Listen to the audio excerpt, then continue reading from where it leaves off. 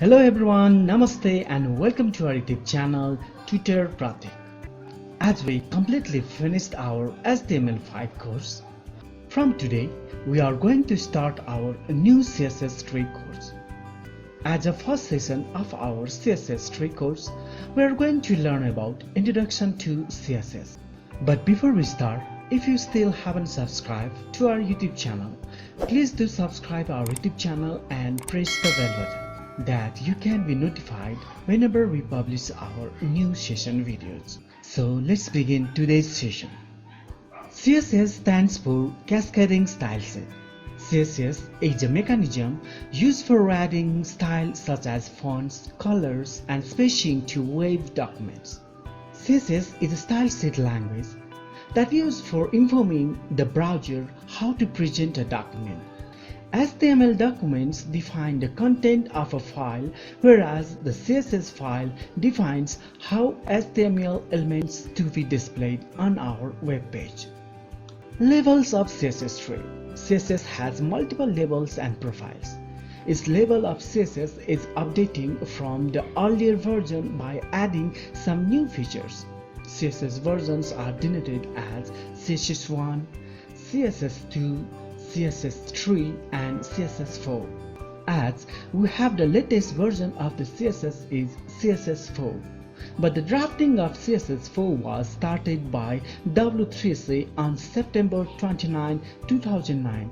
However, it is currently not supported by any web browsers. That's why for now we are just going to use CSS3. CSS syntax is the procedure or a format that we are going to give a CSS style for our HTML elements. For this, we type a selector name and then we will define the properties for that selector inside these curly brackets.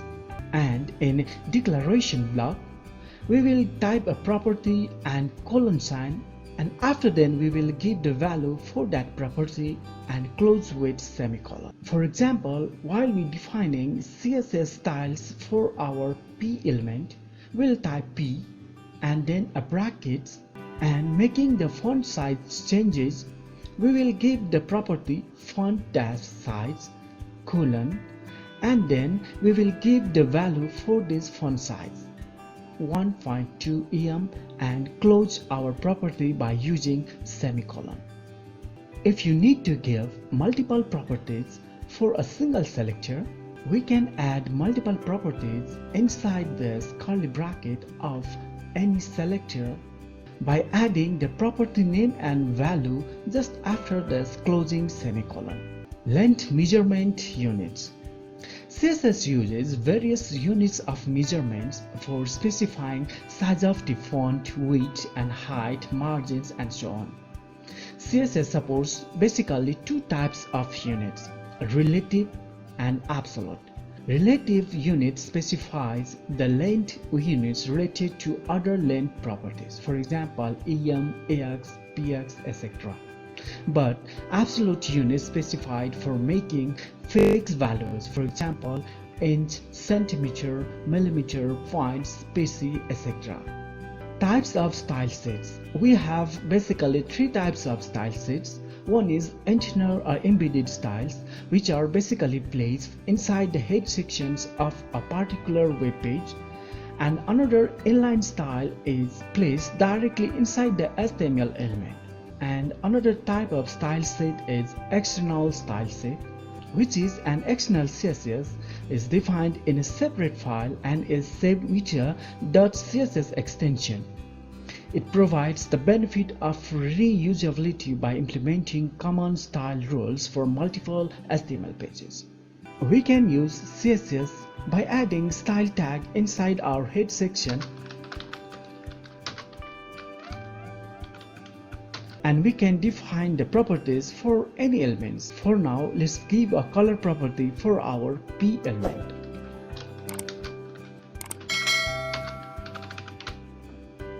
This type of CSS is called internal or embedded style set. We can also define our CSS as an inline CSS type. For this, on our P tag, we will use an attribute style And inside this we will define our properties like color green. This type of CSS is called inline CSS style. Similarly, we can use CSS definitions in different file with extension of .css, where we will define all the properties for all the selectors that we need. For testing, I defined the color blue for the P selector.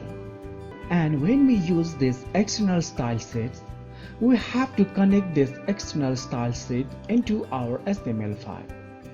For this, in our head section, we will use a tag link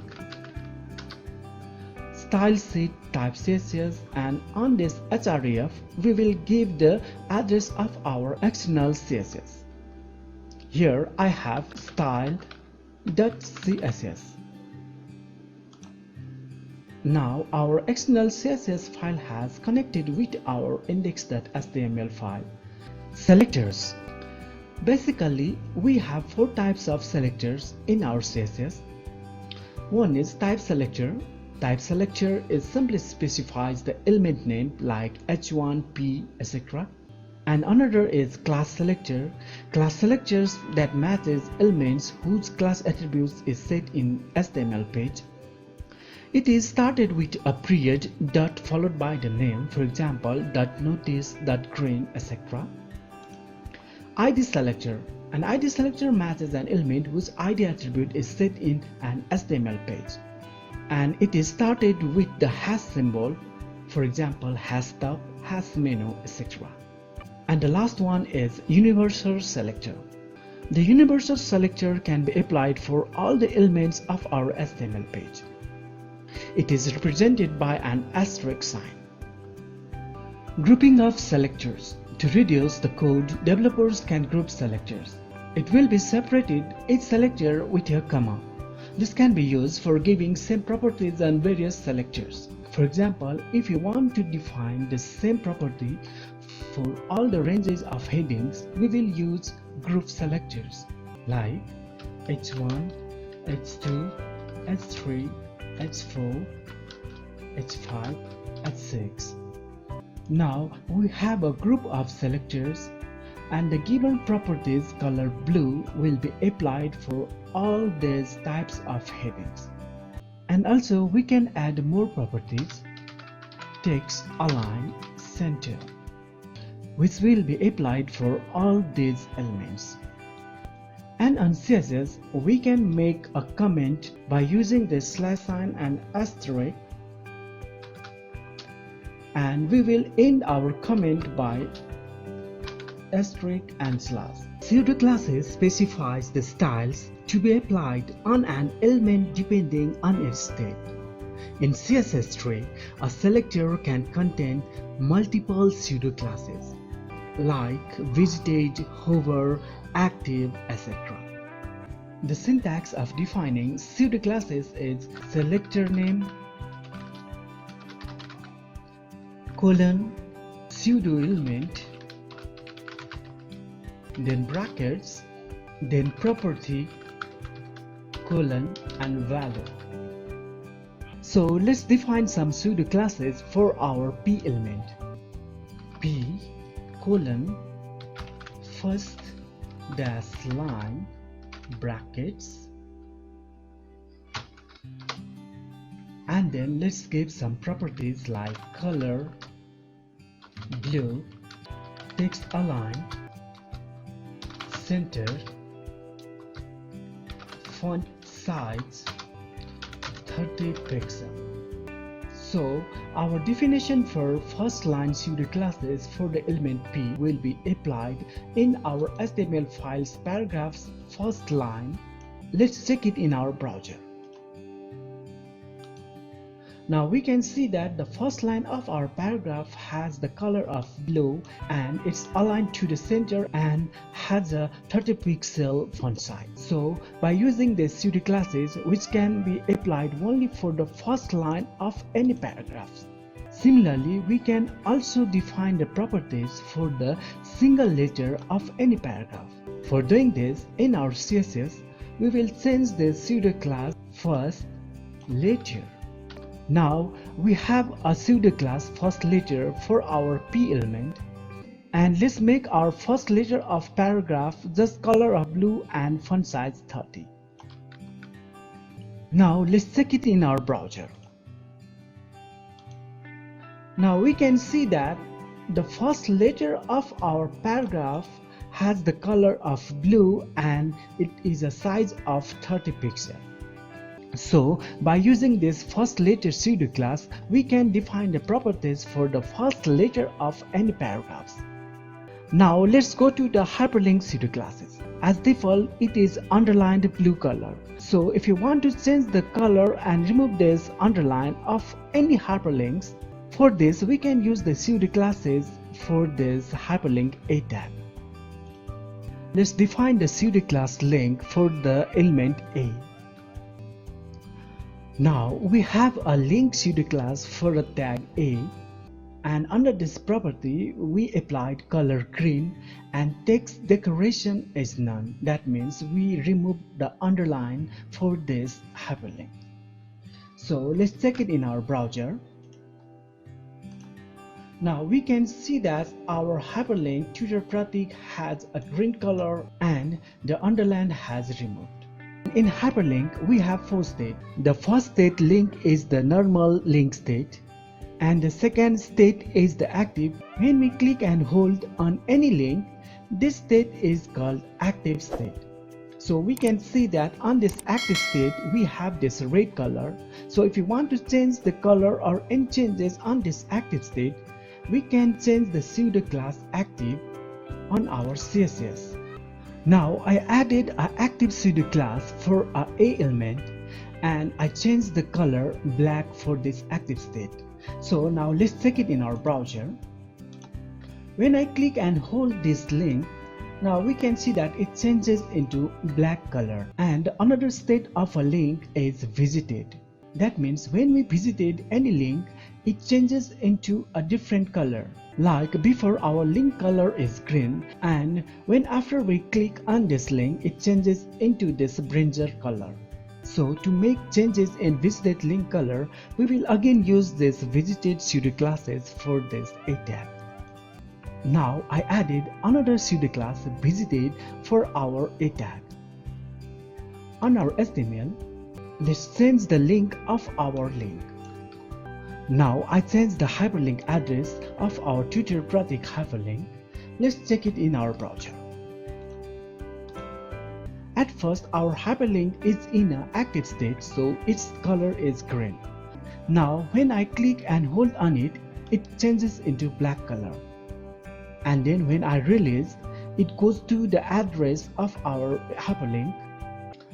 Now we can see that our link color has changed into red, which is the color of our visited pseudo class. Similarly, again we have another last state of our hyperlink, that is hover. Hover pseudo class can be defined to change the property when mouse cursor will hover our hyperlinks. So let's define the pseudo class hover. Now in the hover pseudo class of A tag, I define the font size is of 30 pixels and text decoration is none. That means when I hover my mouse on my hyperlink, the text size will be changed into 30 pixels. Let's check it in our browser. Now when I hover my mouse on this hyperlink, we can see that the font size has increased to 30. And again when I out from this hyperlink, it changes back to the normal size. In this way, by using the pseudo classes, we can design the hyperlink various states as per our requirement. As we define the pseudo classes for this A tag, all the hyperlinks will be changed as per this definition we done in this hyperlink states. But if you want to make the changes of these hyperlink states only for specific hyperlinks, we can make specific hyperlink styles. For doing this, we will use a class name instead of this A tag. Like I replace all the A tag with this class .green. So now in HTML file, we will give a class green for this hyperlink, Then all the properties will be applied for this hyperlink. In this way, we can give the attribute class and the value green for all those elements in which we want to apply these style definitions that we done in this green class. In this session, we are going to learn to design a simple navigation menu bar with various styles by using simple CSS stylings. So before we start, if you haven't still subscribed to our YouTube channel, please do subscribe our YouTube channel and press the bell button that it will be notified whenever we publish our new session videos. So let's start today's session. Now let's make HTML format. Let's give title for our page, various link styles. On our body section, let's have some hyperlinks inside some div classes.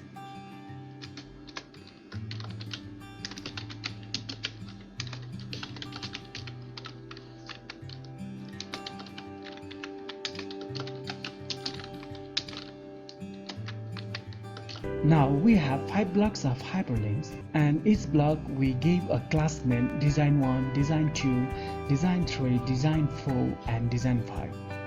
Now on first, let's give some styles for our design classes. For this, on our head section, let's create a style, and on first we are going to give some common properties for all these design classes.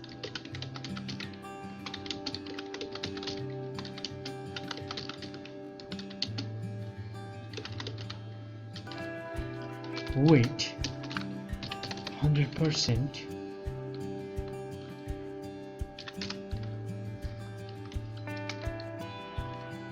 padding 5 pixel, height 35 pixel, text aligned,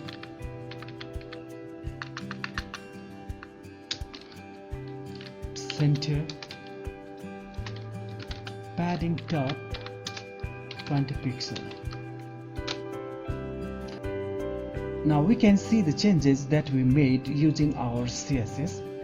After this, let's give some common properties for all the a link and a visited links for all classes. A link,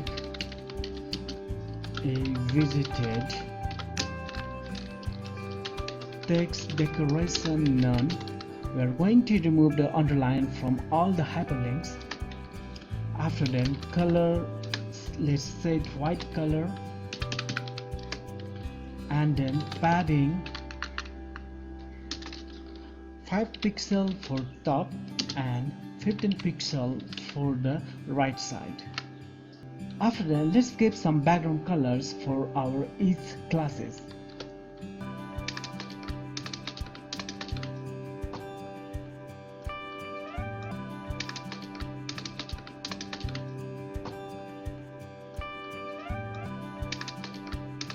Now we give a different background color for all our design classes.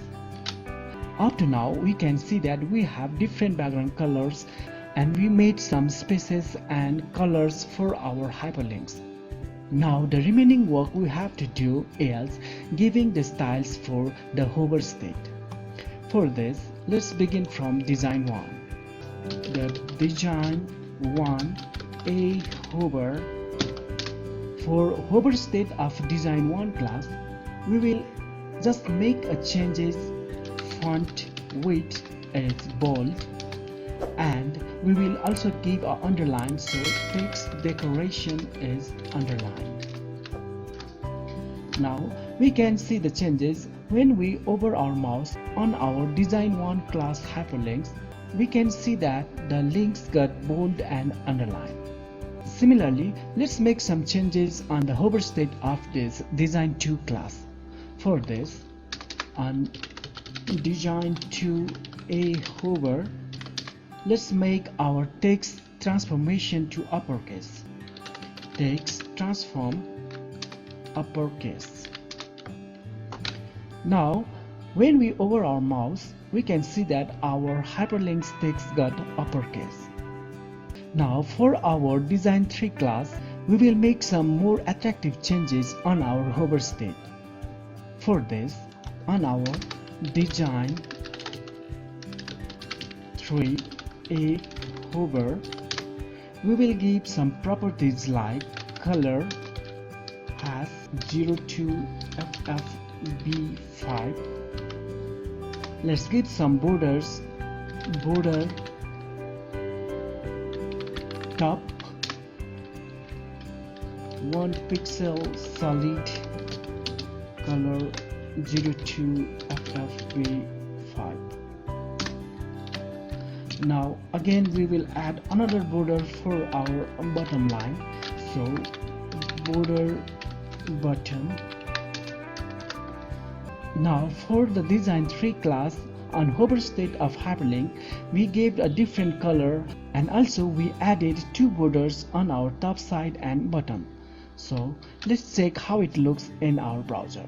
So when we hover a mouse in this Design 3 hyperlink, we can see that the text color has changed, and we also have a border on our top and bottom side of each hyperlink. We can also make some changes using this border, like let's add more borders on left and right side.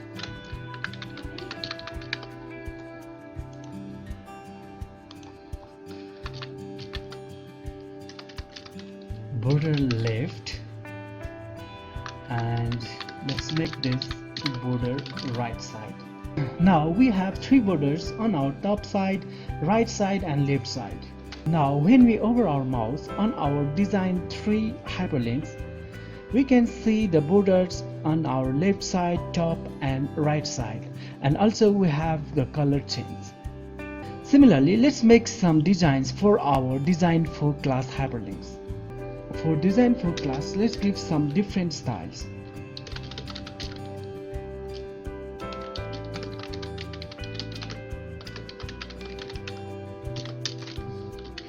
Border 1 pixel solid white. And for hover state of Design 4 class, let's make the background color to white. Then let's change the color to black color. Now on our Design 4 class, we can see that our hyperlinks had a border of a white color, and when we hover our mouse, we can see that we had a background with white color and the text color had changed into the black. By using these simple CSS properties, we can make our hyperlinks very attractive. Similarly, let's design our last Design 5 class hyperlinks.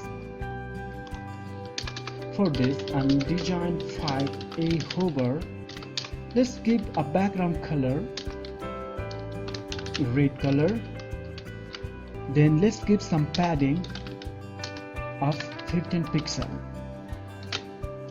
Now on our Design 5 hyperlinks, when we hover our mouse on the hyperlinks, we can see that it has a background of red color, and also the area of our hyperlinks background color has increased due to this 15 pixel padding. So in this way, we can design our navigation menu bars as per our requirement just by using some CSS properties on them. Formatting of text using CSS styles. So by using the CSS style properties, we are going to change our text colors, decoration, transformations, word spacing, font size, font family and more. And if you still haven't subscribed to our YouTube channel, please do subscribe our YouTube channel and press the bell button that it will be notified whenever we publish our new video. So let's start today's session. In our web page, we have one p element and we have some text inside it. So on this text, we are going to change the various formatting text styles by using the CSS. For this, on our head section, I added a style tag, and inside it we are going to define various formatting style properties for this p element. On start, let's change the color of this text. For this, we can use a property color, and on value of this color property, and on the value of this color property, we can give the name of the color like red. Then we can see that our text color has changed into red color. Similarly, you can also use a hex code for giving the color value like #0000FF for giving the color blue. Similarly, to make our text underline, we can use a property text decoration, and on the value of this text decoration property, we can give the value underline to make our text underline. Similarly, we can also make our line overline, by which we can get the overline on our text. And also we can use a value line throw, which makes our text strike out. If you don't need any text decorations, we can use a value none for remove all text decorations that applied on the text. Similarly, we can also change the cases of our text. For this, we will use a property text transform, and on the value of this, we can give uppercase to make our text uppercase, or we can use a lowercase to make our text in lowercase. Or if you want to make your text on a title case, we can use a value capitalized, which makes our text as a title, and each first letter of a word will be a capitalized. Similarly, we can also change the spaces between these two words. For this, we will use a property word spacing, and on the value of this word spacing, we can give some values like 10 pixels. You can change the value as per your requirement to make the spaces between two words. Along with this, we can also make the changes on the font styles of this text. For this, we have various font style properties. And first, to change the font name, we can use a property font family. Font family is used for specifying the font and can specify a generic family or a specific family name such as serif. And to make the changes on font size, we can use a property font size. And on value of font size, we can give either relative or absolute values like 1.5 em. Similarly, we can also make our text to bold. For this, we will use font width equal to bold. It makes our text bold. Along with this, we have another property font variant. Font variant is used for specifying whether the text should be displayed in small caps. So for the value of this font variation, we can give a value small caps, which makes our text small caps. In this way, by using a various formatting text style properties, we can design our text as per our requirement. Text alignments, text index, and along with this, we will learn about padding and margin for any paragraphs or block elements. So, to learn how to use these CSS properties, please watch this video till end. And if you still not subscribe our YouTube channel, please do subscribe our YouTube channel and press the bell button that it will be notified whenever we publish our new videos. So not being late, let's start today's session. Here in our web page, I have one paragraph, and today we are going to learn a various paragraph setting CSS properties that will be applied on this text. So to add the various CSS styles, in our head section inside this style tag, let's add some properties for this P element. And first, we are going to align the text of this paragraph. For this, we have a property text align, and on the value of this text align property, we will give the value like right, which makes our paragraph text align right side. As a default, we have a left align text alignment. Similarly, if we want to make our text alignment to the center, we can change this value center. Now our texts are aligned to the center. Especially for text paragraphs, we can use a justify, which makes our text paragraph justified as per our text container size. And on our paragraph setting, we have another property, text indent. Indenting is the process of setting off the text from its normal position, either to the left or to the right. In paragraph style, there are three types of indentation. They are first line indent, padding, and margin. This text indent property is used in the CSS for indenting the first line of paragraph. For example, let's give the value for this text indent to 50 pixel. Now here in browser we can see that we have a 50 pixel of first line text indent in our paragraph text.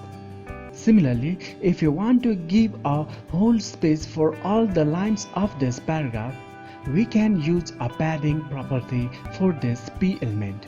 For this, let's add a property padding and let's give a 50 pixel of value for this padding property.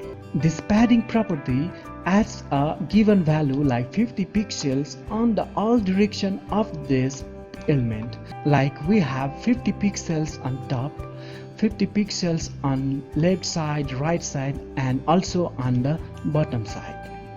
If you want to add only a 50 pixel space on the left side, we can use a property padding left and give a 50 pixel value. For now, I'm going to delete this padding property and just add this padding left property for this paragraph. Now we can see that we have only 50 pixel space on the left side only. Similarly, if you want 50 pixel from the right side too, we can add padding right 50 pixel.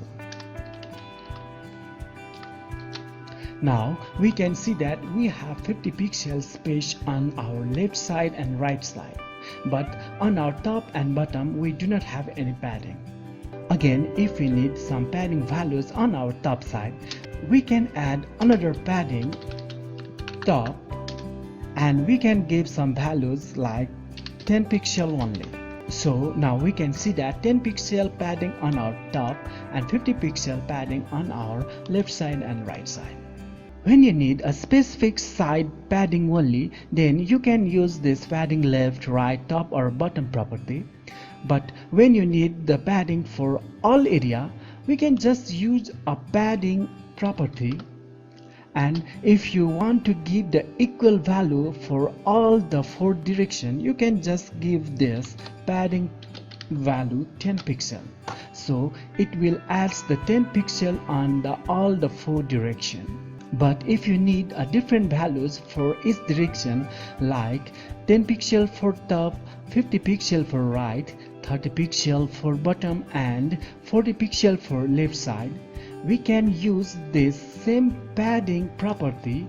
For this, we will give a value like 10 pixel, 50 pixel, 30 pixel and 40 pixel. Now we can see that we have different padding values for all four directions of our text. As on value, the first value will be applied for the top and the next values will be goes the clockwise. So the second value will be the right side and third value will be for the bottom side and the last value will be for the left side. And another indenting property is margin. The value for the margin can be done as same as for padding. Like if we give 50 pixel for this margin property, it will apply for the all direction. And same as padding, we can use this margin dash top for just giving the margin for the top side. And similarly, we can also use margin right, margin left and margin button too. And also we can give the four values for this margin property starting from top, right side, bottom and the last value is for the left side. For now, it seems that the work of margin and padding looks the same, and the giving the value is also the same. But there is a difference between padding and margin. To clear the difference between margin and padding, I am going to add some border.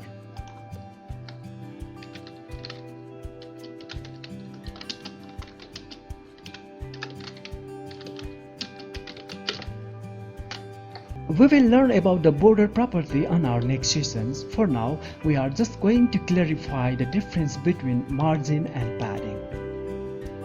We can see that we have a P element, and this border shows the area of this P element, that the box is the area of our P element. Now the padding values that we given is works for the inside of this area. If I remove all the padding and just give the 0 pixel on all direction, now we can see that we don't have any spaces between the text and this borderline. So to add the space between the block border and the content, we will use this padding property. So now I am going to give the 50 pixel value for padding on all direction. We can see that we have 50 pixel spaces on the all direction of our text content. Thus the space between this content and a borderline is called the padding. And let's go to the margin. The margin property is used to add a specific amount of white space around an element on the outside of the element. That means the margin values works on the outside of our element. Like we can see that the space that are outside of our box is the margin. So when I remove all the values for this margin to the 0 pixel, we can see that our text block is attached with our page default margin. This small space between our box and this page is a default value for our page margin. If you want to remove this space, we can use body, and on our body element we will give a margin to 0 pixel. So now we can see that there is no any spaces between our text box and the web page. So this margin property is used to give the spaces for the outside of any elements. So for now I am going to give the 30 pixel margin for all directions for our paragraph. Now we can see that the spaces on the all direction of 30 pixel had added as a margin. In this way, by using these various paragraph setting CSS properties, we can set and format our text blocks or any block elements or objects as per our requirement. Various styles of border. But before we start, if you still haven't subscribed to our YouTube channel, please do subscribe our YouTube channel and press the bell button, that it will be notified whenever we publish our new videos. So not being late, let's start today's session. I have one sample web page and I have also added some paragraph setting properties. So on today's session we are going to add a border for this paragraph, and we will also learn to give the various styles of borders that can be applied for any text paragraphs or block elements. So let's begin to add the CSS properties for creating the border. For adding the border on any element, we will give a property border, and on the value of this border property we can give the various styles. Like for giving the solid line, we can use a solid value which adds a solid line border to our element. Here we can see that we have a black solid line border that had been added in our text box. If you want to change the style of this border lines, we can change this value like dashed. Now we can see that we have the dashed style of borderline. Similarly, we can use dotted, which gives the dot line style for our borderline. Also we have other styles like double, which gives the double line for our border. And along with this, we have some 3D featured styles like groove, and also we have insert. We can see that we have some 3D featured borders for our text block. Similarly, we have also an outset that adds a border with a 3D featured borderline. Similarly, we have another style, ridge, which makes our text block's border 3D ridged style. For now, I am setting a border as a outset. Now, after giving the style to our border, we can also change the color of our border. For this, we can add another value on this same property border, giving the space and give the color name like red. Now we can see that we have a red color border. We can also give the color value as an hex code.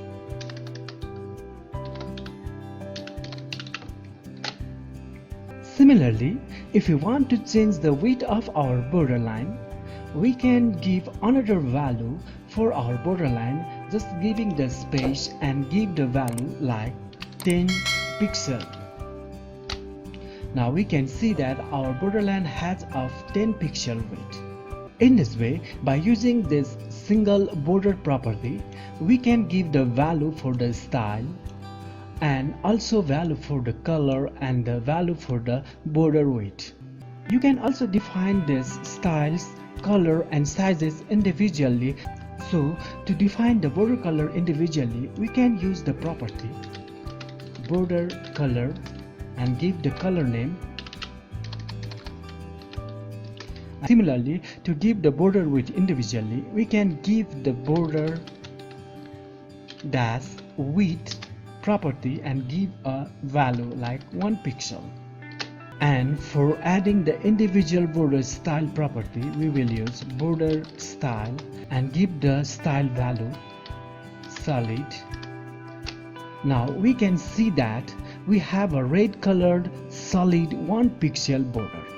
So to apply this 1 pixel red color solid borderline, we can use a single line property border instead of using this 3 line properties like border 1 pixel solid red. This property also works the same as we done in 3 line property. Along with this, by using the CSS, we can change a different values, different color and different style for each side of borders. Like we can make the dashed green color for this top border and same as different color and different style and size for any of these sides of border. For this, we can use a property border dash top and then we will give the values like 5 pixel solid green for green 5 pixel top border. For now, we just added a border top, so we have just top border with a 5 pixel width and solid green color. Similarly, we can add another border sides with various styles as per our requirement, like border right 10 pixel dashed red. Now we have 2 borders on our top and right side, and on our right side we have 10 pixel dash red color border. Similarly, let's add another borders too. Border left 2 pixel double blue. Border bottom 20 pixel red yellow. Here we can see that we have a border of all direction with different values and different styles. In this way, we can design our border styles for our text blocks or any body elements by using this CSS border properties. How to create a rounded border design and also how to give a custom images for our border styles. And by using this property, we can create a various style like a rounded border lines, or we can partially round a border lines where we require. And along with this, we can also give a custom border images for our border styles. So to learn how to give these various styles to our border lines, please watch this video till end. If you don't know how to give the CSS border styles for our elements, you can check our previous session video. For this, you can also click on this I button. And if you still haven't subscribed to our YouTube channel, please do subscribe our YouTube channel and press the bell button that it will be notified whenever we publish our new session videos. So let's start today's session. At first, let's create one box for giving the borders.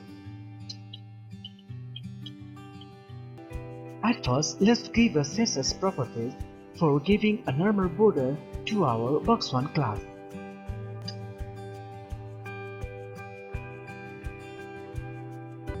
For now, we have a simple normal border line for our div of class box1. Now in our border box, we can see that we have 4 corners.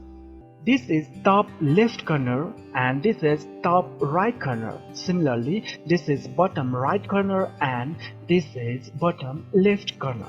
To make a rounded corner for our top left side, we can use border top left radius, and we can give a radius value how much we want to give a rounded shape for our corner, like 20 pixels. We can see that on our border top left we made a 20 pixel rounded border. Similarly, we can make a rounded corners for other sides also, like border bottom right radius 20 pixels. Now on our border we have 2 corners, top left corner and bottom right corner got 20 pixel rounded radius. On our property border top left radius, we can also give 2 values like 20 pixel and 50 pixel. Now we can see that on our top left radius we have 2 values of 20 pixel and 50 pixel. So when we give 2 values for our single corner radius, then the first value 20 pixel will be applied for the top and the 50 pixel will be applied for the left side. So by using these 2 values, we can change the radius styles, like let's make 200 pixel top to 50 pixel left.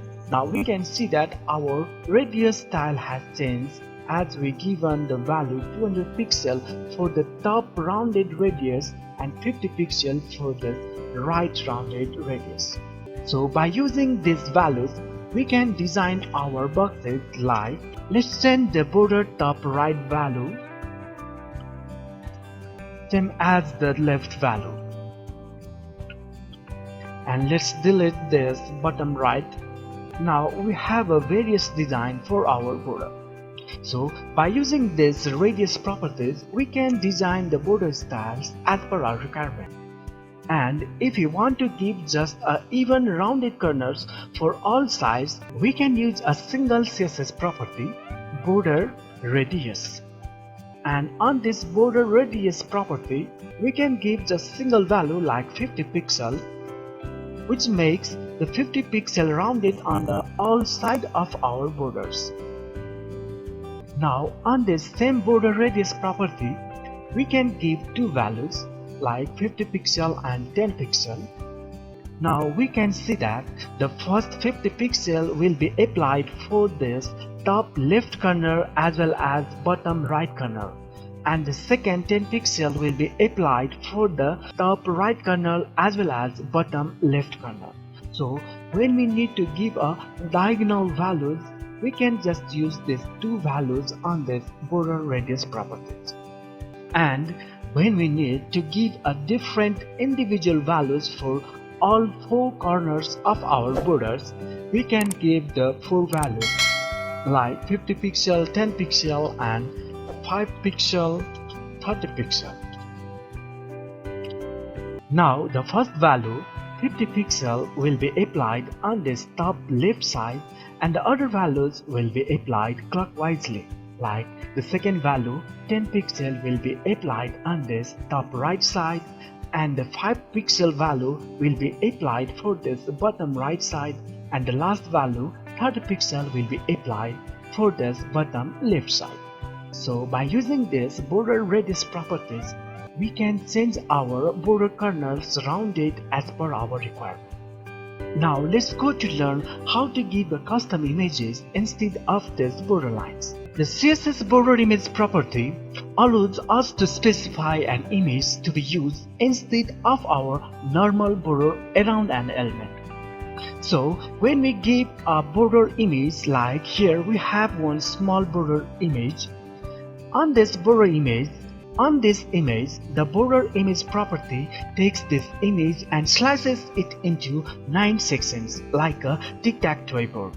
So in this our image, we have 4 corner images which are orange color that will be placed in the corners of our border, and these light orange color middle sections will be repeated or stayed as we specify for our borderline. So let's begin to give these custom images for our border lines. For this, let's create another div with class box2.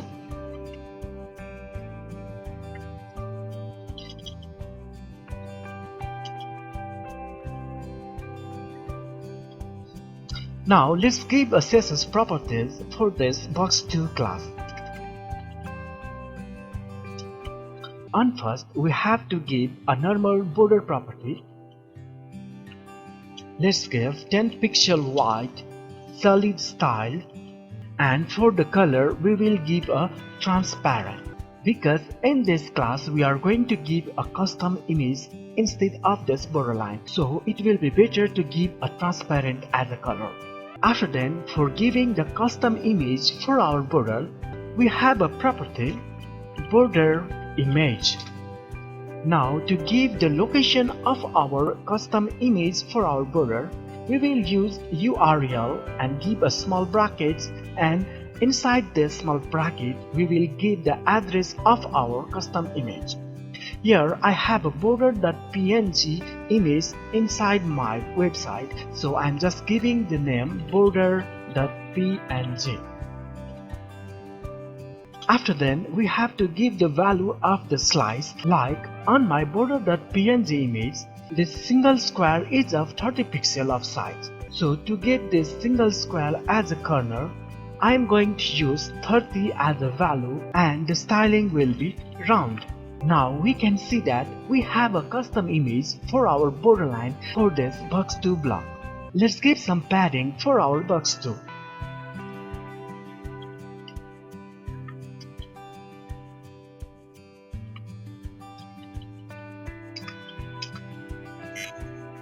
Now let's test with making changes with this 30 value.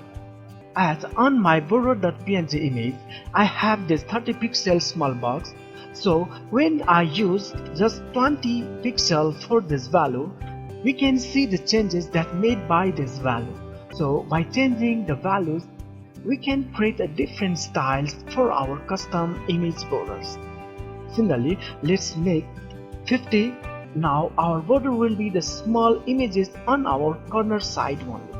Now we have some different custom image styles. Along with this, we can also change the styling type round into straight.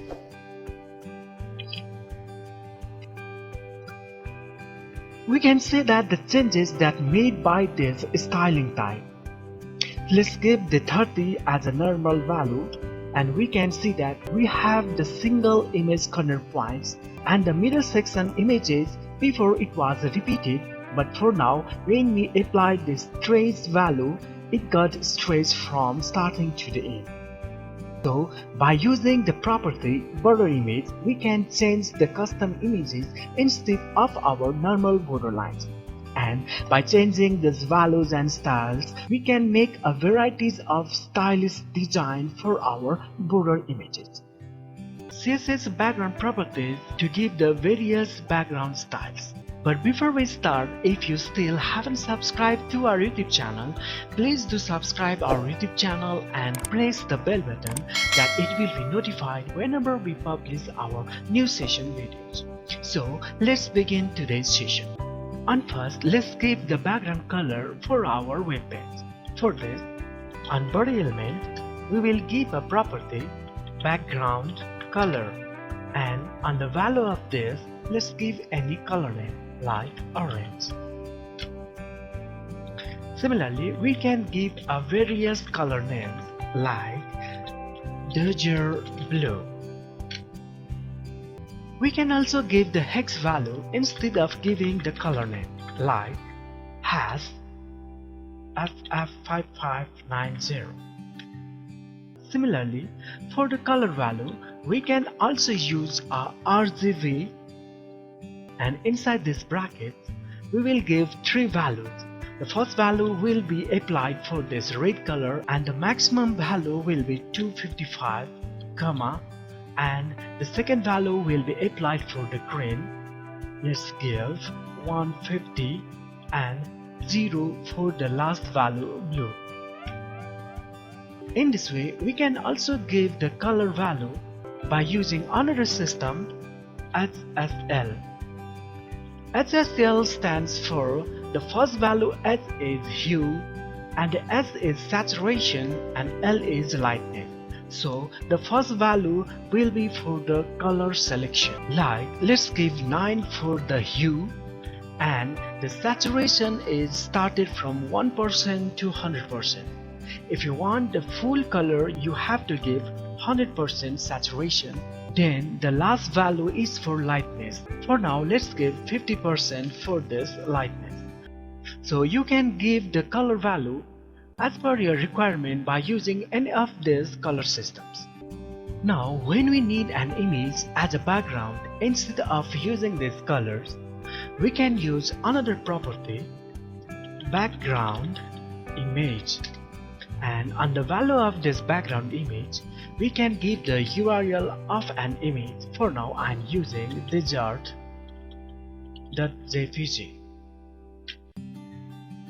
Now we can see that in our background we have now an image.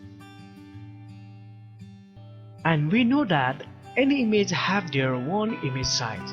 So when the screen size will be different, like I am just going to zooming down, we can see that on default the images are repeated as a tiling style. By using the CSS, we can also control this repeating style of our background image. For this, we have a value background repeat, and on the value of this background repeat property, if you want to make just a horizontal repetitions, you can use repeat X. Now we can see that our background image has repeated only on the horizontal style. Similarly, if you want to repeat your background image vertical only, you can use the value Y instead of this X. Now we can see that our background image has repeated in the vertical manner only. And when you don't need any repetition, you can use a value no repeat, which removes our background image repetition. So we have just one single image and there is no any repetitions of our background image. For now, I am just going to delete this background color and changing the background image to image1.png. For now, we have one background image, and on our background repeat property, we gave no repetition for this image. So when we scroll down our content, we can see that the background image has also moving along with this content. If you want to make this background image fixed and just scroll this contents only, we can use the another background property, background attachment. And on the value of this background attachment property, we can give a value fixed, which makes our background image fixed on our body. So when we scroll down our content, we can see that the text are going scrolling, but our background image has fixed on the same position that we had applied. Before, as a default, we have a background attachment property, scroll. So when we apply this scroll property, our background image will also move along with this content. For now, let's make our background attachment to fixed. Here, as a default, our background image has placed in the top left side. If you want to change the position of our background image, we can use a property, background position. On the value of background position, we can give the location of our background image as per our requirement. Like for placing our background image on the top right side, we can use a value top right. Now our background image has fixed on the top right corner. For easier, instead of using these individual background properties, we can use a single background property, and in the value to give the background color, we will give a background color name like orange. And again, if you want the background image, you can add a URL image1.png and space, and also we can define the repetition mode. For now, I don't want to repeat my background image, so I'm just going to give no repeat. Here we can see that we had applied our orange color of background, and we also added a background image, and we made no repetition for our background image using this single background property. And along with this, we can also add the position for our background image. For this, just give a space and give the location where our background image had to be positioned, like top right. In this way, by using this single background property, we can give our various values as per our requirement. Along with this, for our background, we can also give a multiple background images, and we can also position them individually as per our requirement. For adding multiple background images and give their individual position, we will use a property background image, and on the value we will give the location of our background images like URL image1.png. Then for giving the multiple images, we will use a comma, and again we will give another image location like border.png. After then, to positioning our multiple images, we will use background position. For now, I am giving the value top left for the first image and top right for the second image. After then, let's give no repetition for our background images. For this, background repeat, no repeat. Here we can see that we have two background images. The first background image has positioned to the top right side, and the second background image is positioned to the top right side.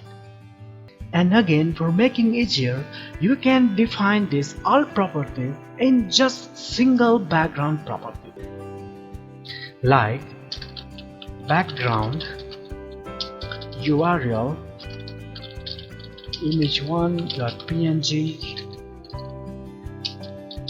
no repeat, top left, comma, URL border.png, no repeat, top right. So by using this single line statement property, we'll replace all these multiple lines. We can also change the size of our background image by using the property background size, and we can give the value on pixels like 50 pixels. Now we can see that our background image has a 50 pixel size only.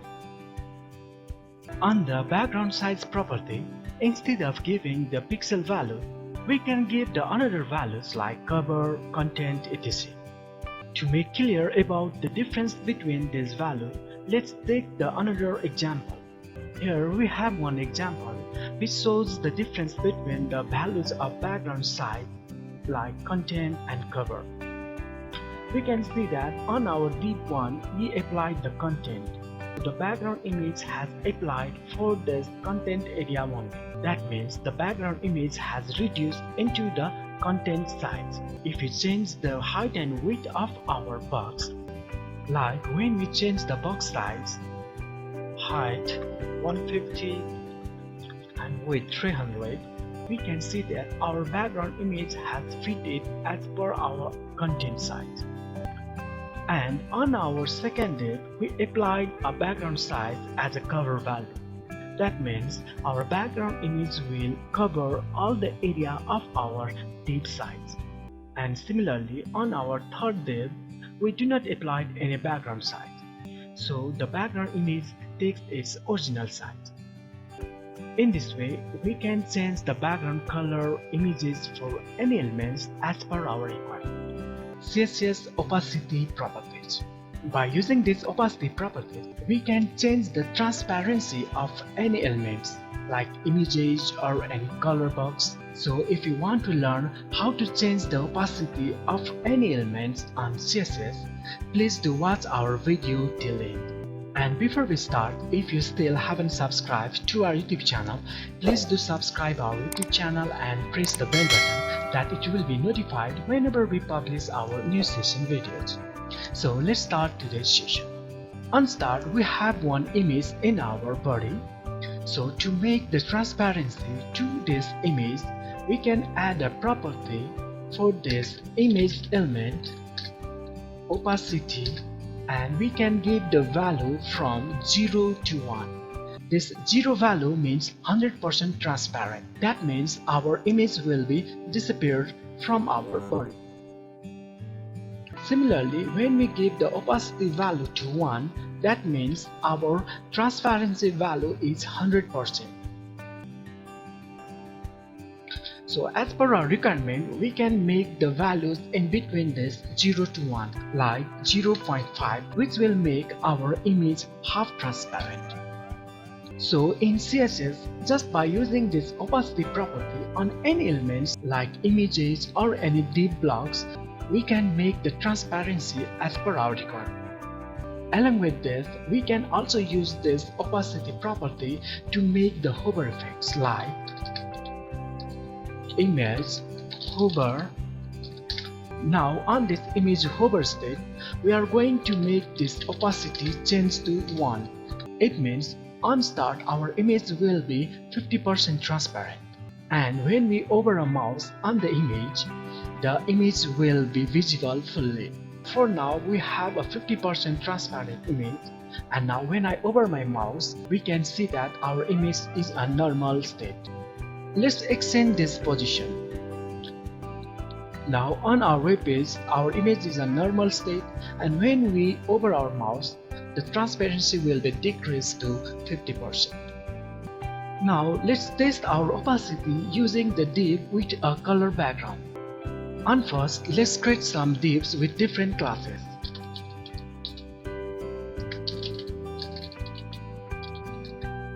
Now we have 3 divs with box 1, box 2 and box 3 classes. Now let's give some CSS properties for these classes.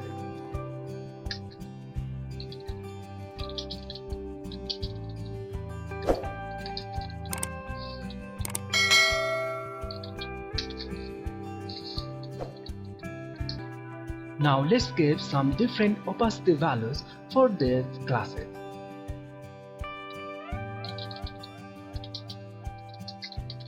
Now we have a 0.7 opacity for the box 1 and 0.5 for the box 2 and 0.3 for the box 3. Here we can see that due to applying this opacity property, the box's background color as well as its contents got transparent, which makes our content also got faded. So when we just need to get transparent for our background color only, and we don't want to make transparent for our contents, we can use another property instead of using this opacity. To fix this issue, we can use a property background,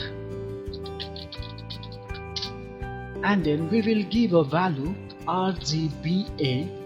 This RGBA value stands for R for the red color value, G for the green color value, B for the blue color value, and the last one A stands for alpha. That means the value for giving transparency for this color.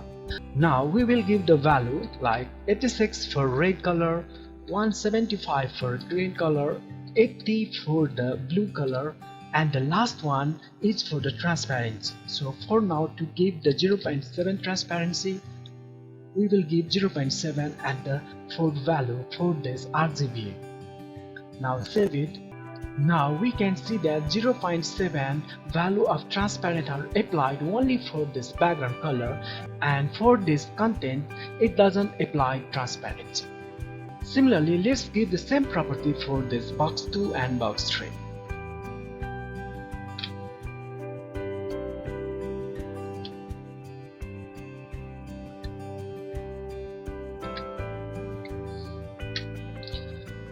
Here we can see that our contents are clear and there is no any transparency on these contents, and for the background colors we have a different transparency that we applied on our background property RGBA value. Similarly, for giving the transparent color background, we can also use the another color system HSLA. On this HSLA color system, the first value will be given for hue, and the second value will be given for saturation like 80% saturation, and the third value is for lightness 70% lightness, and the last value A is applied for giving the transparency value. Now we can see that by using this HSLA, we can also make a transparent background color which will not be affected to our content. So to make transparency for your elements or any images or text, you can use this opacity property, or either you can use this background HSLA or RGBA values to make your background color transparent. In this way, by using these various background properties, we can design attractive background styles for our body elements. CSS Box Model. As the CSS Box Model is very important and useful on our web page designing, so today's session will be very interesting for all. And along with this, we will also going to learn some stylish CSS Box models. So please keep watching our video till end. And before we start, if you still haven't subscribed to our YouTube channel, please do subscribe our YouTube channel and press the bell button that it will be notified whenever we publish our new session videos. Now let's start today's session. The CSS Box Model is used when we talk about any design and layouts. The CSS Box Model is essentially a box that wraps around every HTML element. It consists of margins, border, padding, and the content inside it. These three properties, margin, border, and padding, are very important for designing the CSS Box Model. So while designing the CSS Box Model, we have to take care about these three properties. As we already learned about this margin, border, and padding functions on our previous session, we can understand its function on our CSS. If you don't know about the functions of this margin, border, and padding, you can watch our previous session videos, and also you can find the video link on I button. We have one sample web page. On this we have two divs. One is of class box title and another is box content.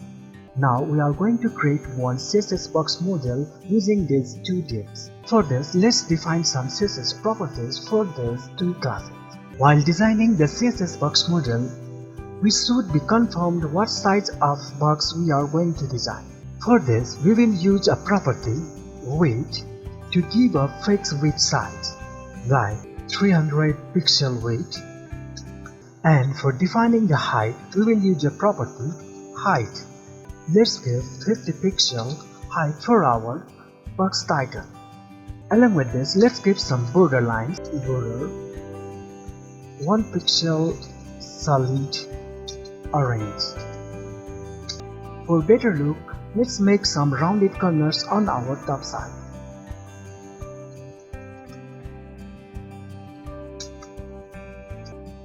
$20 pixel for top left side, 20 pixel for top right side, and 0 pixels on the bottom sides.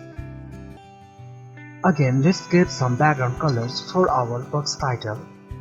Background color orange. Then inside our box title we have a text of heading 3. Let's make some changes on this asterisk. Let's make padding 0. Then margin 0 pixel. And let's make the color white.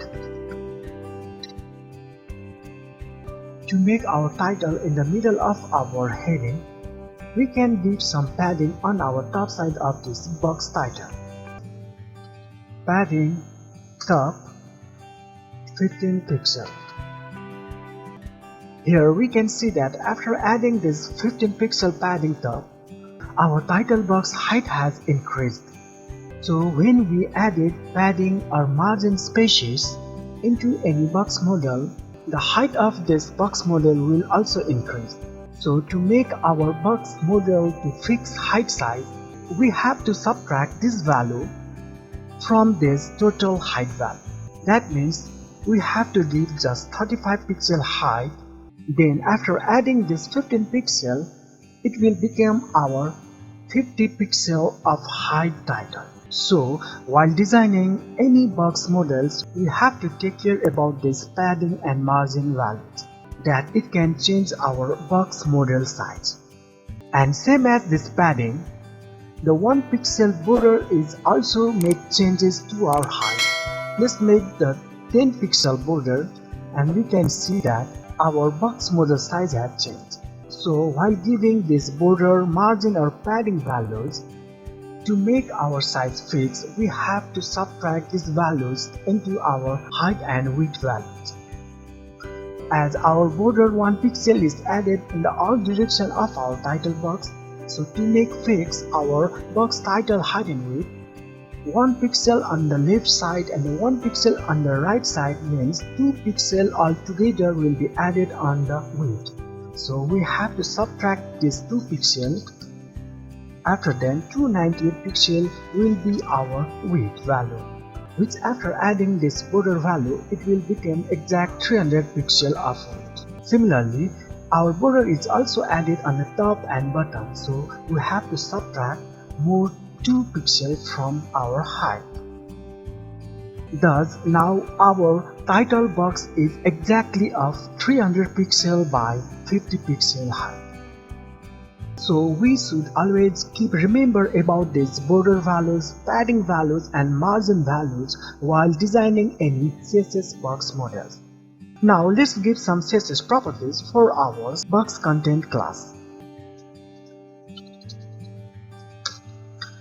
On start, let's give our width 300 pixel, height 150 pixel. After then, let's give some background colors for our box content class. Background color, and give the light orange color. Here we can see that there is a gap between these two divs. This happens due to the default margin given for all divs. So to make attach these two divs, we will remove the margin values for these both two classes. Margin 0 pixel. Now we have another div box content just after this box title. And also on this box content, let's give some border lines and make some rounded corners and add one background image on this bottom right side. For this, border 1 pixel solid orange, border radius. We are going to make the rounded corners on the bottom side only, so we will give 0 pixel for the top left side Again 0 pixel for the top right side and 10 pixel for the bottom right side and 10 pixel for bottom left side. Here we can see that 1 pixel solid orange color borderline had added into our box content, and also we have bottom rounded corners, and also we can see that there is some changes on our box content width after using this border. So as we done on our box title, we have to subtract 1 pixel plus 1 pixel 2 pixel width from our total width. Now we can see that our width problem has fixed. Again we have to subtract 2 pixels from our height too, which makes our box content is fixed with 150 pixel height and 300 pixel width. After then, let's give some padding for our box content that our text will be looks better. Padding 10 pixel on all the direction. Now again our box model size has changed. To fix it, we have to subtract 10 plus 10 20 pixels from the width and 20 pixels from the height. Now our box size has fitted properly. Now let's change the text alignment to justify that our text will be justified inside our box. After then, let's add one non-repeated background image on our bottom right corner. For this, we are going to use single background property, so we are going to delete this background color and we use one single background property, and we will define the color background image 1.png, positioning bottom right side and no repeat. As our original background image size is very bigger, so to reduce the background image size, we will use a property background size and give a value 50 pixel. Here we can see that our background image has placed on our bottom right corner. Various values of display property and the differences between them, and also we learn how to use them for better display styles for our web pages. So keep watching the video till end. And before we start, if you haven't subscribed to our YouTube channel, please do subscribe our YouTube channel and press the bell button that you could be notified whenever we publish our new session videos. Now let's begin today's session. The display property is the most important CSS property for controlling layouts.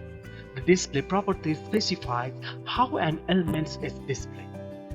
Every HTML element has a default display values depending on what type of element it is. The default display values for most elements is block or inline.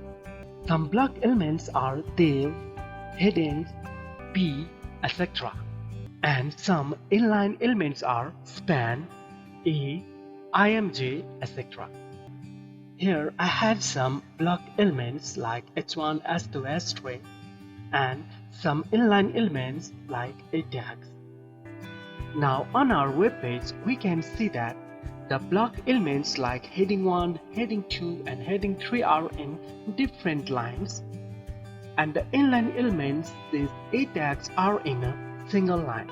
So a block label elements always on a new line and takes up the full width available, but an inline elements does not start on a new line and only takes up as much width as necessary. We can also override these default display values, like we can change these inline elements into block elements and vice versa. Let's have one example. This li element is normally has a block display, so these list items are always displayed vertically. Now for making horizontal menu, let's convert its display into inline. For this, let's define its display into inline. Li display inline. Now we can see that when we change its display into inline, in our web page, our list items display style changes into inline. And for making these list items as a menu, we can give some padding and background colors.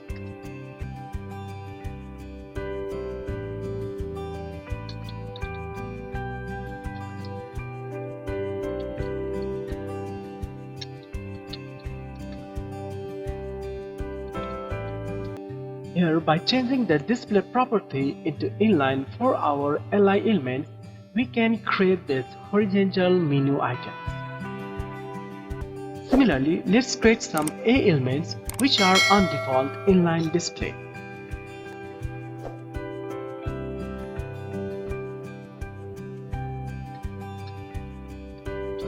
Here, these A elements are on default inline display.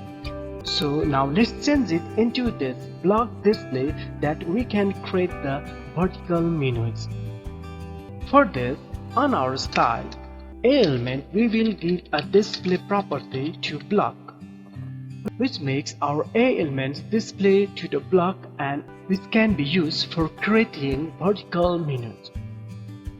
Now let's give some CSS properties for looking better this vertical menu bar.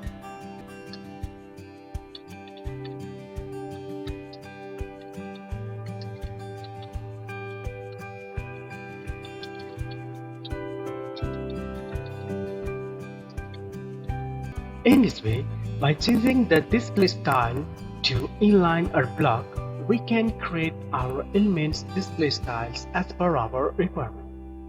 Along with this, if we have to give height and width for our inline element, we have another value for display property, that is Inline-Block. By using this Inline-Block value, we can allow to set width and height on the element. Let's have one example. Here I have one paragraph, and inside the paragraph I added this span tag which are in default inline display, but now I am converting this default inline display into Inline-Block display style.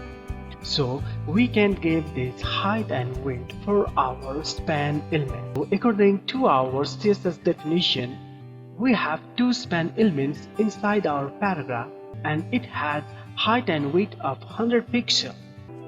If we change this Inline-Block into just inline, these height and width given are not applied to our span element. So by using this Inline-Block display value, we can also give this height and width value for our elements. Along with this, to make hidden or make invisible, we can use the value none for the display property. For this, first of all, let's give different classes for our two spans. Class A,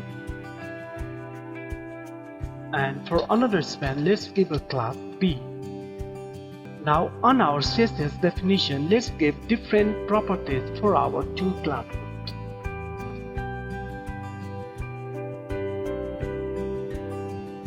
For now, in our two classes, span A and span B, we gave the same properties. If we change the display of class B span to none, we can see that our B span has disappeared from our web page. So to make hide any elements on our web page, we can use display value as none. Similarly, to make invisible any HTML elements, we can also use another property, visibility hidden. Now we use this visibility hidden property for our B class span, but in our web page we can see that even our span B class is invisible, it still occupied a space on our web page. And again, when we use display none instead of this visibility hidden, we can see that there is no any spaces that occupied by this hidden element. So as by example, it is clear that Using display none makes not only object hidden, it also removes the space occupied by it. But visibility hidden only hides the object, but still it occupies its space. In this way, by using these various values of display property in CSS, we can make out the HTML elements display styles as per our requirement. Position property of our CSS. By using this position property in CSS, we can fix our any HTML elements into any space of our web page. Like if you want to make our menu bar always stick on our top of our web page, or if you want to make your HTML elements always fix on your right bottom side or anywhere you want, we can use this position property in CSS. So to learn how to use this position property and what are the different values for this position property, please watch this video till end. And before we start, if you haven't subscribed to our YouTube channel, please do subscribe our YouTube channel and press the bell button that it will be notified whenever we publish our new session videos. So let's start today's session. The position property specifies the type of positioning method used for an element. The position property specifies the type of positioning method used for an element. There are 5 different position values. They are static, relative, fixed, absolute, and static. After applying these position values, we can able to use top, bottom, left, and right properties for specifying its position. So let's begin coding for live testing for our CSS position property. For now, I am going to create one div in our body section.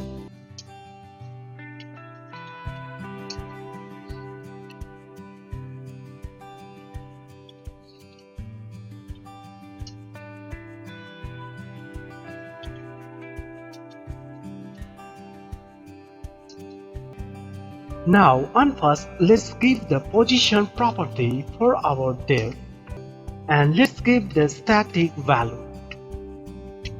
The static value is the default value that applied for the position of each HTML element.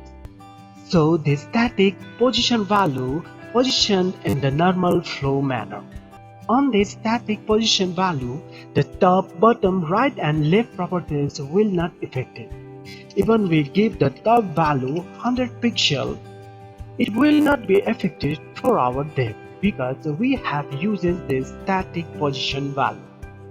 If we add some text or paragraphs, the position of our static position div will be as a normal flow. So this static position value is the default value for each HTML elements that we use in our web page. So if we change the value for this position static to relative, here we use the position as a relative and we gave the top and left value. So when we give the position relative, the top and left values will be counted from its normal position. As our div is just below of this paragraph, our normal position will be here. And from this normal position, our div is shifted 100 pixels from the top side and 20 pixels from its normal left side. Now when we change the position value of div to fixed instead of using this relative, now the top and left values that we given will be applied from our top of our page. That means when we use this fixed position value, our div will be positioned according to our viewport. As here we can see that our div element is positioned 100 pixels from our top of our page and 20 pixels from the left side of our page. Now let's make some changes for these values. Top 0 and let's give the right value also a 0. So our div will be attached at our top right side corner. For making our web page scrollable, let's give some padding values for our p element. Now, whenever we scroll our content, we can see that our content will move up, but the div will still remain on our top right side. That means when we use this fixed position property, our div element will be always fixed on that place at where we apply these positioning values. Now let's change our position value to absolute. When we applied absolute value for our position property, our div will be positioned according to its nearest parent element. For now, this div element's nearest parent element is the viewport. If we add this absolute position div inside the another div, then this div will be positioned according to its nearest div element. For testing this absolute position property, let's create two divs with different classes.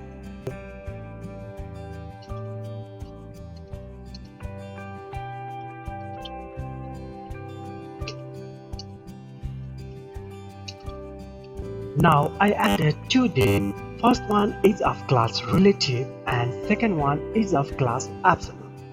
And on our CSS, I defined this relative div class as a position relative, and I gave 1 pixel solid grain borderline, and I gave 300 pixel by 400 pixel its height element. Now as our div class absolute is inside of the div class relative, and our absolute div class has a position value absolute, so our absolute div element will be positioned according to our nearest div elements, that is relative div class. Like, let's change the value of top and right. Top 20 pixel and left 50 pixel. Now after applying the top and left value for the position absolute for this absolute div box, our absolute div box is positioned according to its parent or the nearest HTML element, that is this relative div box. And as we given the top 20 pixel and left 50 pixel, our absolute div box is positioned according to our this relative box, 20 pixel from the top and 50 pixel from the left side. If we change the value for our relative box like top 20 pixel and left 30 pixel, now we can see that our relative box is positioned according to its normal position. That means 20 pixel from its normal position and 30 pixel from its normal position. But our absolute div value remains the same position according to its nearest parent element. That is, the absolute box is still remains the top 20 pixel from its nearest parent div element and 50 pixel from the div element relative. So we can use this absolute position to make position our HTML elements according to its nearest parent element. Now again we have another position value, that is sticky. For testing the sticky position, I have created two divs with class A and B, and I gave some normal background color padding and border properties on both. And also I added some paragraph text, and I placed these two A and B div elements just after some paragraphs. Now on our A class of div, let's give a position sticky and give the top value 0. Now when I scroll down, we can see that all the contents are scrolled up, but the sticky A div is sticked on the top of our page. If you want to stick this B div just after this A div, we can give the position for this B div as sticky and on the top value let's give 30 pixels. Now let's check it in our browser. When I scroll, our sticky A is sticked on our top, and again when scrolling, now we can see that our sticky B is also sticked just below of our sticky A. And when again I scroll upside, it comes to its normal position. And by using this sticky position, we can create our menu bars which will be sticked on our top side when we scroll down our website content. In this way, by using the position property of the CSS, we can make position of any HTML elements as per our requirement like fixed, absolute, relative, or sticky. Overlapping elements by using the Z-index property. As on our previous session, we learned about the position property. And by using the position property, we can position any of the HTML elements in various locations of our web page. And these all four divs are position fixed and almost near to each other. So these div elements got overlapped to each other. So when the div elements got overlapped to each other, we may need some functions for making order for our div elements, that which div elements should be in the front and which will be on the back side. So in this session, we are going to learn how to order these overlapping elements in CSS.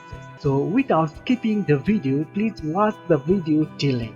And before we start, if you still haven't subscribed to our YouTube channel, please do subscribe to our YouTube channel and press the bell button that it will be notified whenever we publish our new session videos. So let's start today's session. When elements are positioned, they can overlap other elements. That's why in CSS we have the Z-index property which specifies the stack order of an element, which elements should be placed in the front of or behind of the other. An element can have a positive or negative stack orders. For example, if we want this div1 which is of a red background color have to bring in front of our all div, we can give a property Z-index, and on the value of this Z-index, it accepts positive or negative value which arranges our div elements according to its Z-index value. For now, to bring our div1 element, that is this red background color div, in the front of our div elements, as we have 1, 2, 3, 4 div elements, and we have to bring our first div elements just after this 3 div elements, so we can give the value 3. Now, after giving the value Z-index 3 for the div1, we can see that our div1 element has come in front of our all divs. Similarly, if we want this div2 which has the green background color have to place just behind of this red color but in front of this orange color, we can give the Z-index value for div.2 class Z-index 2, which makes our div.2 class will bring 2 steps from its position. That means one position is blue and 2 position is orange. So when we give the value 2, our green div will be come in front of these 2 elements. Here we can see that the green div.2 element is just behind of our red div and in front of the blue and orange div. Similarly, we can just change the value of this Z-index, like again if I change the value Z-index 3 for our div2, we can see that our green div, that is div.2 class, has came in front of all of the div. Similarly, let's give some Z-index for our div.3, Z-index 1. Now we can see that after giving the Z-index value 1, the div.3 element which has the blue color has came one step in front of its element. Similarly, as default, we can see that the orange div, that is div.4, is on the top of all the other divs. So if you want to make this div on the backside of all of the divs, we can give a z-index value in a negative number like -1, which makes our div.4 goes one step backside. In this way, by using this z-index value, we can give either a negative value or a positive value, which makes order of our HTML elements that are overlapped to each other. If you want to make any div elements that always be on the front of all of the other HTML elements, for that condition you can just give the z-index value to the highest number like 1000, which makes our div.1 element will be front of the other overlapped 1000 elements. So normally we don't have that amount of overlap elements. That's why the div.1 class will be always remains on the front of all other elements. And similarly, if you want to make this div.1 always remains on the backside of all the other elements, just make the negative value, which makes our div.1 class will remains always on the backside of 1000 overlapped HTML elements. By using this z-index, we can also arrange the other text elements. Let's have one example of overlapping a text over an image. Here at first I added one h1 element, and after that I added one image. So on our browser we can see that our heading 1 text is behind of our image. Due to this overlapping, the text of heading 1 is difficult to read. So to make this text in front of this image, on our image we can use the z-index value to -1. So by using this negative value of -1 z-index for the image, the h1 text heading comes in front of the image. So by using negative or positive values for the z-index property for any of the HTML elements, we can arrange the overlapping HTML elements as per our default. Property Overflow. When we design our box elements, we gave a fixed height and weight for each HTML elements.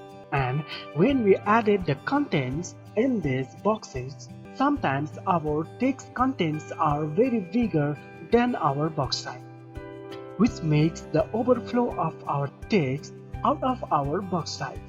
So today we are going to learn how to manage this overflow text content from any box elements. For this, please keep watching our video till end, and before we start, if you still haven't subscribed to our YouTube channel, please subscribe our YouTube channel and press the bell button that it will be notified whenever we publish our new session videos.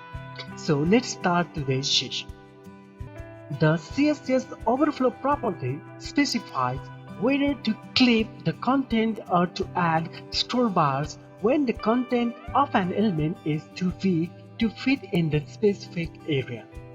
The overflow property has the following value: visible, hidden, scroll, or auto. Even we not define the overflow value as a visible, by default the overflow value is visible, meaning that it is not clipped and it renders outside the element box. So if you want to hide the overflow contents, we can give the hidden value for our overflow properties. We can see that on our div, the text contents are only showing that are fitted inside, and the rest of the overflow contents are clipped out. Similarly, if you want to add a scroll bar, that all the contents, even they are overflow, can be checked using a scroll bar. For this, we can add a value scroll for the property overflow. Now we can see that we have a scroll bar for vertical and horizontal, that we can able to scroll all the contents that are inside our HTML elements. Similarly, we have also another auto value for our overflow property, It is much similar to the scroll, but it adds scroll bar only when necessary. Like, let's change our overflow property into auto. Here in our web page, we can see that in our HTML box, even our text are overflow, we don't need the horizontal scroll bars. That's why by using this auto value for our overflow property, it automatically added the vertical scroll bar, which is only necessary for our HTML div element. In this way, for management overflow contents for any HTML elements, we can use this overflow property and apply the various values as per our requirement. But even you need to add a scroll bar, we can use the another property, overflow x, and we can give a value scroll, that by using this overflow x property, and when we give the value scroll, it adds the horizontal scroll bar. Or if you want to hide it, you can use hidden, that it will hide the horizontal scroll bar. Similarly, if you want to hide or show the vertical scroll bars, we can use overflow y hidden to hide the vertical scroll bars. And just if you want to add the horizontal one, we can use a value scroll, which makes the horizontal scroll bar visible and vertical scroll bar will be hidden. So by using this overflow -f or -y and giving the value scroll for showing the scroll bar and hidden for hide the scroll bars, we can use this overflow -x for horizontal scroll bars and overflow -y property for the vertical scroll bars. The CSS layout properties float and clear. The CSS float property specifies how an element should float, and the CSS clear property specifies what elements can float beside the cleared element and on which side. So by using this float and clear properties, we can easily manage our CSS layout by positioning our HTML elements. So before we start today's session, if you are first time watching our videos and still didn't subscribe to our YouTube channel, please do subscribe our YouTube channel and press the bell button, that it will be notified whenever we publish our new session videos. Now let's begin today's session. In our previous session, we learned about CSS positioning for positioning our HTML elements. If you haven't watched our previous CSS position video, you can check that video from the link provided in the video description, and also it is available in the I button.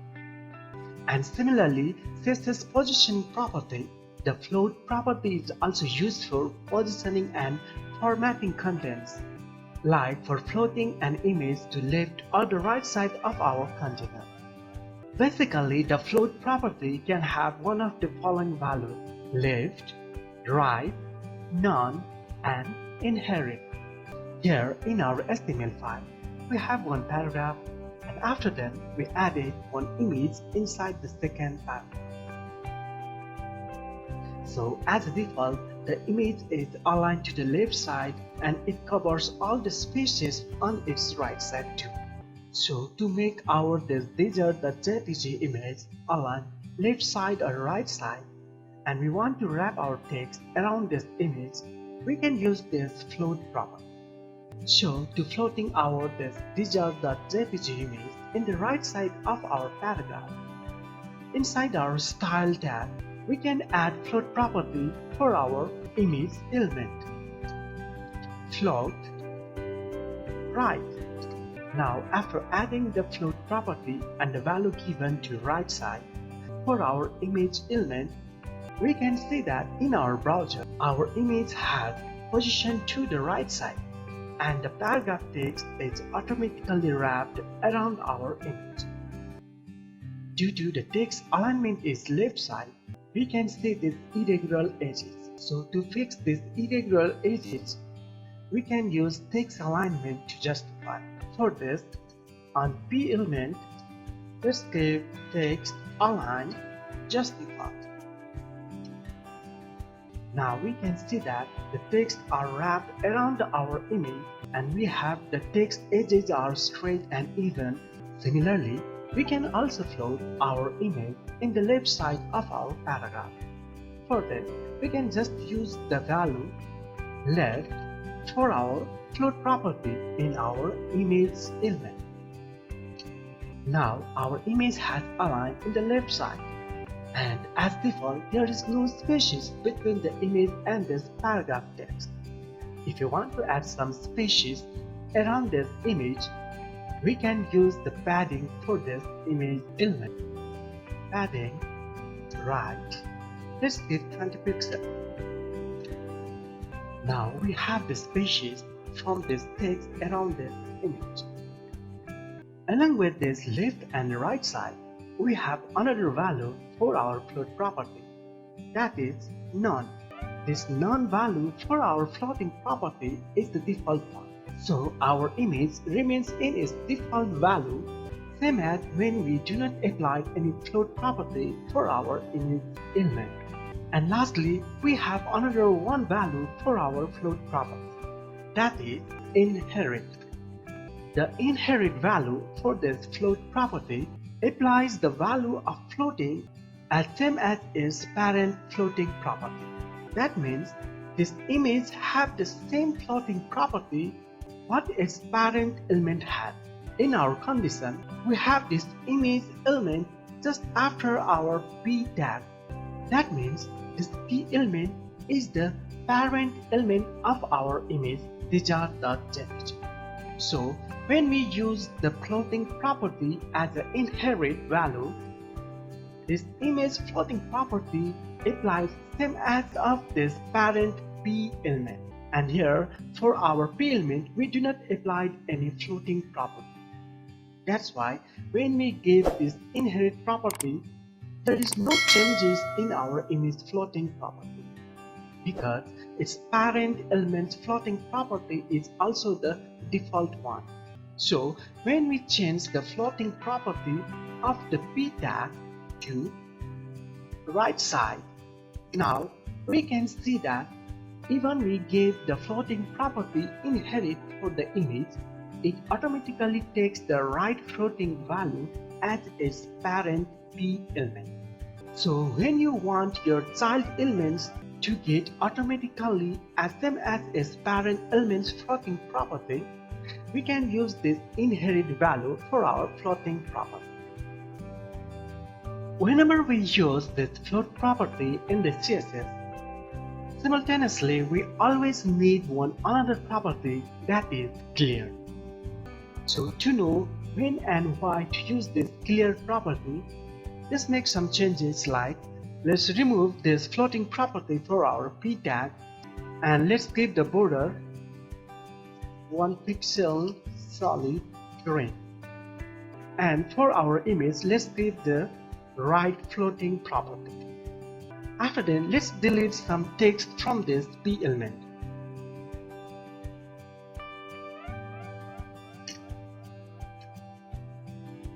Now here we can see the error that is showing due to our floating property.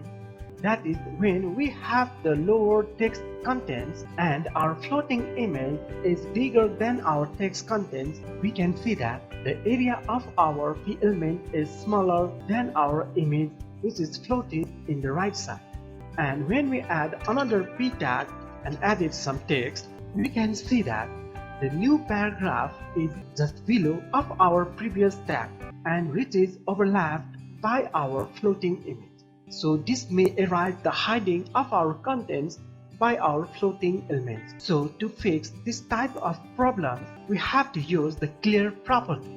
For now, we want to move this new paragraph just after this image. And along with this, we want to engage automatically the height of this paragraph that will cover all the elements that are inside it. For doing this, we have to use the clear property. In the clear property, we also have the following values: none, left, right, both, and inherit. In our condition, our image is floated to the right side. So we have the clear property with clearing right side. For this, let's create one class, the clear fix, and let's give the clear property and let's give the right value because we have right floating elements.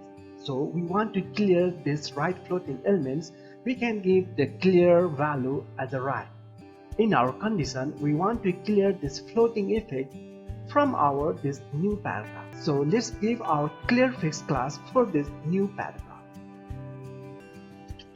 Class clear fix. Now after applying the class clear fix which have the property clear right side, for our the new paragraph we can see that our new paragraph moved just after this floating image. Similarly, in this clear property, we can also use the left value if you want to clear the left floating property. Or also we can use the inherit value if you want to inherit the clear property from its parent element. And if you want to make always clear all the sides, you can use the both value. Both value will clear all the directions of the previous floating elements. Now in our second paragraph, due to the less content than the image height, the image is overflowed from our B element. To fix it, we can use the overflow property in this B element. Overflow auto. Now we have this paragraph covered all its content. In our previous session, we already learned about this full function of our overflow property. If you don't know about the functions of this overflow property, you can check it in our previous video, and also you can get the video link in our video description, and also I added in the I button. In this way, we can use this float property and the clear property for positioning and arranging our HTML element in CSS layout design. CSS Combinators. So after learning about the combinators, you will be able to select any one element or group of elements that are inside your targeted combinator. So please keep watching our video till end, and if you have any queries related to the web designing, you can feel free to write me through the comment box. And if you're watching this video first time and still didn't subscribe to our YouTube channel, please do subscribe our YouTube channel and press the bell button that it will be notified whenever we publish our new session video. So let's start today's session. CSS Combinators is something that explains the relationship between the selectors. A CSS selector can contain more than one simple selector. Between the simple selectors, we can include a combinator. There are basically 4 different combinators in CSS: Descendant selector, Child selector, Adjacent sibling selector, and General sibling selector. Here in our HTML, I have 5 paragraphs. Among them, 3 of paragraphs are inside the div, and the paragraph 3 is again inside the section tag, and remaining 2 paragraphs 4 and 5 are outside of our div tag. Now firstly, let's check the Descendant selector. For using the Descendant selector, we will give a div and space, which means we are using Descendant selector, and we will give the element P. And inside it, we can give any properties like background, color, red. Now here we have 2 elements which are separated by a space, and this space is known as Descendant selector. So this Descendant selector will be applied on all those P tags which are inside the div element. That means the background color red will be applied all those P tags which are inside this div element. So the background color red should be applied only for this paragraph 1, 2 and 3, and it will not be applied for these 2 paragraphs which are outside of this div. So let's check it. So when I got refresh my browser, we can see that the background color red is applied only for these 3 paragraphs which are inside this div tag. and it is not affected for these two paragraphs because they are not inside the div tag. So in this manner, our Descendant selector implements its properties.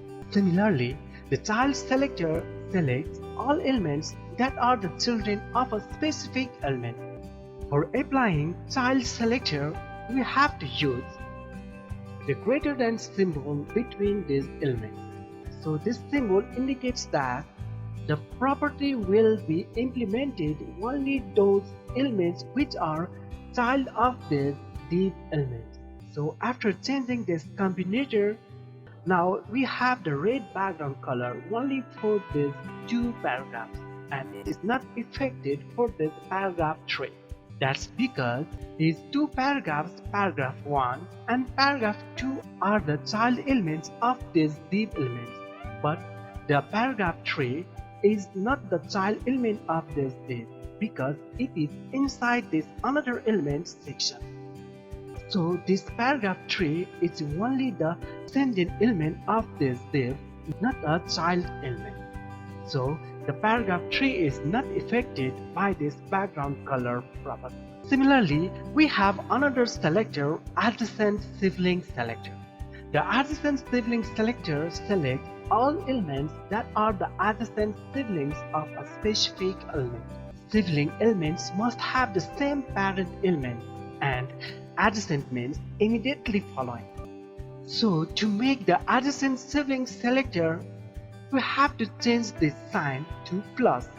This plus sign indicates adjacent sibling selector. Now in our web page, we can see that only the paragraph 4 is affected by this background color property. As we apply this plus sign which indicates adjacent sibling selector, so when we use this adjacent sibling selector combinator, the properties applied in it only implemented on that element which is immediately after that div element. So in our condition, we can see that the adjacent sibling of our div element, that means the immediate after this div element is this paragraph 4. That's why the property background color only implemented in this paragraph 4. So whenever you want to give the property for that specific element which comes immediately after our any elements like div, you can use this plus sign for adjacent sibling selector. Similarly, we have again another selector, that is general sibling selector. The general sibling selector selects all elements that are siblings of a specified element. Let's change our selector as a general sibling selector. For this, we have to use the sign tilde. Now let's save our coding.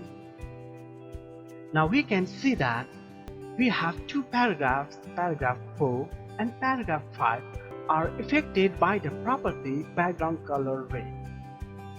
In this condition, we apply the general sibling selector, which makes the implementation of the given property for those p elements which were comes after our this div element.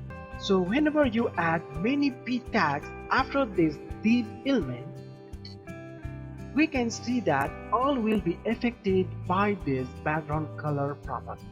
So this means by using this general sibling selector, you can make all the p tags will be affected by our property just after all the div tags. But before, when we use this plus sign for implementing adjacent sibling selector, it only affected for the first p tag just immediately comes after this div tag. But if you added more divs like div and something div tag, now we can see that we have another div. That's why the second paragraph 4 became immediately after this second div also affected by this background color. So this is the difference between general and adjacent sibling selector. In this way, we can use any of these combinator selector for selecting our elements as per our requirement. Like if you want to give this property for the A tags only, you can change this P element to your required element like A. Then after the div, the immediate A tag will only affected by this background color red. For now, we don't have any A tag in our HTML.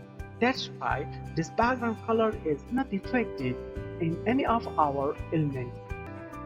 Attribute selectors. The CSS attribute selector makes possible to style HTML elements that we have given the specific attributes or attribute values. So by using the CSS attribute selectors, we can select any individual elements that have its specific attribute or its specific attribute values, and we can give our properties for that specific element. So today's session will be very interesting if you want to give some properties for specific element among a lot of elements inside your web page. So before we start, if you still haven't subscribed to our YouTube channel, please do subscribe our YouTube channel and press the bell button that it will be notified whenever we publish our new session videos. So let's start today's session. Here in our web page, we have created one paragraph, and after that we have 3 hyperlinks. Among them, 2 of hyperlinks have the attribute target. Now when we need to give some properties for only those elements which have this target attribute, for this we have to use this attribute selector. In our style tag, let's add a property A, and for giving the attribute selector we will use the large brackets, and inside this we will give the attribute name. Like for now we are just going to targeting those A tags or hyperlinks which have this target attribute. So inside this large bracket we have to type the attribute name like target, and we can give any properties for them like background color orange. Now we can see that among our 3 hyperlinks, only the 2 hyperlinks, Tutor Pratik, the TK, and Google.com has applied the background color orange, because in first hyperlink we don't have the attribute target applied, but in these 2 hyperlinks we have applied this target attribute inside this A tag.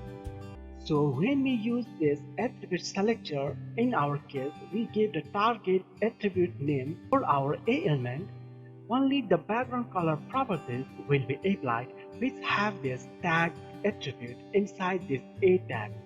If I give the target attribute for this first link too, we can see that the first link is also applied by this background color orange.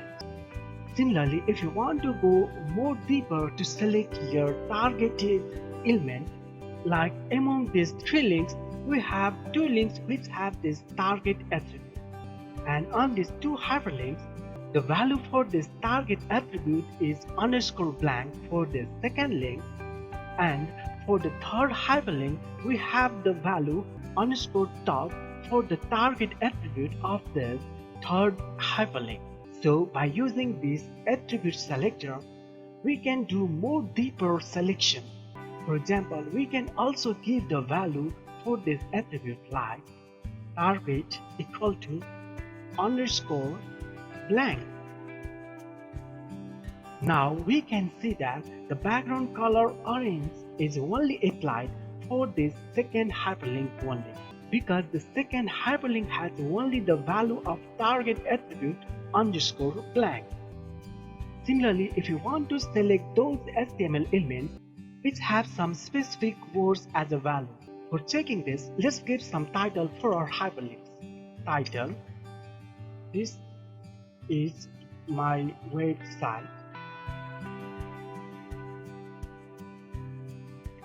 Title: this is my another website.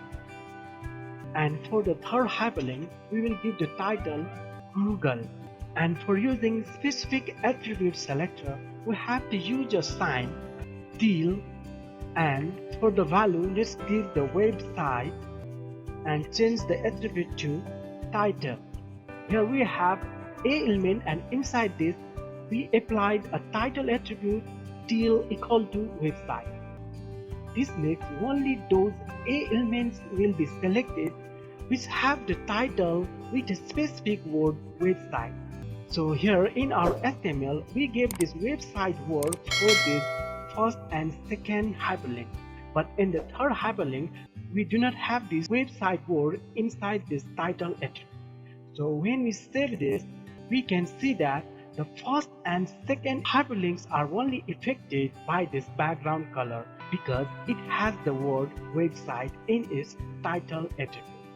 But in the third hyperlink, we do not have this word website inside its title attribute.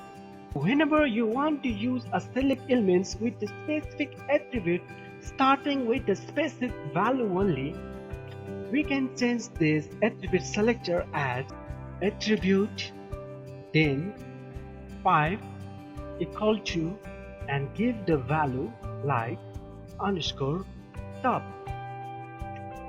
Now this symbol indicates to select those elements only which have the specific attribute starting with the specific value top. So when we use this attribute selector, it will select only those A elements which have the attribute target with a value underscore top. Similarly, we can also use a selector which selects elements whose attribute's value begins with a specific value, like title, cap sign, equal to, and under value, let's give the first word like this and save it. Now we can see that we have this word started in the title of our hyperlinks on the first hyperlink, second hyperlink, and there is no words that started from this word in the third hyperlink. That's why it only affected on the first and second hyperlinks only. As by using this cap sign for selecting those elements which are started by this word, we can also choose those elements which are ended by this specific word. Like let's change this ending word value to Google, and for selecting those elements which have ended with this value word, we have to give a symbol $. Now we have the background color affected only for this third hyperlink because this word Google is only present at the end of the title of this third link only. If you give the Google word in the last of this first hyperlink's title, we can see that this background property is also applied for our first hyperlink too. And finally, if you want to choose those all elements which have either in the front or at the end or in the middle, anywhere if it finds this word inside this title or any attribute, you have to give the property for all of 10 elements. We can use the sign asterisk instead of this $sign that we used before. Like let's give the value only E.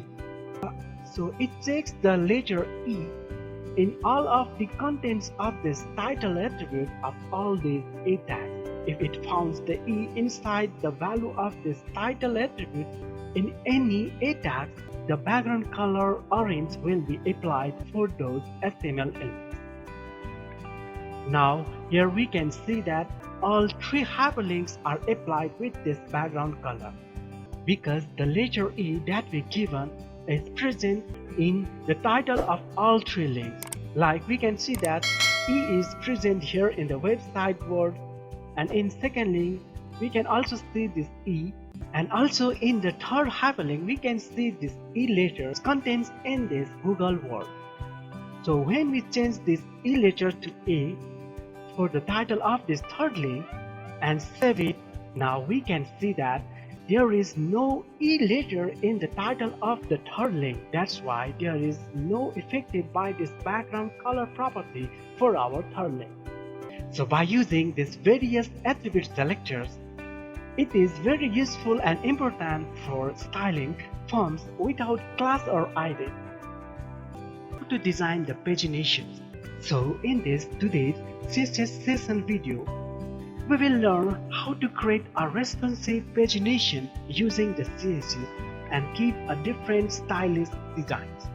If you have a website with lots of pages, you may wish to add some sort of paginations to each pages that it makes easier for users to explore your contents of your website. So without skipping the video, please keep watching the video till end. And before we start, if you still haven't subscribed to our YouTube channel, please do subscribe our YouTube channel and press the bell button that it will be notified whenever we publish our new session videos. So let's start today's session. Generally, we have a lot of contents inside our web page. So the best way to present your long contents, you can use the pagination for those long contents. That's why pagination is very important, and today we are going to design these pagination styles in CSS.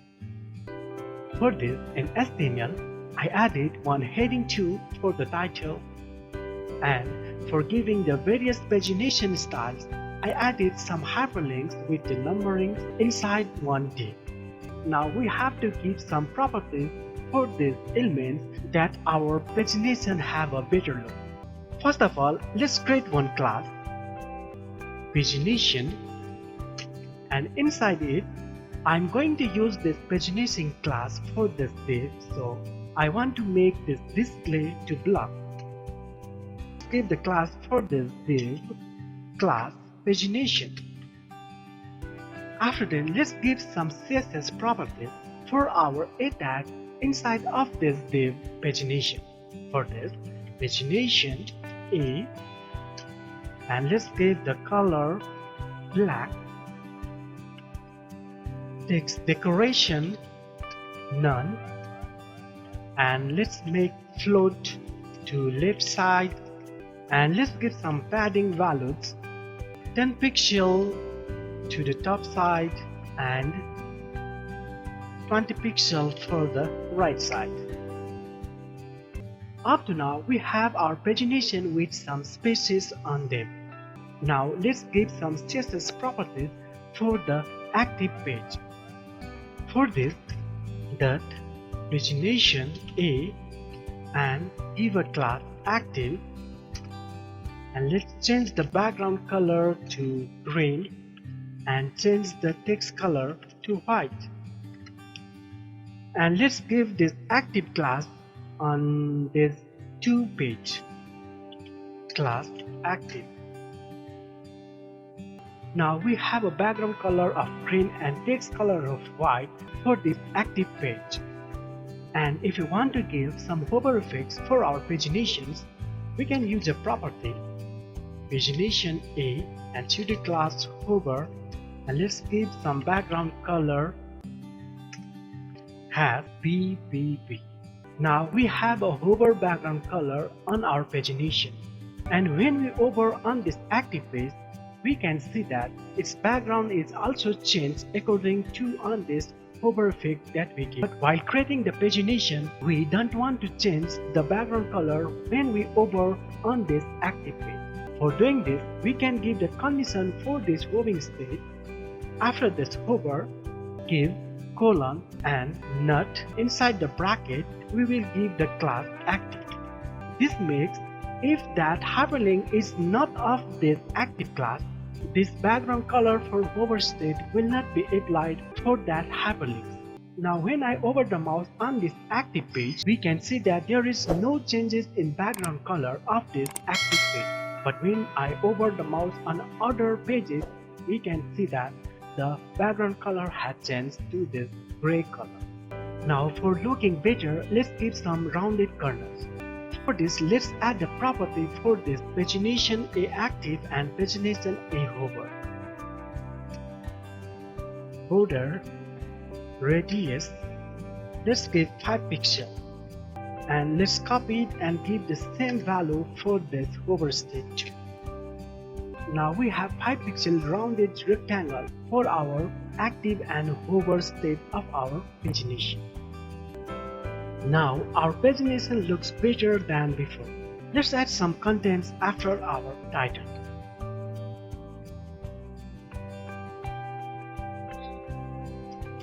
Now almost our pagination style is ready for applying to any of our web pages. Again, we can give some more stylish, like giving some borderlines to our paginations. For this, let's give some border for our tag of this pagination class. Border 1 pixel solid has DDD for breakup. Now we have the borderlines for our pagination numbers. Now for making the stylish design, we can make the rounded corners for this top left side and bottom left side of this first link, and rounded corners for the top right side and bottom right side only of this last pagination number. For doing this, first remove this previous border radius properties from the board. Now for giving border radius properties only for the first and the last pagination, we can use dot pagination a pseudo class first child for selecting the first pagination link, and let's give the border top left radius to 5 pixel, and similarly border bottom left radius to 5 pixel. And let's copy this property and paste it, and let's change this first child into last child And change border top and bottom left to right side. To check more clear, let's change the value of our border color to red, and let's change the radius value to 15. Now we can clearly see that the rounded corners are only applied for the first and the last tile of our pagination. Now let's get some margins for separate our paginations. On our pagination A, let's give margin 0 pixel for our top and bottom, and give 4 pixel for our left and right side. And again, let's take this red border color into the gray.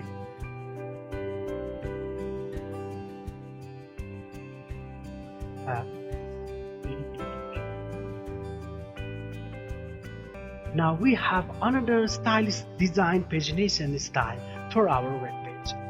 Now again, we can do another things like changing the font size of our pagination.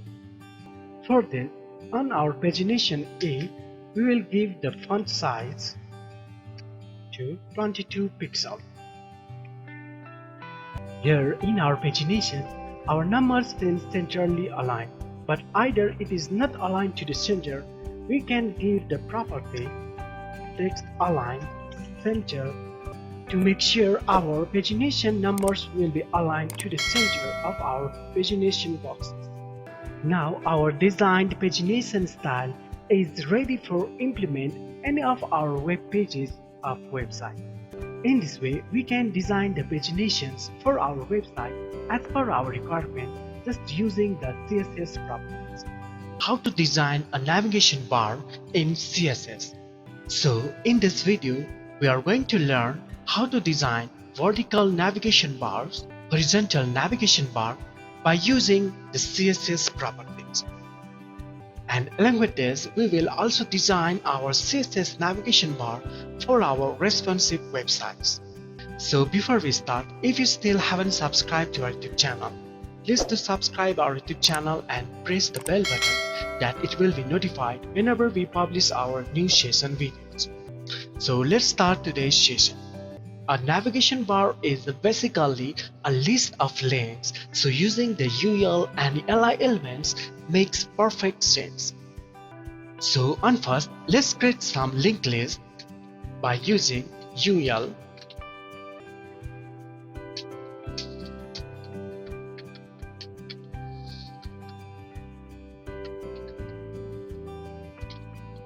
Now we have one unordered linked list in our website. Now to remove these bullets and give the margin, padding and other properties for our UL element in our style tag. Let's give the UL element, and inside it let's give the properties list style type to none. Then margin 0, padding 0 pixel. Let's give the width 200 pixel and then give the background color. After that, let's give some properties for our hyperlinks inside our li element. Li color white, padding 8 pixel, 16 pixel, text decoration to none, and the most important thing is display. For now, we are going to create the vertical navigation bar, so we have to use block as our display property. After that, let's give some properties for our A hover state. Background color. Now we can see that the hover effect for our vertical navigation bar. Now let's give the properties for our active page of our navigation bar. For giving the properties for our active menu, we will give a class for our active menu. For now, for the home hyperlink, let's give the class active. Then in our CSS, let's give some properties for this active class. Background color. Now we can see that the active menu will be of this dark blue color, but when we hover our mouse on this active menu, its background color is also changed as other non-active menu items. So we don't want to change the background color of this active menu. To fix this error, just add the another pseudo class for our li hover not.active. Now almost we completed to design our vertical CSS navigation bar. And giving furthermore designs, you can use the border lines if you want, like border 1 pixel solid white for our UL element. That gives the white border lines around our UL. And then let's give border lines for our li element too. Border bottom 1 pixel solid white.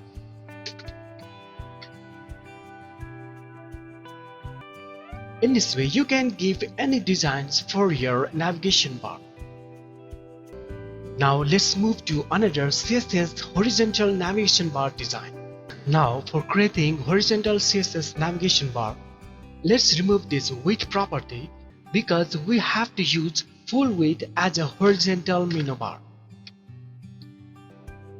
After then, just two things we have to change to convert our vertical menu bar into the horizontal navigation bar.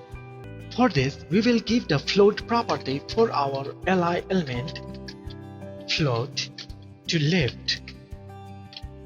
After then, on our UL element, let's add a property, overflow to hidden. Now we can see that our vertical menu bar has completely changed into the horizontal navigation menu bar. Now for furthermore designs, we can change various properties like giving the borders, or we can change the color schemes, like let's give the color for our UL and again change the color scheme for our hover effect and also for our active class. Now we have red color scheme horizontal CSS navigation bar. As all our menu items are floated on the left side, if you want to make any of these menu items that should be floated on the right side, we can change the float property for our menu item. Like for changing the float property for our about menu, we will add a style attribute for our this last li item and give the property float right. Now our about menu is floated on the right side and rest all of the menu items are floated on the left side of our horizontal menu bar. Now when we use our navigation bar and we have a lot of contents inside our website, and when we scroll down to our content, we can see that our navigation bar is also scrolled up. Due to this, our navigation bar got hidden from our web page. So we can change the position for our navigation bar. It will not be hidden when we scroll down our content. For this, we will use the position property for our UL element. For making our horizontal navigation bar fixed on our top side, we will use the position property and give the value fixed and top 0 width 100%. Now whenever we scroll down our content, our menu bar is always remains on our top side of our web page. Similarly, we can change this position to sticky, and let's move our heading titles before our horizontal navigation bar. Now when we scroll down to the content, our title will be scroll up, but our menu bar will be stick on our top side. So you can design your navigation bar as per your requirement. If you want to learn about the CSS position properties in detail, you can check it our CSS position session videos through the link that we given on our this video's description, and also the link is added on the I button of this video. As nowadays, all the websites should be designed in a concept of responsive manner. For making the responsive navigation bar, first we have to add one meta tag on our head section. We also learned about these meta tags for making responsive website in our previous HTML5 session videos. If you want to learn more about these meta tags, you can check our previous session videos of HTML5 responsive meta tags. After adding this meta tag, we have to give some CSS properties for making our navigation bar as a responsive navigation bar. @media screen and brackets max width, let's give 600 pixel, and inside this media property we will change the UL-li elements property float to none. Now we can see that the size of our navigation web page is less than or equal to 600. That's why all the float properties that we given for our UL-li are changes into none value. Now let's check the effect of this property by resizing our window.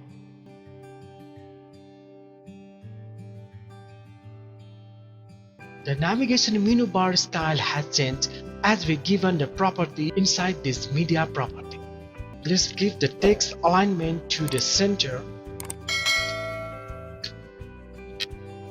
And here the last menu about is floated in the right side. So to remove this floating property from this, let's add the another element UL-li right class.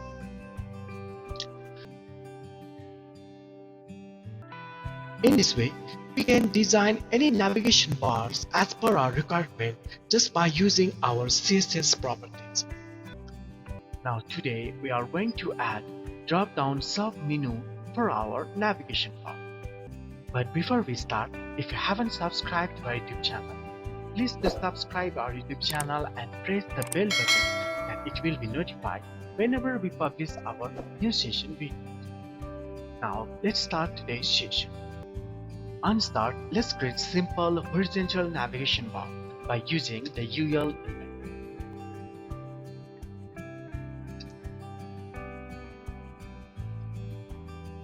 Now let's give some CSS styles to create our UL element into horizontal navigation bar. And first, let's give the CSS property for our UL element. Let's type none, margin 0, padding 0, background color, and overflow to hidden. After then, let's give the properties for our li elements. Float, left. Now for creating drop-down submenu, let's give some classes. We are going to add a drop-down submenu for our this drop-down menu. So on this li, let's give a class drop-down. Then also give a class for our drop-down hyperlink, class drop btn. And inside this li, we have to create one div with class drop down dash content. And inside this div, we will give a various hyperlink that will be listed as our drop down submenu for our drop down menu. So I am going to use this a tag for creating various hyperlinks. After then, let's go to the style to give the various properties for our lia element and also for the drop btn class. Display Inline-Block. Color, let's give white color for our link. Then let's give the padding 14 pixel for top and bottom side and 16 pixel for left and right side. Text decoration to be none, and let's make our text alignment to the center. Now let's move to the hover effect, lia hover dot drop down hover dot drop btn. Let's give the background color. Now we had applied our hover effect for our menu items. Here we can see that these 1, 2, 3 and 4 are our drop-down submenus for our this drop-down menu.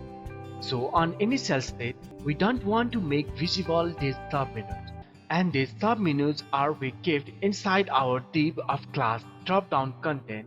So let's give the properties for this drop-down content that we can hide these submenus on our initial state.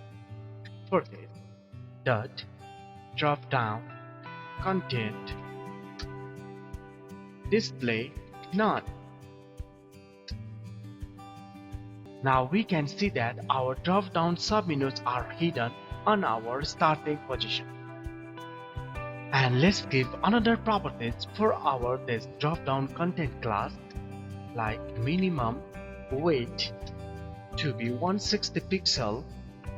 As this is a drop-down content which should be placed just after this its main menu, so let's give its position property to absolute. And also we have to add set index value to 1 because we want to make this drop-down content in our front side. And lastly, let's give the background color for our drop-down content as same as we given for our UL. After then, let's give some properties for our drop down content A elements. The A elements that are inside our drop down content are the submenus for our drop down menu. So we want to show these drop down submenus as a vertical navigation menu bar inside this drop down. So to make vertical drop-down submenus, for this drop-down content elements, we will give a property display to block and text decoration to none, padding 12 pixel to top and bottom and 16 pixel left and right side. Then let's make the text align to left side. Now the last important thing, as we hidden this drop-down content on the initial state, now we have to show the drop-down content when we hover our mouse on this drop-down menu and inside this drop-down submenus. For this, let's give the property dot drop down hover dot drop down content.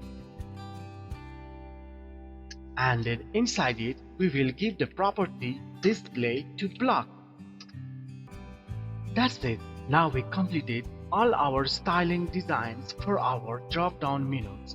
Now we can see that on our browser, when we hover our mouse on this drop down, we can see that we have 4 drop down submenus. For adding more submenus for other menus like inside this news, we just have to add this drop down content div inside this li element, and then we have to give the class for this li to drop down, and for this drop down link we have to give the class drop btn. Now we can see that we have this drop down menus for our news menu and also in this drop down menu bar. In this way we can easily create a drop down sub menus for any of menu items inside our navigation bar. How to create a gradient color backgrounds just by using the CSS style properties. We can create easily linear radial gradient color backgrounds by using the single properties in CSS. So to learn how to create these gradient color backgrounds just by using single property in CSS, please keep watch our video till end. And before we start, if you still haven't subscribed to our YouTube channel, please do subscribe our YouTube channel and press the bell button that it will be notified whenever we publish our new session videos. So let's begin today's session. And first, in our web body, let's create one div with id box.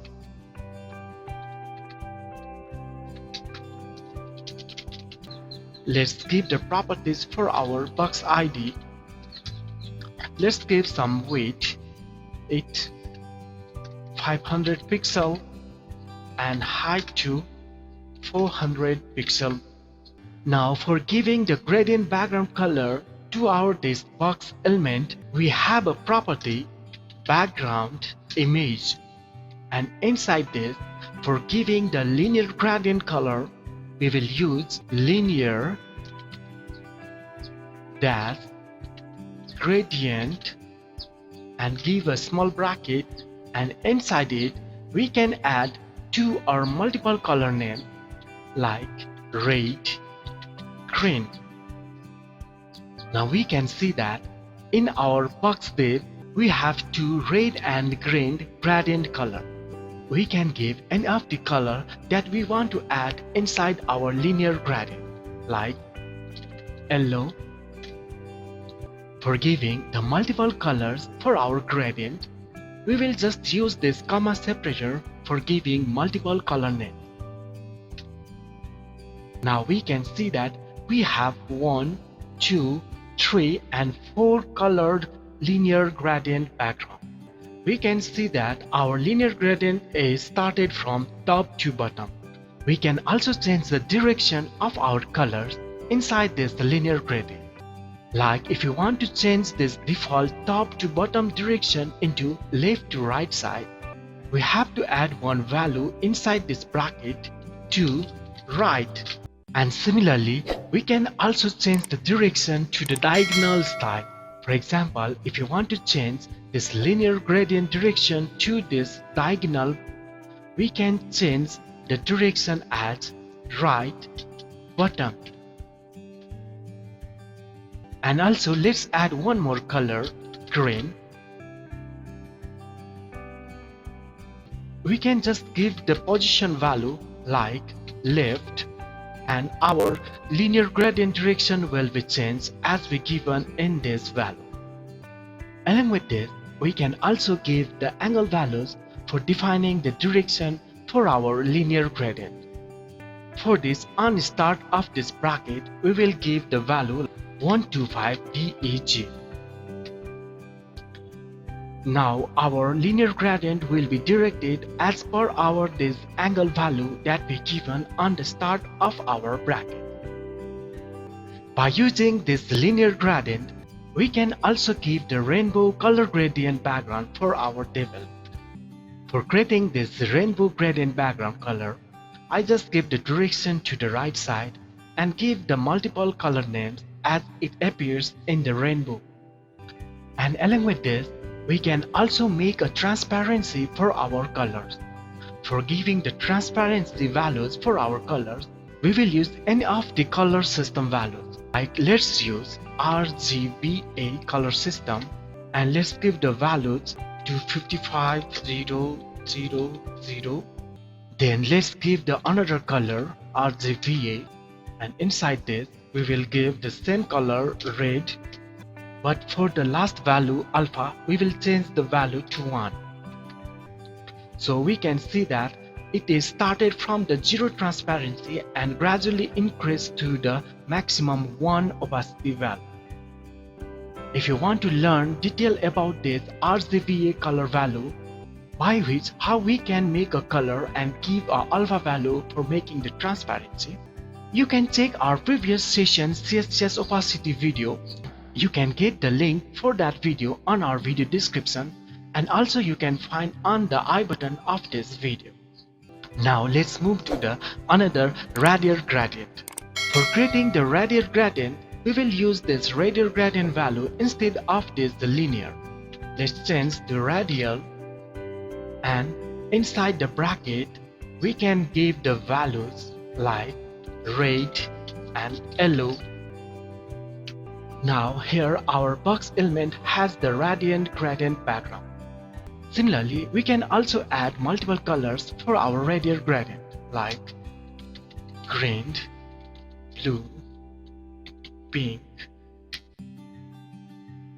And inside this radial gradient, we can give the percentage value for each color that we want to create for our radial gradient background. Like let's give 15% for this red color, 60% for this yellow color, and 25%. So by just giving the space after the color name and give the percentage makes the color percentage for that specific color.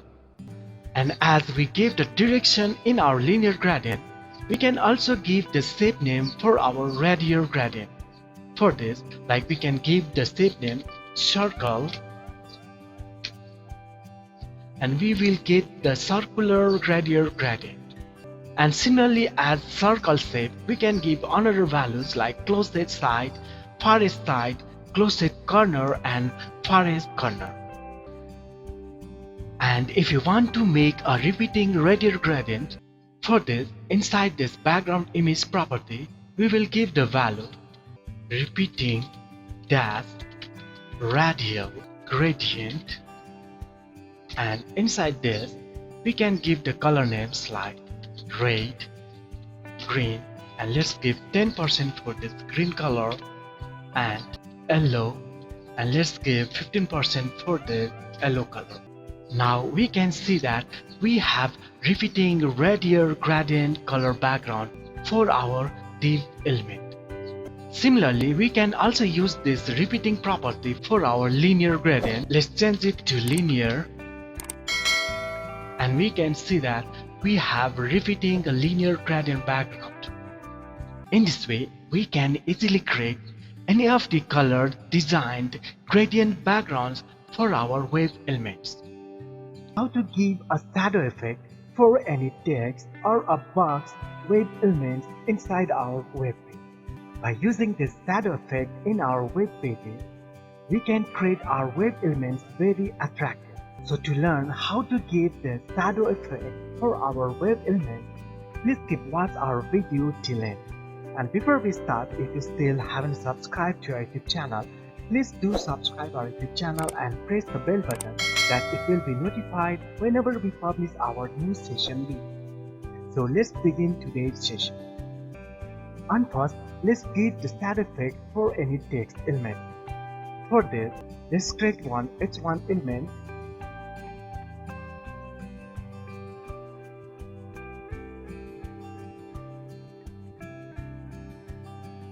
And let's align it to the center. Now let's give the shadow for our H1 text. For this, inside our style tag, in the H1 element, we have a property text shadow, and inside this shadow property, to give the shadow for our text, we can give two values. The first value that we given like 2 pixels, will be applied for this horizontal side, and the 4 pixel, the second value will be applied for the vertical side. So we have a text shadow with 2 pixels from the left side and 4 pixels from the top side. And if you want to change the color for our shadow, we can give a color name after this value like red. Here we have a red color text shadow, but the shadow is also in the full color. So if you want to give some blur for our shadow, we can give another value just after this direction value like 5 pixels. This will be applied for the blurriness of our text shadow. By using this text shadow property, let's change the color of our text to white, and let's change the value to 2 pixels, 2 pixels and 4 pixels for blur, and let's take the color black. Similarly, in this single text shadow property, we can give a multiple shadow for our single text. For giving the multiple shadow, we will separate it by comma, and again we will give the values like 4 pixel, 3 pixel, 5 pixel for blur, and let's give now red color shadow. Now we have red and black color text shadow for our H1 element. Similarly, by using this multiple text shadow value, we can create border effect for our text. Like I give 4 values for the different direction of shadow for our text, and which creates the simple border effect for our text. And along with this shadow for the text elements, we can also give the box shadow for our box element. For this, we will use a property box shadow, and for the value of this box shadow, we can use the same rule that we used in our text shadow, like 2 pixel, 4 pixel, black. Let's give the width value to 400 pixels. And let's give the margin 40 pixels and 30 pixels. And let's change the background color to yellow. And let's give some padding values, 30 pixels. Now we can also change the color for our box shadow like red or gray. And if you want to give some transparency for your box shadow, you can use the RGBA color system. By using this RGBA color system, we can give the transparency for our box shadow color.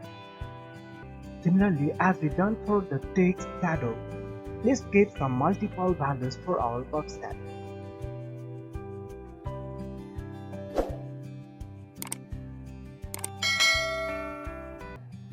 Now we can see that the multiple values that we given for this box shadow created a soft shadow added in the all direction of our heading box.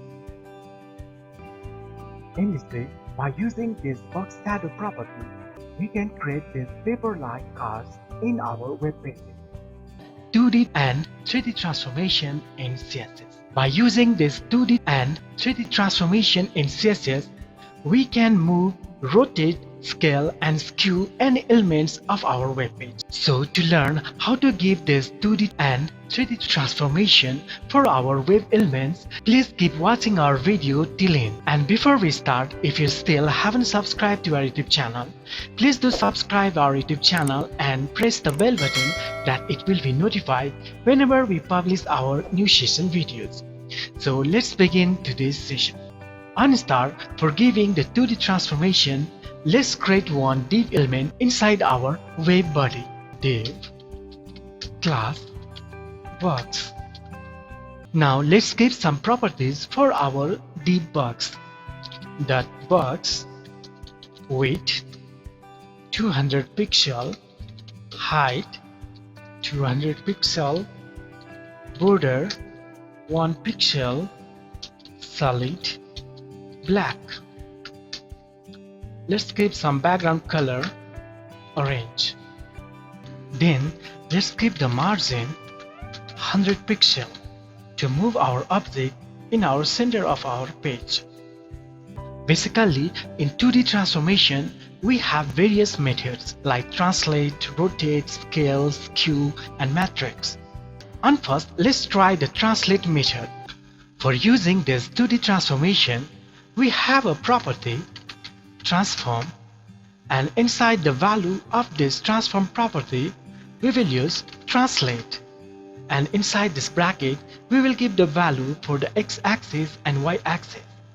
The first 50 pixel value will be applied for the x-axis, and the second 30 pixel value will be applied for the y-axis movement. Here we can see that our box div has moved from its original position towards the 50 pixel x-axis and 30 pixels downward towards the y-axis. Similarly, we can also rotate our wave elements. For this, we can use a method rotate, and inside it we can give the value for our angles like 20 degree. In this way, by giving the angle value, we can rotate either clockwise or anti-clockwise as per our requirement. Similarly, we can also scale our wave elements by using the method scale, and inside this bracket we can give two values like 2 and 3. The first two value will be scale our wave elements horizontally by double size, and the second value 3 will be scale our wave elements vertically by triple size. Similarly, if we give the value 0.5 and 0.2, it will decrease the scale of our box element according to the value that we given in this scale method. And if you want to just scale our wave elements just in x value, we can use the function scale x. And inside this scale x, we can give the value like 3, and let's delete this remaining. Similarly, if I change this x to y and the value to 2, now our wave element will be scaled 2 times towards vertical. In this way, we can scale our wave elements as per our requirement. Similarly, like scale, we can also change the skew of our wave elements. For changing the skew inside this transformation property, we will use a method skew, and inside these brackets we have to give the values for x and y. And for this skew method, we have to give the value in degree like 20 degree for x and 15 degree for the y. Now we can see that our div box has skewed towards 20 degree x and 15 degree towards the y side. And same as the scale method, we can just use the skew x if you want to make the changes in the x only, like 30 degree. Similarly, if we change to x to y, now we can see that our wave element div box has skewed 30 degree towards the y axis. And after then, the last one method is matrix. The matrix method combines all the 2D transformations. This method has 6 parameters, which contains mathematical functions which allows us to rotate, scale, move, translate, or skew elements. For using the matrix method, inside this transform property, we will use matrix, and inside this bracket, we can give the 6 values for scale y, skew x, scale x, translate, and rotate. Let's give some values for them. Now our div of class box has a transform of matrix method with various values for scaling, skew, transform, and rotate. CSS also supports 3D transformations. For making 3D transformations, for our web elements, we will use the same property that we used for 2D transformation, that is, transform. And on the value of this transform property, we will use a method rotate x. We can use this rotate x method for 3D rotate of our box in the x-axis. That means by using this rotate x method, we are going to flip our div box vertically. Let's give 150 degree inside this bracket, and we can see that our div box has flipped vertically. We can see our text which shows our div box has flipped vertically by using this rotate x method for our transform property. Similarly, for flipping horizontally, we can use the method rotate y. Now we can see that our div box had flipped horizontally, and the text inside our div box shows the mirror effect which has created by using our 3D transformation by the method rotate y. Similarly, we have another method rotate z, and let's give 30 degree for this rotate z method. Now our div element had rotated in the z-axis with the 30 degree value. So by using these various rotate x, y and z methods for our transform property, we can give our 3D transformation effects to our web elements.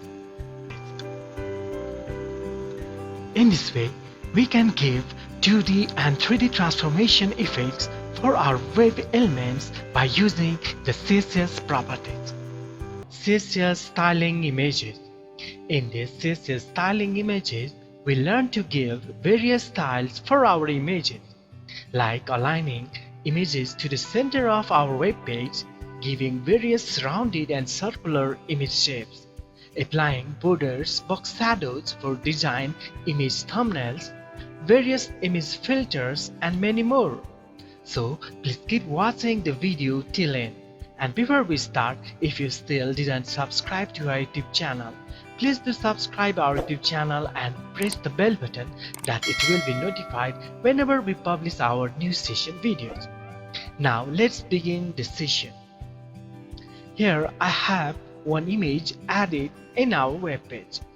Now to make this image align to the center of our web page, for this, inside the style tag, let's give some CSS properties for our IMG element.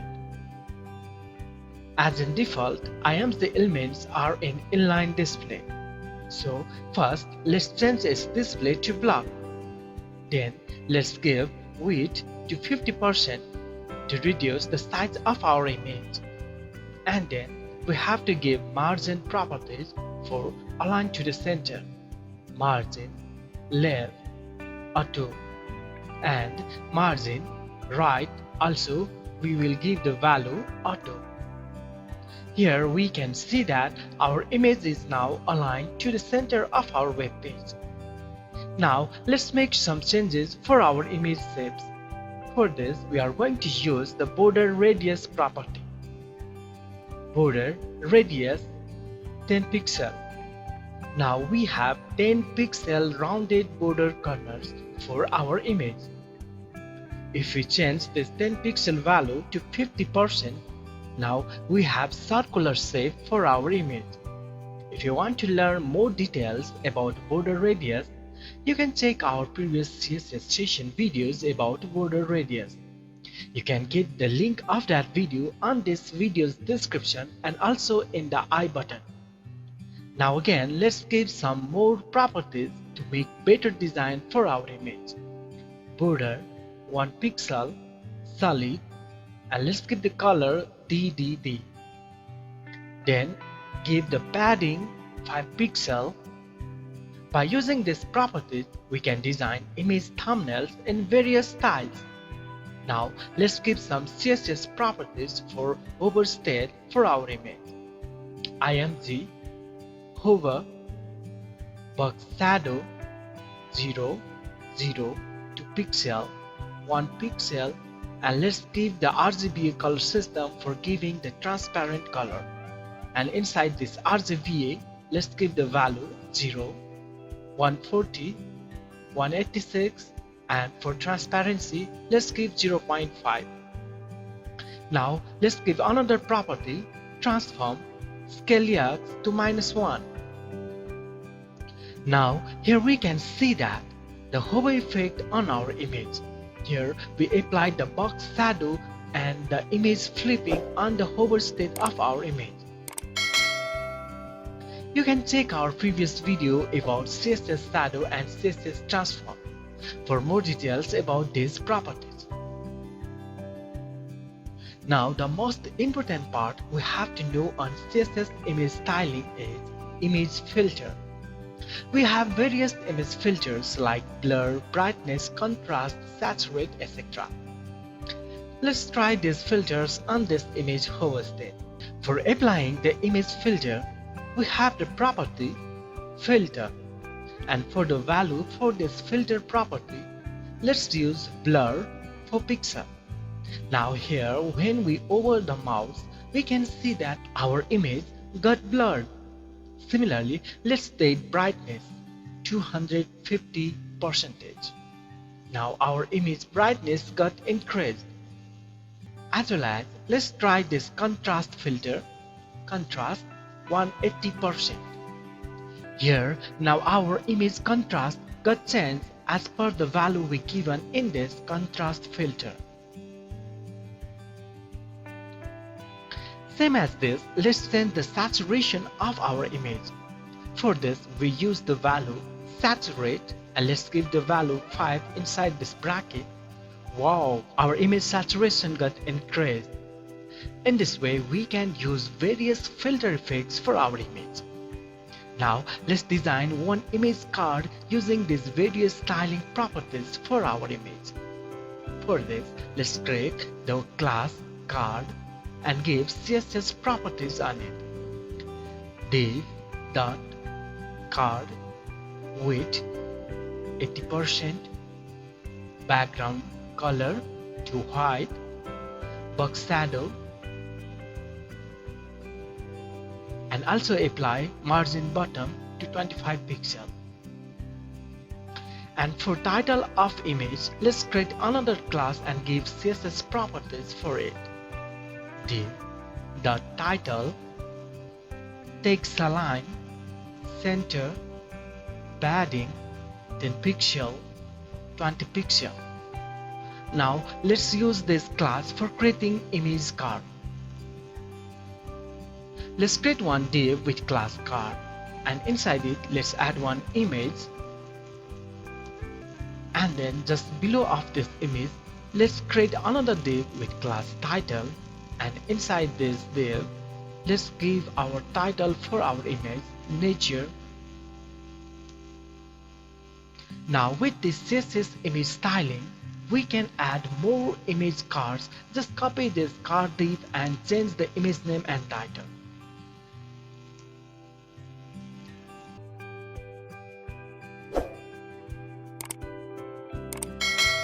Now we have two image card designs in our web page. It's really looking very beautiful. So just by using these simple CSS properties, we can design our image styles and can create attractive image galleries and more. CSS transitions. By using the CSS transitions, we can make change the properties of any web element smoothly, along with given time duration. So in this session, we are going to learn various properties of CSS transitions like transition delay, transition duration, etc.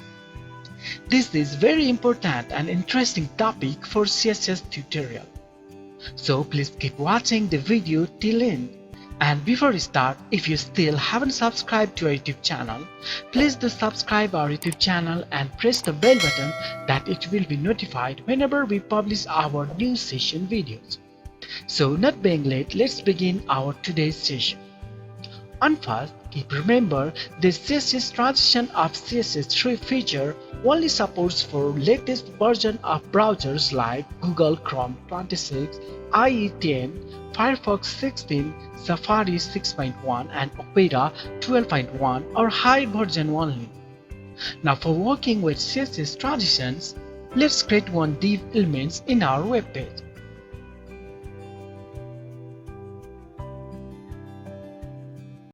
Now let's give some CSS properties for our div element.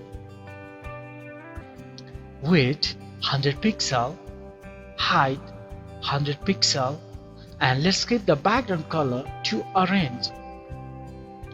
Now let's give some CSS properties for hover state for this div element. Div hover width, let's give 300 pixel width for our hover state. Now, while we hover the mouse on the div element, we can see that width of the div is changed. But this property changing is very fast and sharp. So by using the CSS transition property, now we can make this changing state, that is transition, smooth and slower, that we can see the actual transition. For doing this, on our div CSS property, on first, let's add the CSS transition property on hover state, transition width 2s.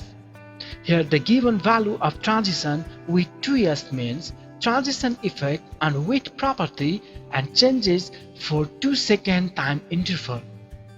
We can change this timing as 1, 2, 3, 4 or more seconds as per our requirement. That makes our transition timing. Now we can notice that when mouse over the div element, the div is gradually change its width. But when the cursor mouse out of these elements, it will change back to its original style without transition. It's because we just use this transition property on only hover state. If you want to make show the transition effect on hover and out of mouse cursor, let's move this transition property and div element instead of this div hover state. Transition width 2s. Now we can see the CSS transition effect on both mouse over and out even with increasing and decreasing of div width effect. Similarly, we can use CSS transitions for changing both height and width property. For this, let's add height property on hover state, height 300 pixel. Then let's change our transition property as transition width 2s, height 4s. Now we can notice that the width of div is changing faster than the height. It's because in our transition property we gave 2 seconds for width and 4 seconds for height. We can also use transition timing function property for giving various transition timing effects like ease, linear, ease in, ease out, ease in out and cubic wedge. These timing functions have predefined timing styles. Like ease timing function specify a transition effect with a slow start and then fast, and then again at the end it will become slow. Let's take one example for the CSS transition timing function. Here we have 5 divs with different CSS transition timing functions.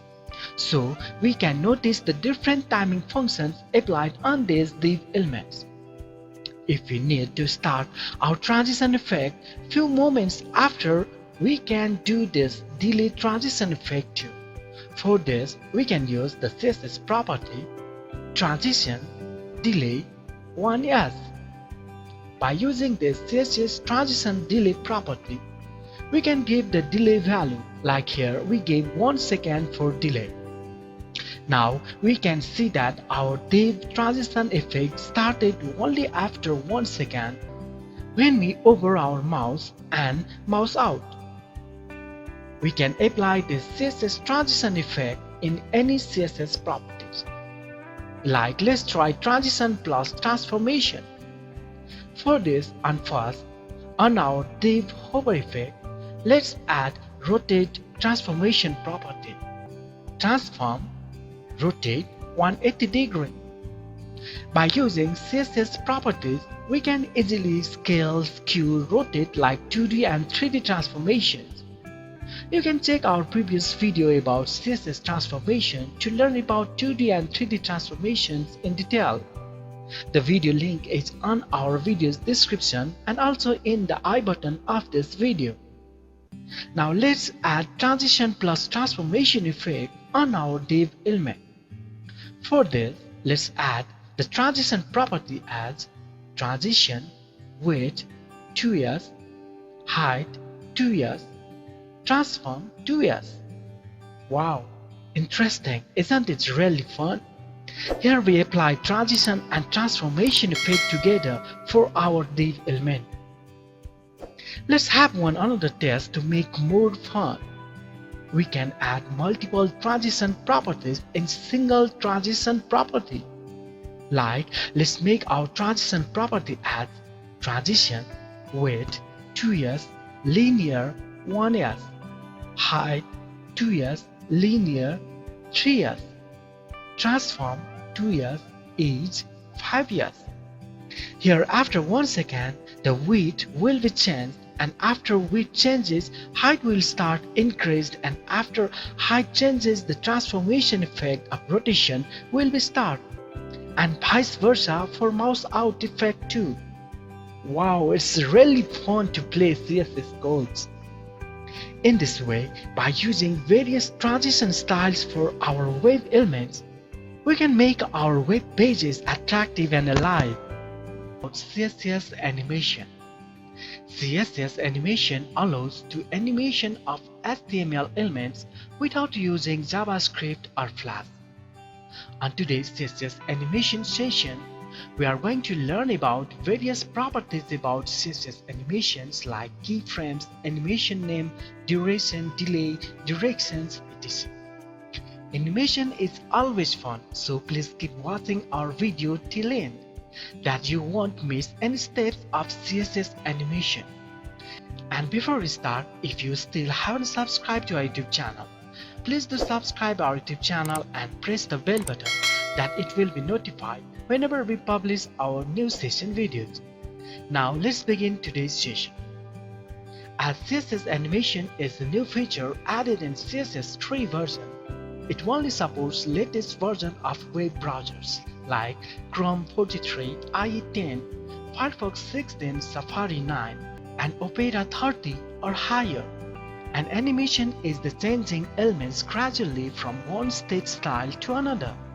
So, while defining CSS animation, we must specify the point of state, that is keyframes. Keyframes hold what style the element will have at certain times. On first, let's add div element in our web page. Now let's define some CSS properties for our div element. Width 100 pixel, height 100 pixel, background color red. For adding animation, we have to add some properties like animation name Tutor Pratik. This is for naming our animation style. You can give any name for your animation as you want. Then animation duration 4s. This property defines how long time an animation should take to complete. Now for making simple color changing animation, let's give keyframes for it. @keyframes Tutor Pratik,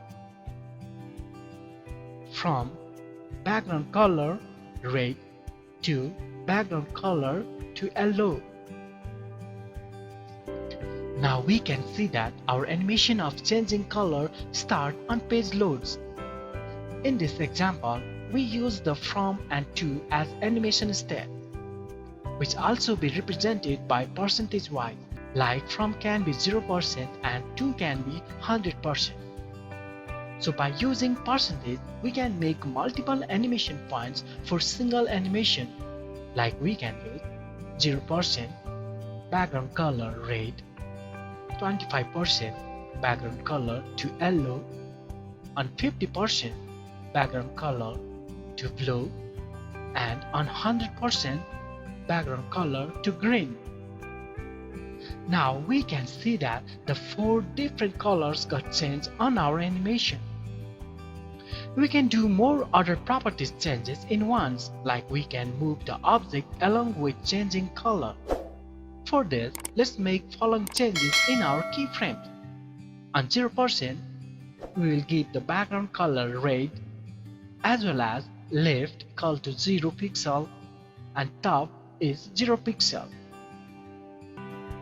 In this way, on each percentage state, let's change the color and its position. Now, here we can see the movement of our div element along with changing its background color. As in our previous session of CSS transition, we can also add animation delay for our animation, which adds some time gap for starting our animation. For doing this, on our div element, we have to add animation delay 2s.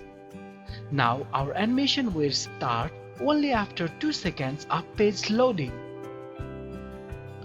We can also give negative values like animation delay minus 2s, which makes our animation started as already been played 2 seconds.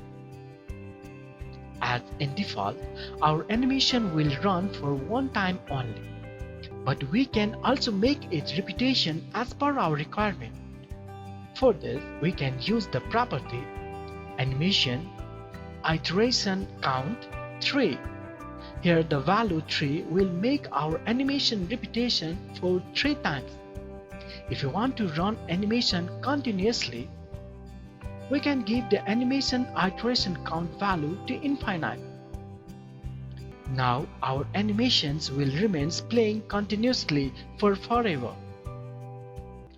We have another animation property, animation direction, in which we can define the direction of our animation starts. Like if you want to start our animation from 100% to 0%, that means reverse mode, we can use the property animation direction reverse.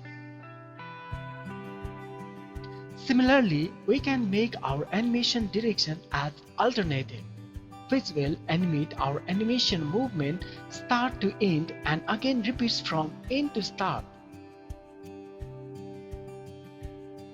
As we learned on our previous CSS transition session about animation timing functions, we can also use those animation timing functions like ease, linear, cubic measure, etc. on our CSS animation too. Let's take one example of effect of animation timing function on CSS animation.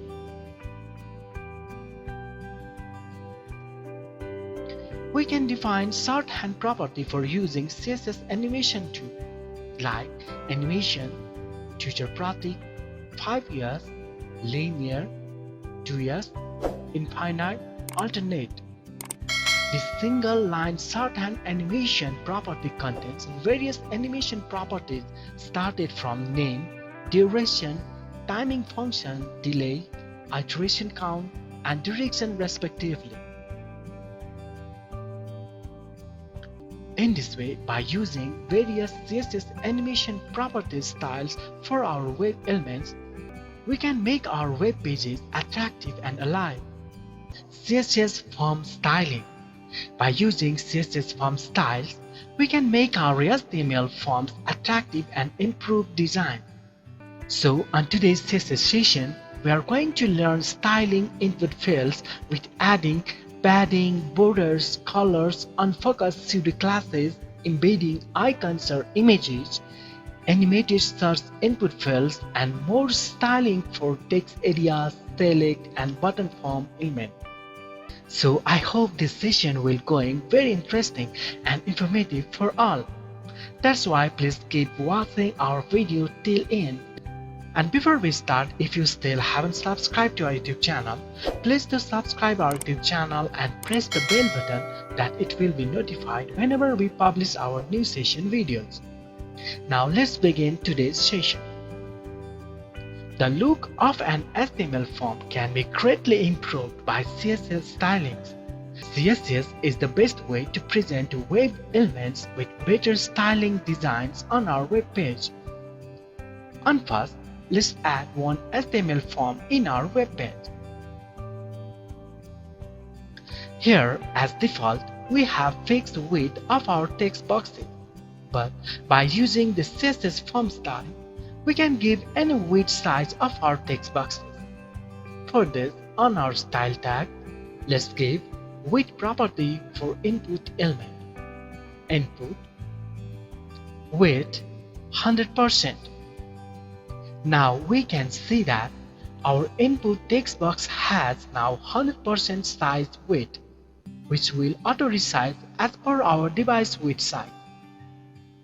Here we just use the input as main element, so all the input types like text, number, password, email, etc. will be affected by this CSS property. But if you want to make specific input type, like only for text box, we can change this input element as input brackets type equal to text. This makes only for text boxes. Here our text boxes are little bit congested contents, so for making better display with adding inner and outer space, we can use the margin padding like properties on it. For this, padding 12 pixel, 20 pixel, margin 8 pixel, 0, box sizing, border box. Here we added border sizing, border box to make sure that the padding and eventually borders are included in the total width and height of the element. You can learn more details about box sizing on our previous session video related to CSS Box Model. The video link is added in the video description and also in the I button. Now let's make border style for text boxes. For that, let's give some CSS properties. Border 2 pixel, solid, red. Border radius 4 pixel. Now we have red color border with 4 pixel rounded corners. If you want to give some different styles like giving borders for top and bottom only, you can use border top and bottom properties instead of using the border min property.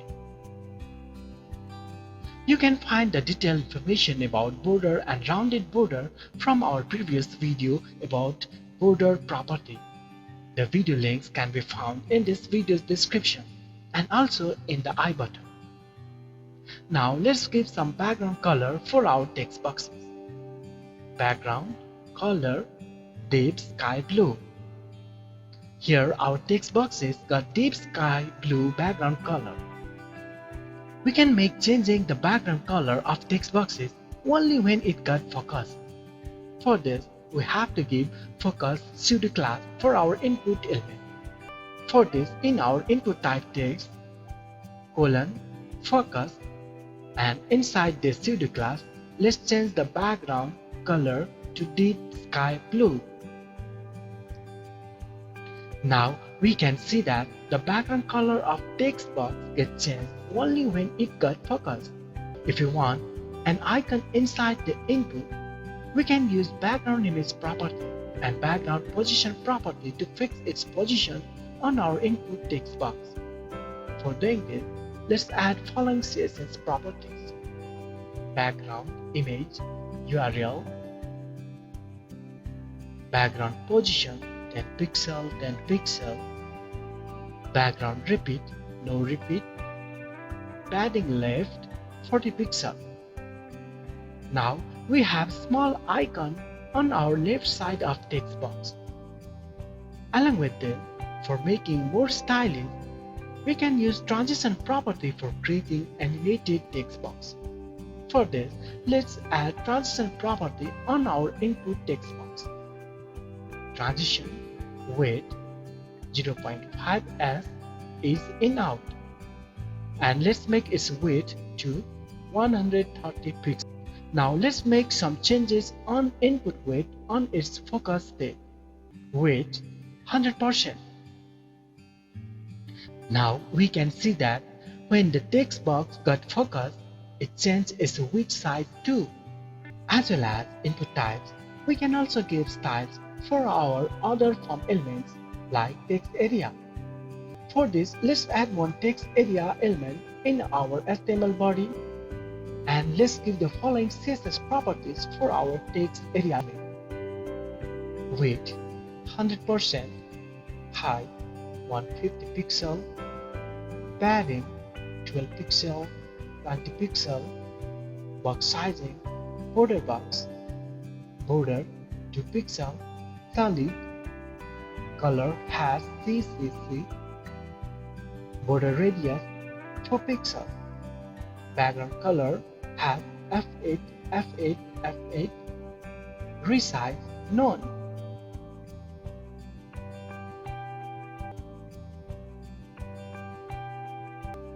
Similarly, we can also style drop-down menus too. Let's add one drop-down menu and give some CSS properties for styling it.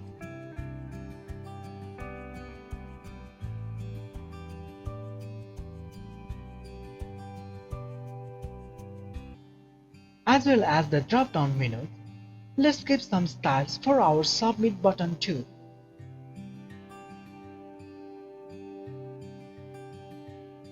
Now we have stylish HTML form design, creating attractive animated web banners for our websites. As web banners are the main highlights of our full website contents, so it must be very cool and attractive. For creating animated web banners with sliding text and images, we are just going to using HTML and CSS only. Here we are not going to use any hard JavaScript or Flash objects. So I really hope that this session is going very interesting. So please keep watching today's special CSS session video till end, that you won't miss any important steps of it. But before we start, if you are new to our YouTube channel and still didn't subscribe our YouTube channel, please do subscribe our YouTube channel and press the bell button near to it, that you will get notified firstly whenever we publish our new session videos. Now, not being late, let's begin our today's session. As web banners reflects our main highlights of our website, so we use mostly attractive images and text titles on it. And by using simple CSS properties, we will create superb animated web banners for our websites. So on first, let's get ready our banner images. For this, we can use any of photo editing tools. Like I'm going to use Photoshop for it, as I'm going to create 900 by 290 sized banners for our website. So first make sure that all the banner images should be of same size and same resolutions. Here I have 3 banners and I edited these banner images into fixed 900 pixel wide and 290 height of 72 pixel resolution. Please remember that resolution of your banner image, if the resolution is different, then even you give the fixed height and width sizes, it may become different. So please make sure your banner images are same size as well as its resolution. Now let's go to our HTML coding for creating the animated slider web banner. On first, let's create one div container with ID slider inside our main container wrapper. Now inside this slider, we will add figure tag, and inside it we will put our banner images.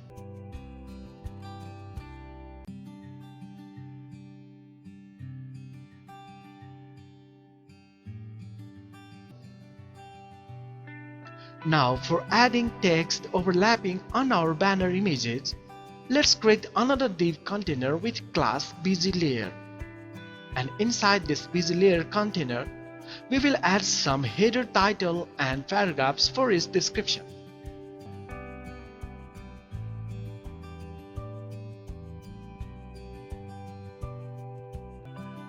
Here we have 4 headings with class 1, 2, 3 and 4. And as well as we added 4 paragraphs of descriptions of that headings with same class names. Now our HTML coding are done.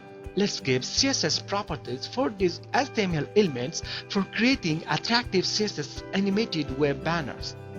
And first, let's define our slider div container CSS properties.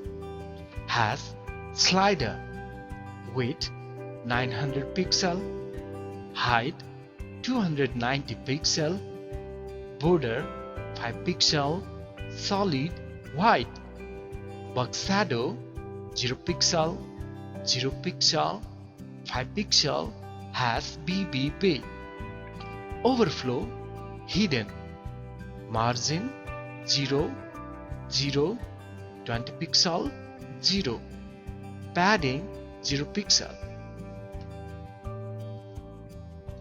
As we have our banner images of size 900 by 290 pixel, so we gave the same height and width to our slider container. And for better look, we added borderlines and box shadow effects on it. After then, let's give CSS properties for our figure tag. Figure width 2715 pixel, height 290 pixel, margin 0 pixel, padding 0 pixel, position relative, animation PD slider 20s, linear infinite. Here this figure contains our 3 banner images. Now for making fitting our all banner images with tiled horizontally, let's calculate our required width size. As our single image is of 900 pixel wide and we gave 5 pixel border, so total one image will have 900 plus 5, that is 905 pixel width. Now for 3 images we need 905 multiplied by 3, that is 2715 pixel of width. That's why we give this figure CSS properties of width 2715 pixel. We can check our all 3 images positioned how it is placed. For this, just for once remove this overflow property from our slider. Here we can see that our all 3 images are aligned horizontally. Now let's revert our overflow property and give the animation keyframes for our image slider. For defining keyframes, we have to calculate the percentage positions that we make changes for our animations. Like here we have 3 images tiled horizontally, and for making continuous sliding effects, we have to add one more back step. So altogether we have to divide our animation points into 4 steps, that is 25% for each part.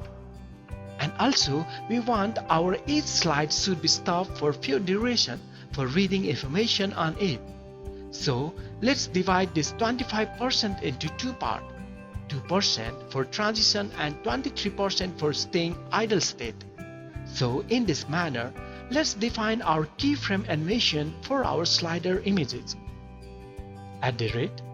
@keyframes PD slider 0%, left 0, top 0, 23% left 0, top 0, 25% left minus 905 pixel, top 0, 48% left minus 905 pixel, top 0, 50% left minus 1810 pixel, top 0, 73% left minus 1810 pixel, top 0, 75% left minus 905 pixel, top 0, 98% left minus 905 pixel, top 0, 100% left 0, top 0. Now we can see that we had created sliding images which alternate sliding effect, which will continue for forever. If you want to learn more detail about CSS animation, that how it is defined and what values are given for doing CSS animation, you can check our previous video about CSS animation. The link of that video is added in this video's description, and also in the I button of this video's top right corner. Now let's move for giving animation for our text headers and descriptions. For this, let's give some CSS properties for our busy layer.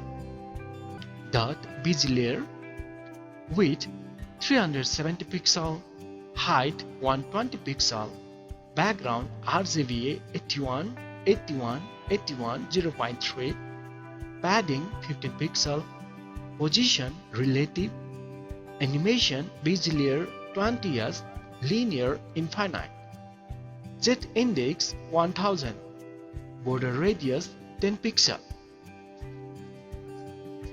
Here we give the required height and width and some stylings for our busy layer like transparent background color, rounded border, etc. And the main important thing is Z index 1000. This Z index property is for making ordering of overlap HTML elements. As we may have a lot of banner images and we always want this busy layer container which holds our header and description paragraph should be on front side of our all layers. So we gave the higher value 1000 on Z index property. You can check our previous video about CSS Z index property for more details about it.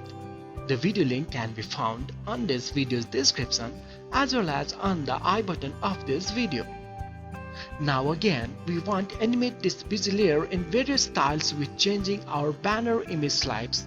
So for this, let's define its keyframes as same manner of percentage that we use on our figure image sliding. @keyframes busy layer 0% left 20 pixel top 0 visibility hidden 2% left 20 pixel top minus 220 pixel visibility visible 23% left 20 pixel top minus 220 pixel visibility visible 25% left 20 pixel top minus 500 pixel visibility hidden. In this way, we can define all the percentage with the changing the value of this visibility and the left and top values. Here, we made visibility of busy layer as hidden and visible as per the point state of animation. And along with this, for making better effect, we also change its positions like changing position values of top and left. Now, here we can see that our busy layer is also get animated and it also synced with our banner image sliding timing. Now we have to make animate these header titles and description paragraphs too. For this, let's give CSS properties for our header titles.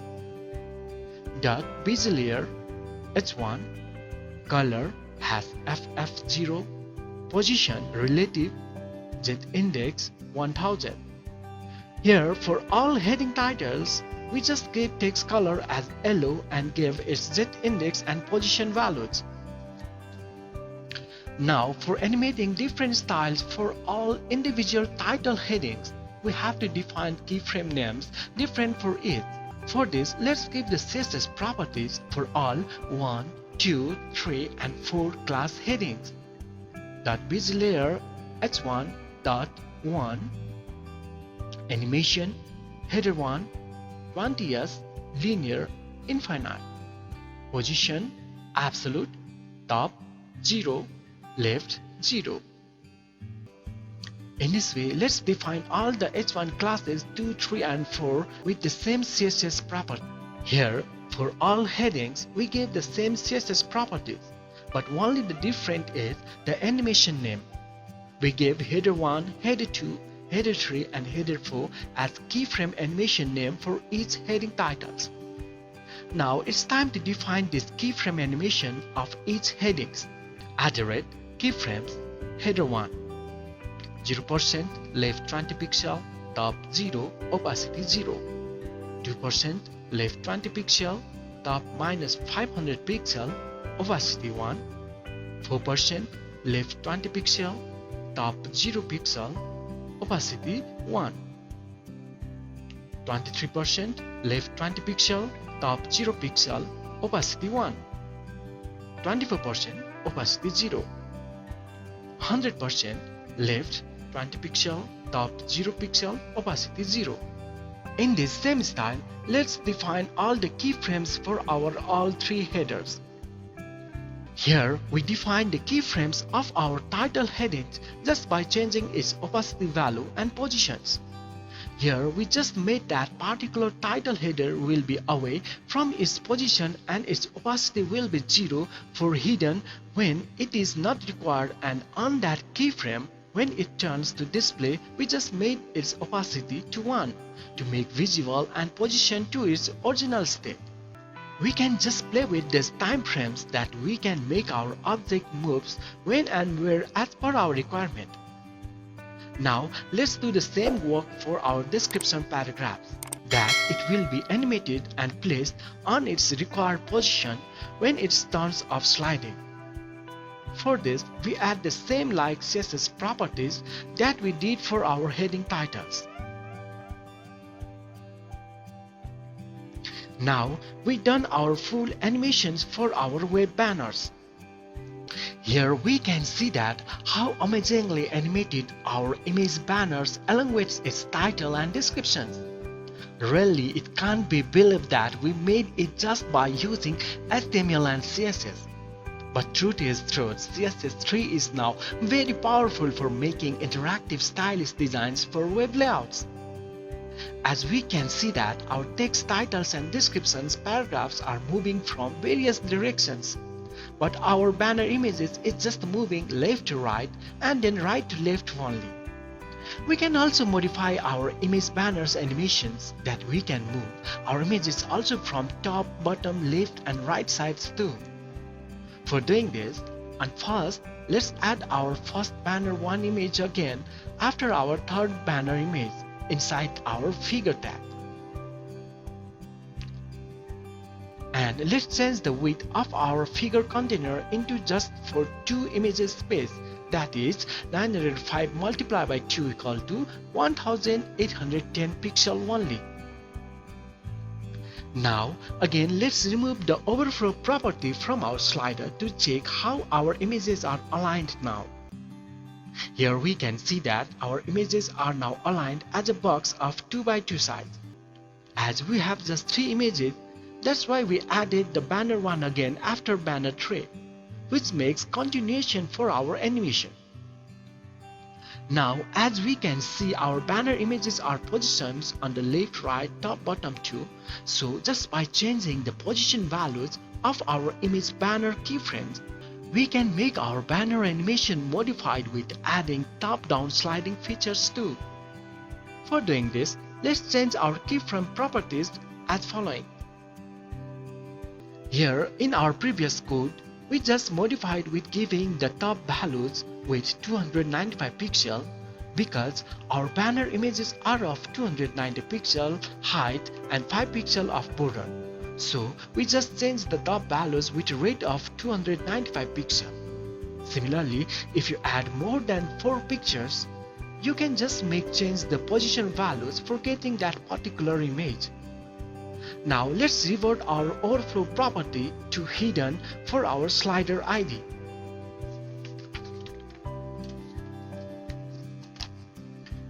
Wow! Now our CSS banner images are also slided to right, bottom, left and top too. And the movement of our visual text title, headers and description of paragraphs makes our full animation banner completely incredible. In this way, we can easily create any animated web banners for our website just by using the CSS properties.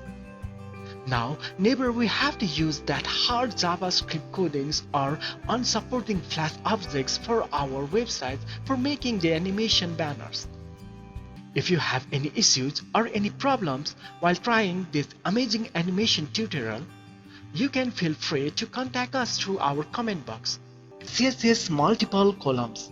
As in web pages, we may have a lot of contents and we have to manage its display style user-friendly. Like a newspaper, by using CSS multiple columns features, we can easily divide our contents into multiple columns. But before we start, If you are new to our YouTube channel and still didn't subscribe to our YouTube channel, please do subscribe our YouTube channel and press the bell button that it will be notified whenever we publish our new session videos. Now, not being late, let's begin our today's session. The CSS multi-column layout allows easy definition of multiple columns of text just like as in newspapers. For using this feature of latest CSS version 3, we must have latest version of web browsers like Google Chrome 50, IE 10, Mozilla Firefox 52, Safari 9, Opera 37 or higher versions. And first, let's add one block of dummy content inside one div container having class newspaper.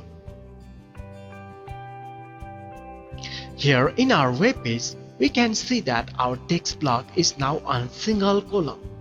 So, for making this block of text content into multiple columns like display as in newspapers, we can use the column count property for our newspaper class. For this, inside our style tag, let's add the CSS properties for our newspaper class. Dot newspaper column count 3. I gave the column count of value 3, so we will have 3 columns divided for our text content. Here we can see that now we have 3 columns divided for our text contents of div class newspaper. So just by using this single CSS property, we can easily divide columns as per our requirement for our text contents. As default, here the gap between these columns are fixed. But we want to change the space of these gaps of columns. We can use another CSS property, column gap 40 pixel. Now we have 40 pixel gap between our columns. As well as the gaps, we can also add line styles for our columns. For this, we have to add the CSS property column rule style solid. Now we have black solid line in between our text columns. For changing the width size of this column, we can use the CSS property column rule width 1 pixel. Now we have 1 pixel width sized vertical line in between our columns. We can also change the color of these lines. For this, let's add another CSS property, column rule color light blue. Now we have light blue colored 1 pixel width size vertical column guideline in between of our text multiple columns. For defining the style of this column guideline, we can use single shorthand CSS property which includes all properties like style, width and color. For this, instead of using the separated CSS properties, we can use the single shorthand property column rule. And in the value, we can give the values for size, style and colors with space gap. Like, let's give 2 pixel space solid space light blue. We can change the various styles as we done for our CSS border lines. If you don't have idea on that, please check our previous video related to CSS border styles. The video link is available in this video's description and also available in the I button of this video located on the top right corner. Now let's add title heading for our content. Here we can see that our heading title is also inside our first column. But we want to make this heading title should not affected by these columns.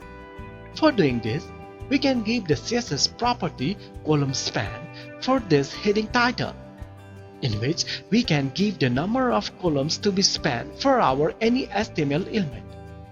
For now, let's give CSS properties for S2 tag of our newspaper class. Dot newspaper S2 column span all. Now we have full-length title for our content and which is not affected by our text columns too. For making center-aligned text, we can just add text align property on our heading element. Text align center. Now our heading title is center aligned. We can change our various text formats for our headings as per our requirements. For more details about text formatting, you can check our previous video related to CSS text formatting.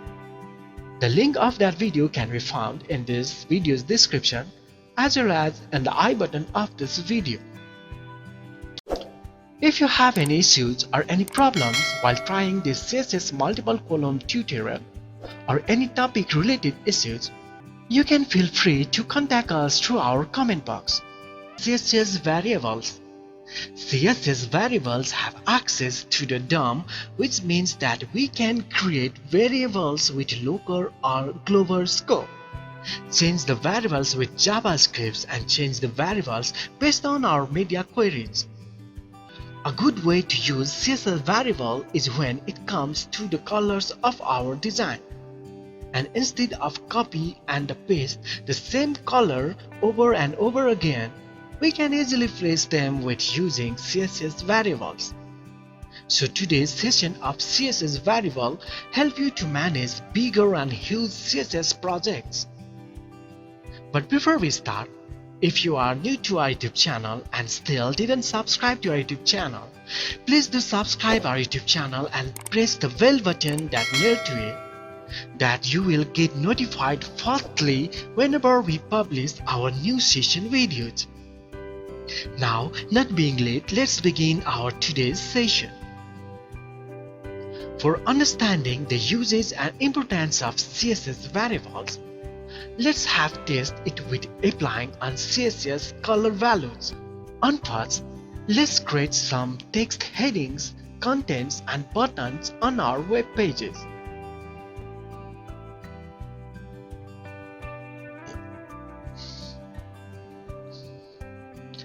And now let's give some CSS properties for our headings, buttons and container classes.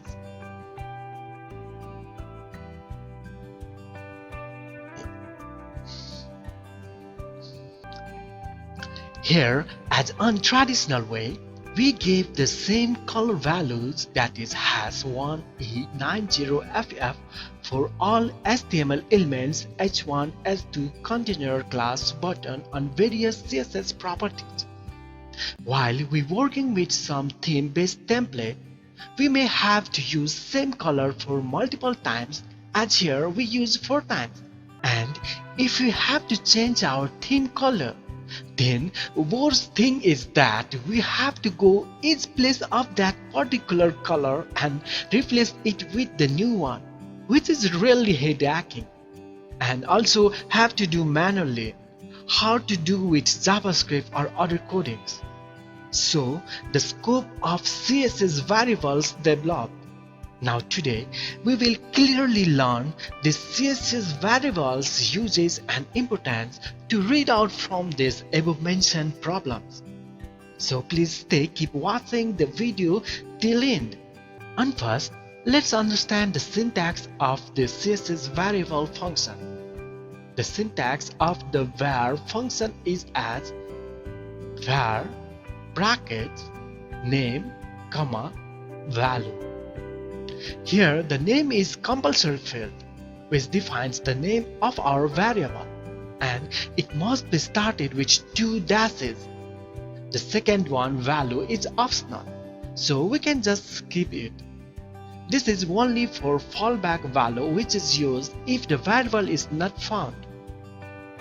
While using CSS variables, we can use it as global or local scope.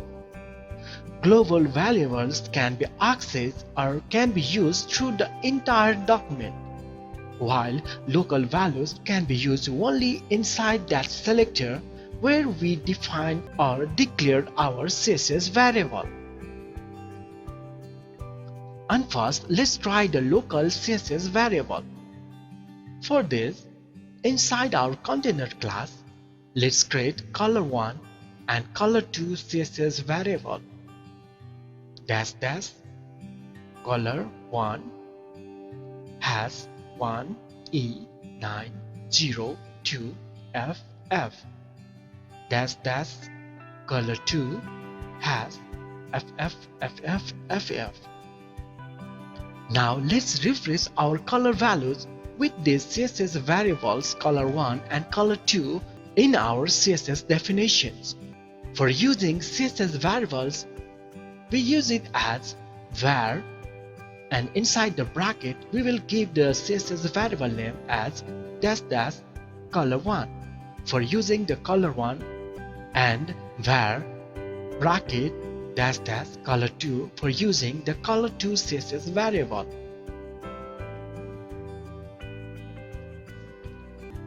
Now here we can see that the CSS variable color is only affected on those elements like H2, paragraphs and button only, because we define our CSS variable as local only. So this CSS variable is only works inside the elements which are bounded by the container div. Now let's make our CSS variable to global, that it can be used by everywhere and all over the HTML elements of our web page. For this, we have to define our CSS variable inside :root. So let's move our CSS variables color1 and color2 inside the :root. :root. Now here we can see that our CSS variables are working for all HTML elements of our entire web pages. In this way, we can define any CSS variables with any easier name, like for color1 we can give the name blue, and for color2 we can give the name white, that we can understand our CSS variables better. Thus, the advantage of using CSS variables are, it makes the code easier to read and more understandable. It makes much easier to change the color values instantly. It makes easier to change values through JavaScript. As we discussed on start, while we're using traditional style for giving same colors for our themed web page, in case of changing theme color, we have to do it manually and have to replace all that color in that each place with the new color name.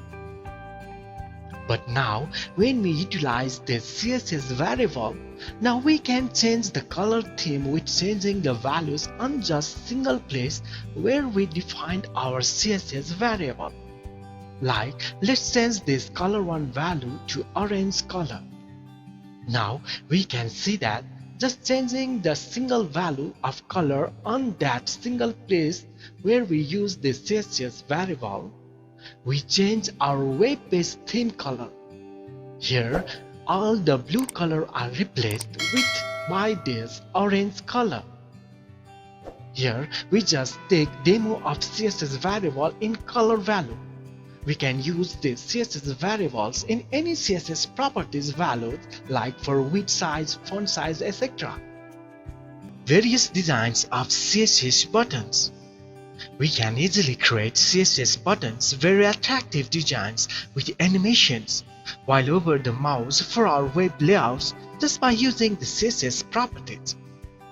CSS buttons are very important for any interactive web pages. So for better performance, the look and the design of CSS buttons should be displayed better.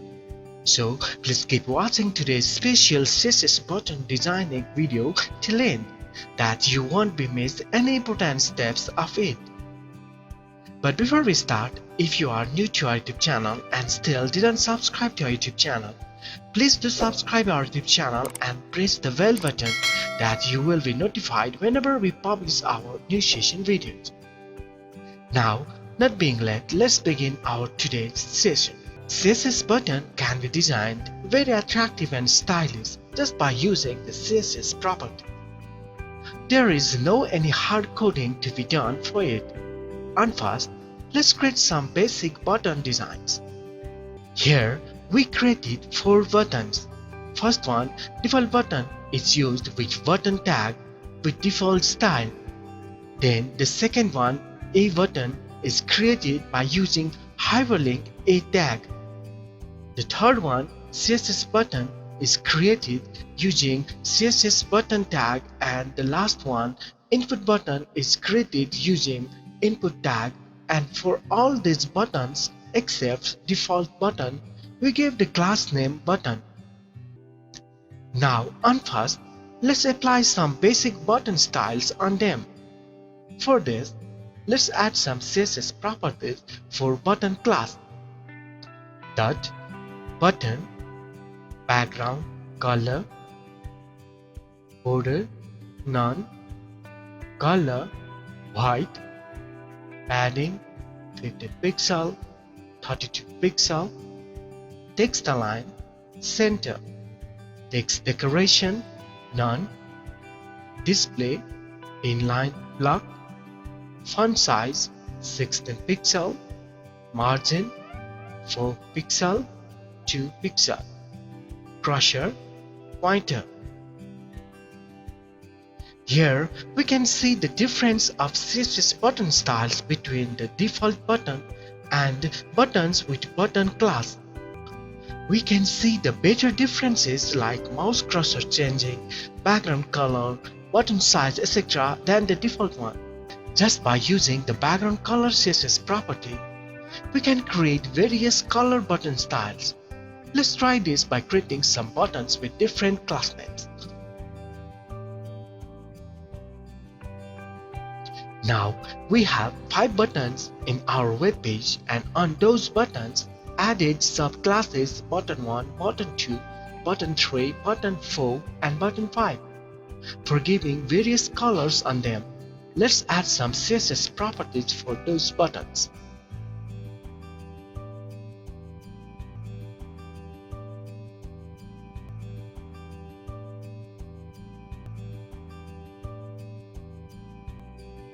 Now we have various background color buttons like green, blue, red, gray and black on our web page.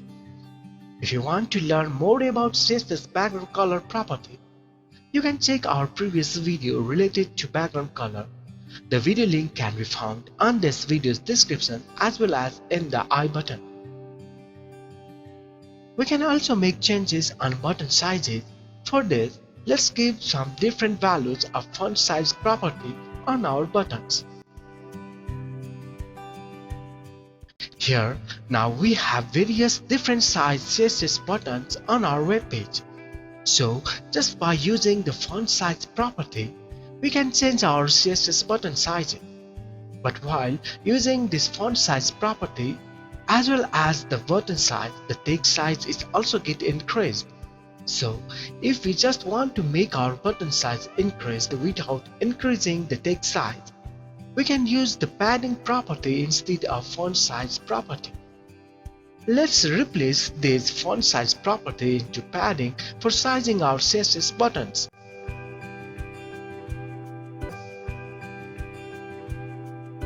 Now, here we can see that we have different size buttons without changing its text size. And also, by using this padding property, we can change the button size according to our needs.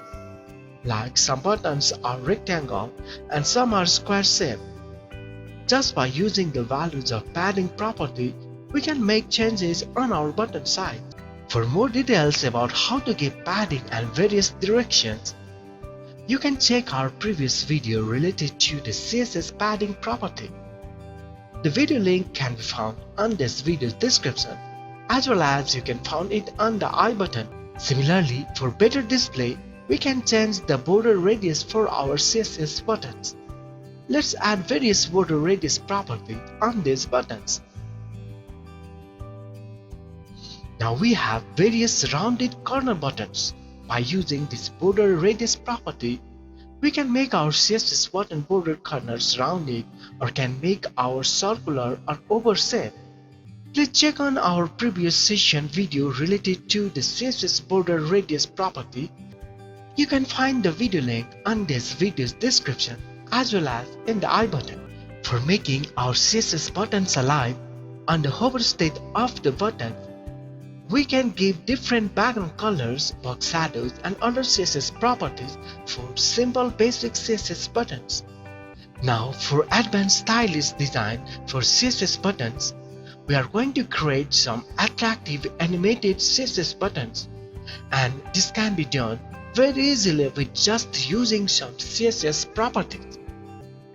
Animated CSS button design 1. Let's replace our HTML body with this button code. Now let's give CSS properties for our button. And first, let's give the CSS property for our HTML and body element.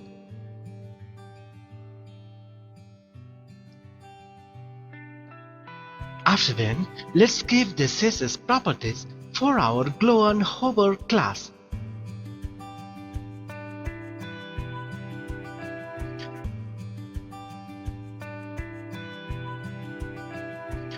Similarly, let's define other CSS properties to make our animated CSS button design.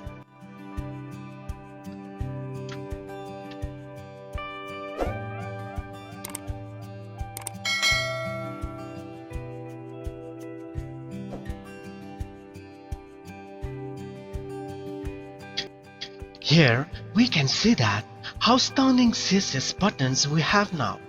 We can see that animated effects with rainbow colors moving slowly even while we hover the mouse on our CSS button. And as well as when we click and hold on this button, we can see this animated rainbow gradient color that overlapped our CSS button. Similarly, just by using the various CSS definitions, we can make attractive and animated CSS buttons. Let's check some more animated CSS button designs.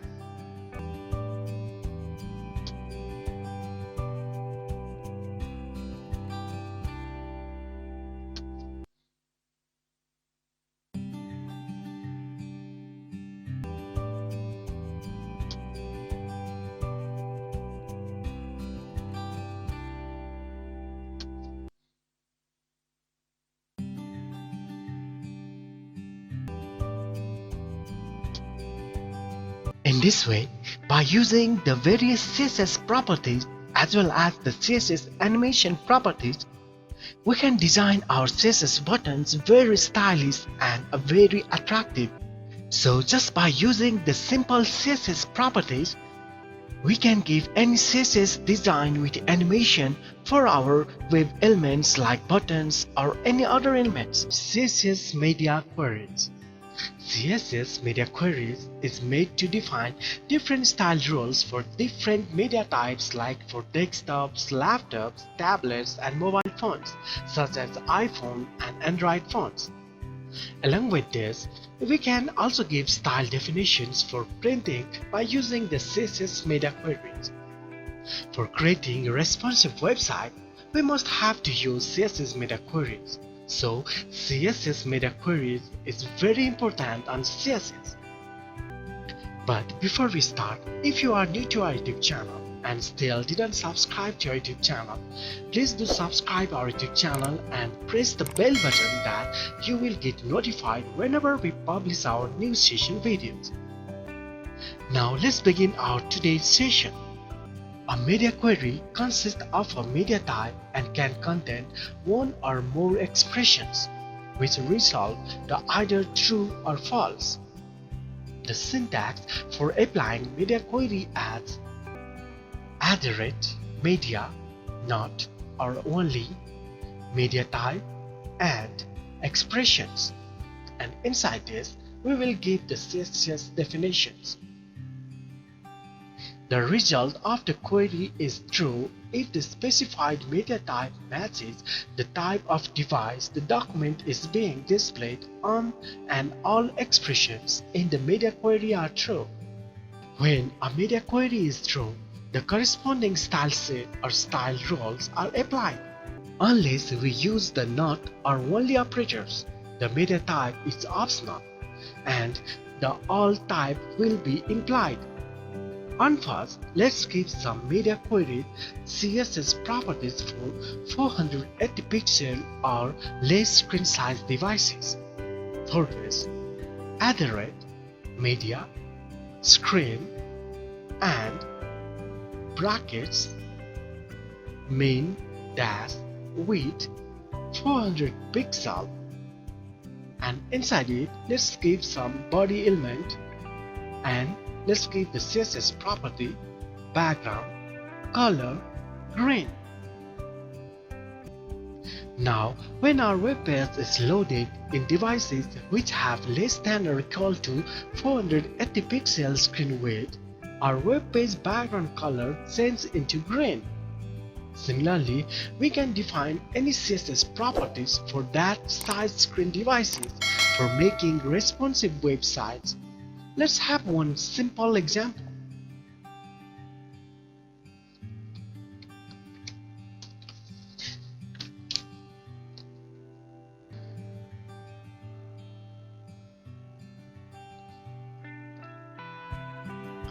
Here we can see that when our screen size is greater than 480 pixel, the menu item div is floated to the left side and the main content div is floated on the right side.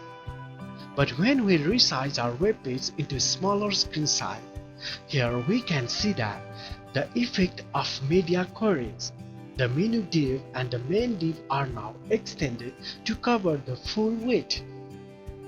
Let's check some more examples of media queries. Let's create some responsive navigation menu and apply media queries on them.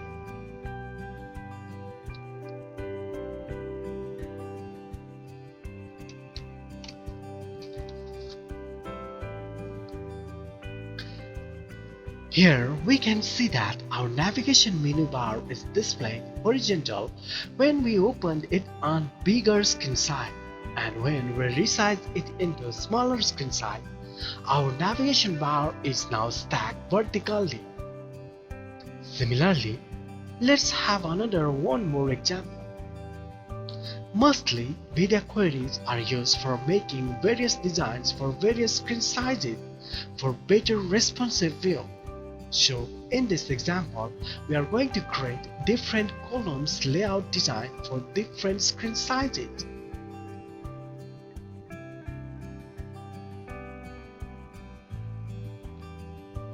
Now, in this template, we can see that when we opened our web page in bigger screen, we got 4-column layout.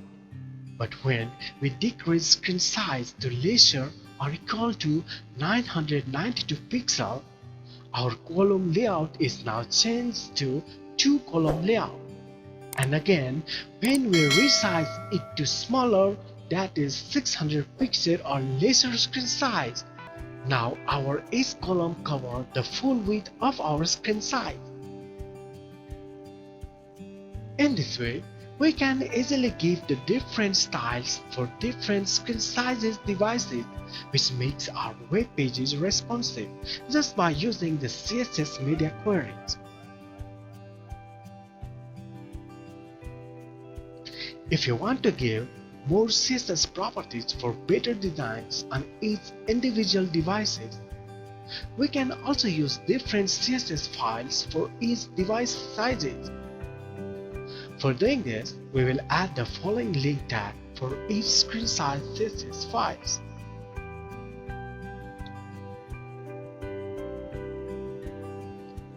Along with devices responsive designs with using CSS media queries, we can also give various CSS styles for our printing media. We can make HTML elements show or hide for printing purpose too. Let's have one example for printing media queries. For defining the CSS properties for printing media, we will use @media space print, and inside it we can define any HTML element CSS properties. Here in our screen we can see that our heading 1, 2 and horizontal line. But in our CSS print media query, I made heading 2 display to none. So when we print our web page, we can see that only heading 1 and horizontal line is ready for printout. The heading 2 is removed for printing media. Thus, by using this various media query, we can easily give required design layouts, CSS properties for any screen size devices and also for printer. If you have any issues or any problems, you can feel free to contact us through the comment box. CSS Flexbox. CSS Flexbox is a flexible box layout module which makes easier to design flexible responsive layout structure without using float or positioning properties. For better responsive web layout designs, it's a good idea of using CSS Flexbox. So on this today's CSS session, we will learn about CSS Flexbox properties with CSS Flex Container, CSS Flex Items, and CSS Flex Responsive. But before we start, if you are new to our YouTube channel and still didn't subscribe our YouTube channel, please do subscribe our YouTube channel and press the bell button that it will be notified whenever we publish our new session videos. Now, not being late, let's begin our today's session. As Flexbox is a new feature of CSS3, so it supports only following versions of browsers: Google Chrome 29, Internet Explorer 11, Mozilla Firefox 22, Safari 10, Opera 48 or higher versions. To start using the Flexbox module, we firstly need to define a Flex container and give some child elements inside it. The Flex container becomes flexible by setting the display property to flex, and also let's give Doger blue color as a background. And also let's give some CSS properties for child div elements of our Flex container.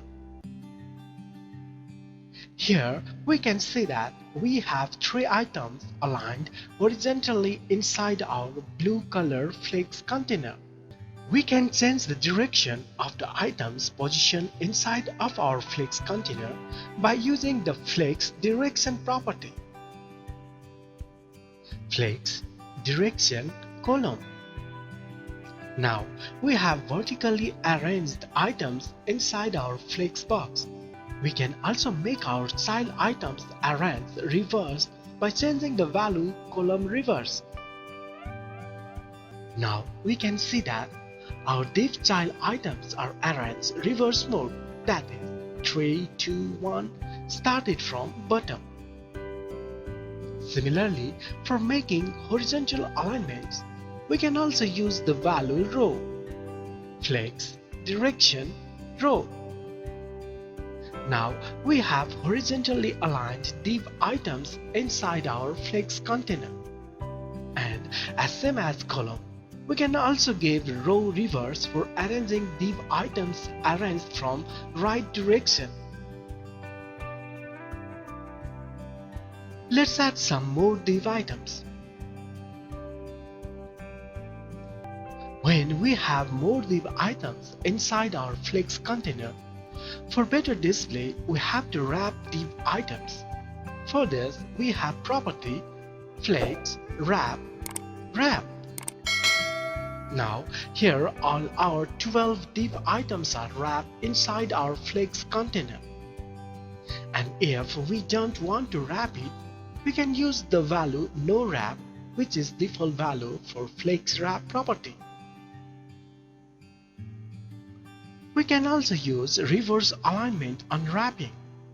For this, we have the value wrap reverse. Now our div items are aligned reverse mode. We can also easily align our div items in the center of our Flex container.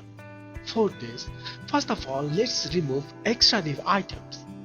And for making center aligned, we will just use the property justify, content, center. Now our all div items are aligned center of our flex container. Similarly, we can align our div items as left with using the value flex start. For right alignment, we can use the value flex end. And for making justify with space before, between and after, we can use the value space around, and also can use space between value. In this way, we can align our div items horizontally with various styles. Along with this, we can also align our div items vertically too. For this, and first, let's give the height for our container. Height 200 pixels. Then, for making vertical center alignment, we have to use the property Align Item Center. Now our flex items are vertically aligned to the center. And same as for horizontal alignment, we can also use the flex start and flex end values for top and bottom vertical alignments. Along with this, we have another values like stretch for making cover full height and baseline for aligning child items according to their text baseline. Mostly, when we design some login pages or any display messages, we want to display these items exactly center of the container, that is, center from the both sides horizontally and vertically. And this task is really head-aching while we don't know about CSS Flexbox. But now it's just a simple step for making any object center of the container. For doing this, we just give following properties on our Flex container. Justify content center. Align content center. Now we can see that our div item is now placed center of our flex container.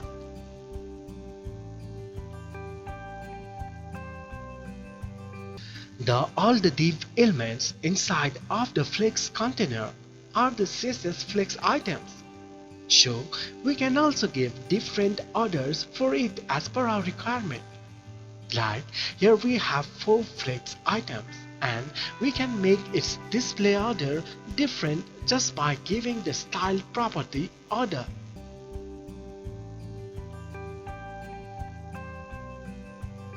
Here we can see that as we gave the order 1 for the 4th div item, it displayed on the start. And similarly, other items are also aligned according to the order value that we gave. We can also make grow flex items relative to the rest of the flex items. For doing this, we will just use the property flex grow. And for giving maximum shrinking value, we can use the property flex shrink.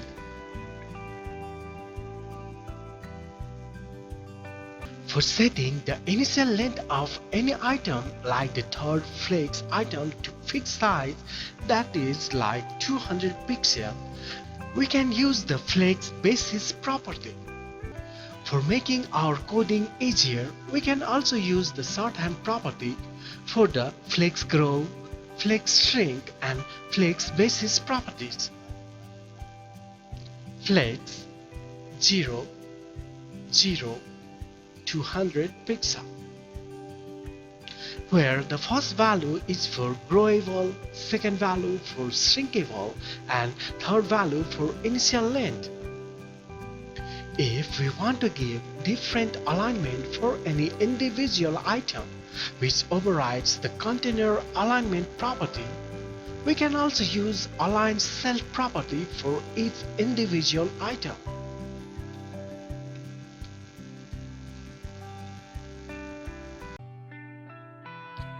As in our previous session, we learned about CSS media queries.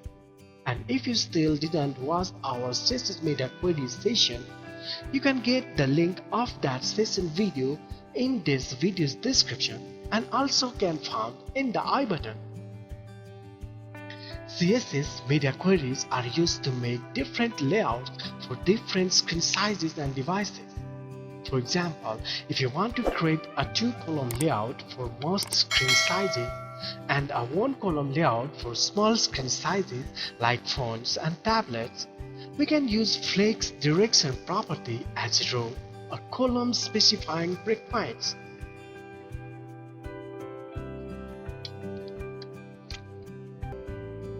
Here we can see that while our screen size is bigger, we have 2-column layout in our web page. But when we resize it or open our web page in small screen size, we can see that now we have a 1-column layout.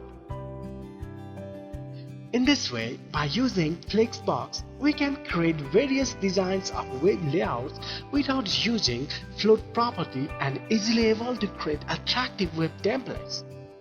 If you have any issues related to any web design or development, you can feel free to contact us through our comment box.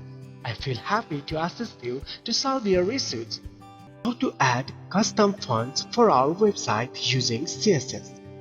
As default, we have various fonts that are available on our system while installing operating system. But when we want to give some stylish new fonts for our web text, we have to add custom fonts for our website. And for doing this, we can easily install or embed any fonts for our website just by using CSS properties. But before we start, if you are new to our YouTube channel and still didn't subscribe to our YouTube channel, please do subscribe our YouTube channel and press the bell button that you will get notified whenever we publish our new session videos. Now let's begin our today's session. On our previous session videos, we already learned about how to give various default fonts, font size, font color, and more styles for better typography. You can easily find those videos on our channel, and also for easier, I added those videos link in this video's description and also on the I button. Basically, on today's video, we are focusing on font family property and @font face, by which we will learn to give some new varieties of stylish fonts for our website. As @font face rule is supported in most of the latest versions of Edge, Chrome, Firefox, Safari, and Opera-like web browsers. And the font formats like the TTF or OTF are most commonly supported by these browsers. But other font formats may not be supported as shown in this table. On starting, let's understand what is font family. The font family property specifies the font for HTML elements. It can hold several font names. There are basically two types of fonts family names: generic family, family name. Generic family is the group of fonts whose styles are most similar, like serif, sans serif, cursive, etc. While font name is individual font name like Times, Courier, Arial, etc. We can easily group various types of font in single font family group. For doing this, just we add font's name in the font family property with comma separator, like font, family, impact, comma, times, comma, serif, comma, Arial. The advantages of giving these groups of font is, if in case the system where our website is running doesn't have that font that we give on our first priority like impact, it goes to the second one, that is times. And similarly, if again this font is not available, it takes the third priority font, that is serif. So we can guide the system to use our dedicated fonts for our website contents. If the font name is on multiple words like Times New Roman, we have to give quotes for these multiple word font names. These are the default system fonts that we have almost in our any system. Now let's move to our main topics, how to add custom fonts for our website. We can add any language or styles of fonts for our web content. For getting these fonts, let's go to the website fonts.google.com. From here, we can get a lot of varieties of multilingual stylish fonts. We can search any fonts with their names or also can filter fonts with various languages, like here we can see that Arabic, Devanagari, Japanese and many more. For now, let's go for all languages and let's have scroll down to get the stylish one for our website. Okay, for now, I like this to use the dancing script font. Let's click on it. Here we can see that there is also a various font styles for this font, like regular 400, medium 500, semi-bold 600 and bold 700. We can choose any one of the styles that we like. Let's choose bold 700 for now and click select this style. Here we have two options to use any custom fonts for our website. One method is using the link tag, on which we don't need to download and save these fonts on our website. But it won't work while working offline mode. So for using offline mode too, we have another method with downloading fonts inside our website. And first, let's work with method 1 of link tag. For this, just copy this link tag and paste it on our head section of any web page where we want to use this font. And then to apply this font for our text, let's give the CSS font family roles inside our style tag. Now we can see that our new custom font dancing script has successfully applied for our div content. Let's add one more different stylish font. For this, let's go again into fonts.google.com and find another one. Okay, this time I'm going to use this bold text style font Anton. And for using this font, let's copy the link tag and paste it inside our head section. And for applying this font, let's create another div block with class second and give the CSS roles for this second class. Here we can see that our second div has now font style of dark bold font Anton.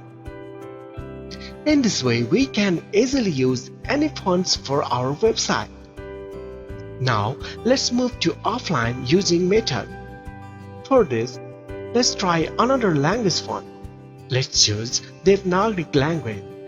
And inside this, I choose this font, Kalam. As we are going to use this font on offline method, so for this, first we have to download this font. Inside this font, here we have three styles, light, regular and bold. Let's click on this download family button to download all these fonts package. After downloading, let's extract these fonts and add it into the fonts folder inside our website root folder. Now, before we use these fonts in font family CSS roles, we have to define @font phase for these fonts. For this, inside our style, we have to add the @font phase to give the location and style of our custom fonts. @font dash phase font family my Kalam. Here we can give any name for our new custom font family, like I gave my Kalam as my font family name. Then let's give the font location for this font family. src URL /fonts /column -bold .ttf. After defining the font face, now let's create some Devanagari language text block to apply this font. Now let's give the CSS font family role for this Devanagari language text div of class 3rd.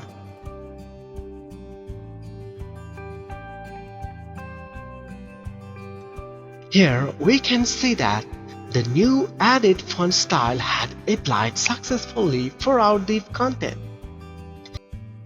In this way, we can easily add any language or any style of fonts either by using online or offline method as per our requirement to our web contents. If you have any issues or any problem, you can feel free to contact us through this video's comment section. I will reply back on your each comments and try to solve your issues. CSS Grid Layout Module. The CSS Grid Layout Module is the latest technique to design and prepare various web layouts. It offers a grid-based layout system with rows and columns, which makes it very easier to design any kind of web pages without having the use of floats and positioning CSS properties.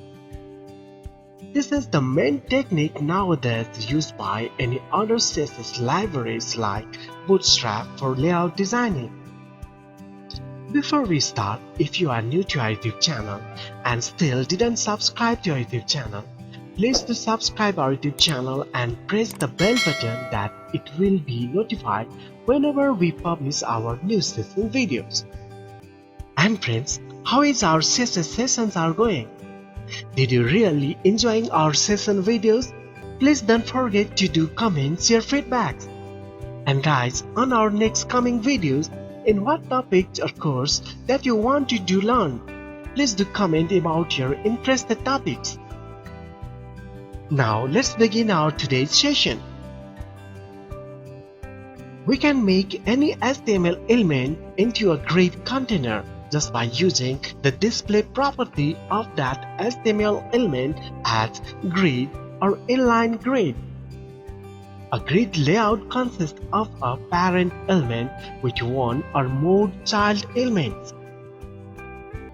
And inside our grid container for making any layouts, there are using two terms, row and columns, for designing any style of layouts. The grid rows are the horizontal lines of grid system and the grid columns are the vertical lines of the grid system. We can just compare with a table row and columns to understand it better. And as in table, we have cell spacing, which is the gap between the cells.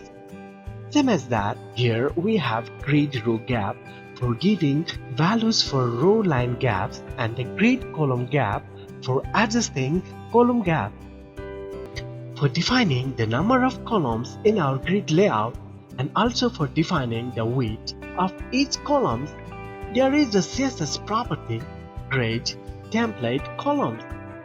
We can give the various values with space separated for defining the width of the respective columns. Let's have one example for creating 4 columns of equal size grid layout. We can use the following CSS roles for our grid layout. Grid container display grid template columns auto space auto space auto space auto. Here the value that we used auto that gives the equal weight sizes for all our 4 columns. For better display our grid layout, let's give some CSS properties for our grid container and div elements.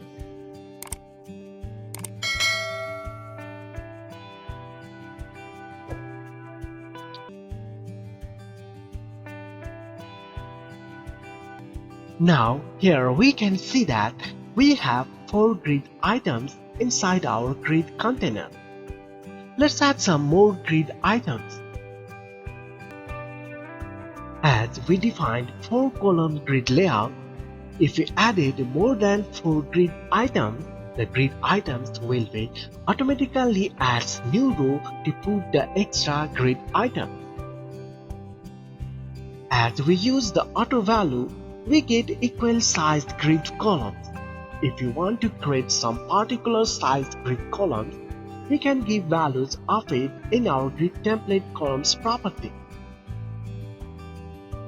80 pixel, 200 pixel, or 40 pixel. Now here we can see that different sized grid columns in our grid layout. Similarly, as grid template columns, we have also grid template rows property to define the height of each row. Grid template rows 80 pixel, 200 pixel. Now we can see that the first row has 80 pixel of row height and the second row has 200 pixel row height in our grid layout. On our previous session about CSS Flexbox, we already learned about various values for justified contents for making horizontal alignments of the contents. Here in this grid layout module, we also have similar values for alignments of our grid item. For this, we have the property justify content, and for the values of this property, we can give as space around, space between for various style justify alignment, and also center value for align to the center, and start and end values can be used to align left and right alignments. Along with this, for making vertical alignments, we have another property, align content. And for this align content property, we have the same like values that we use for justify content. By default, we have one grid item for each column of each row. But when we need to span multiple columns or rows to make design layouts, we can use grid column property. The grid column property defines on which columns to place in an item. Let's have one example of 6-column grid layout. Now, for making our first item to span 4 columns, we can give the grid column property for item 1 class as grid column 1/5. This makes our item 1 starts on column 1 and ends before the column 5. Here we can see that our first item is now merged of 4 columns. As well as we can also give the value as 1/span3, which makes our item 1 started on column 1 and span to 3 columns. Similarly, if you want to make span item 2, we have to give the value as 2/span3.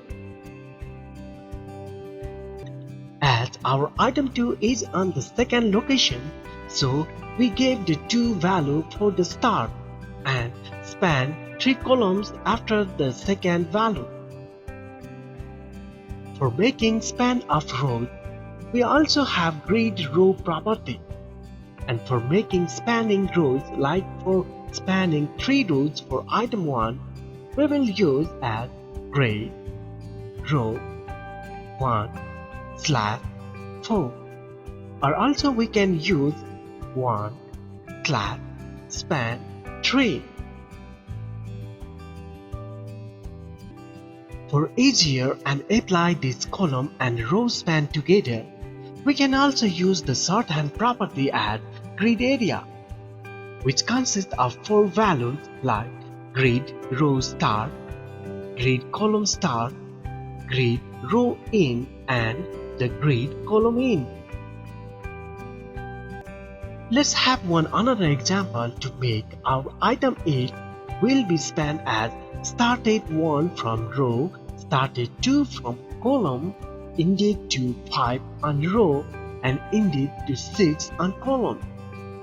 So for doing this, we can use the grid area property as grid area 1 slash 2 slash 5 slash 6. Similarly, for making our item 8 started on row line 2 and column line 1 and span 2 rows and 3 columns, we can apply the value as 2 slash 1 slash span 2 slash span 3. For making more easier, we can also use the name for the grid area.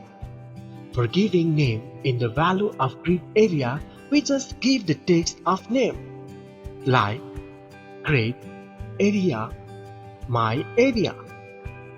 And we can apply this grid area name as a value for the property grid template area.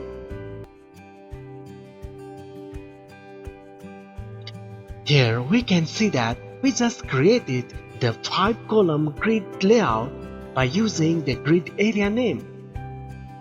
Now let's create one simple layout design with using the grid system and also using of grid area names.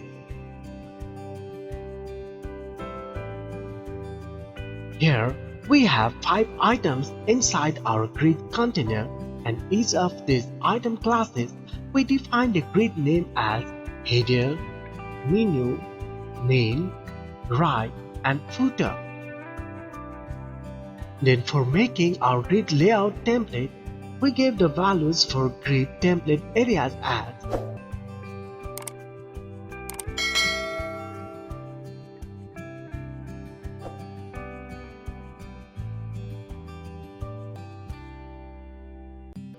Here in this grid template areas role, on the first value, we gave the 6 values of header grid area name that defines that all the 5 columns of first row will be spanned for header section.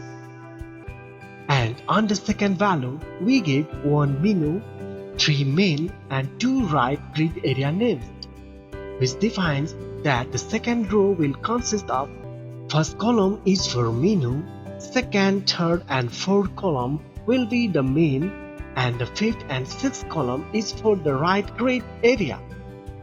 And the last value is the menu and 5 footer grid area names. That defines the rule for third row as first column is for the menu, then remaining all 5 columns is for footer grid area. Here we can see that how easily we created a CSS layout design just by using the CSS grid module.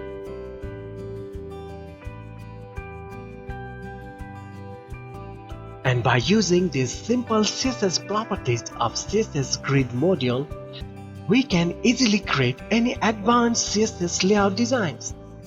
CSS clip path property. In this tutorial video, we will introduce you about clip path, a property which allows us to prevent a portion of an element from being displayed.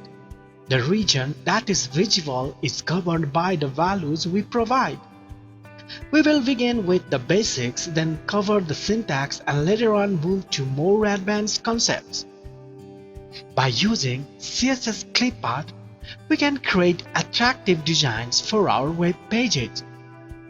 But before we start, if you are new to our YouTube channel and still didn't subscribe to our YouTube channel, please do subscribe our YouTube channel and press the bell button that you will get notified whenever we publish our new session videos. Now let's begin our today's session. Clipping path is the path that we use to clip an element. It marks out our clipping region. It can be a basic shape or a complex polygonal path.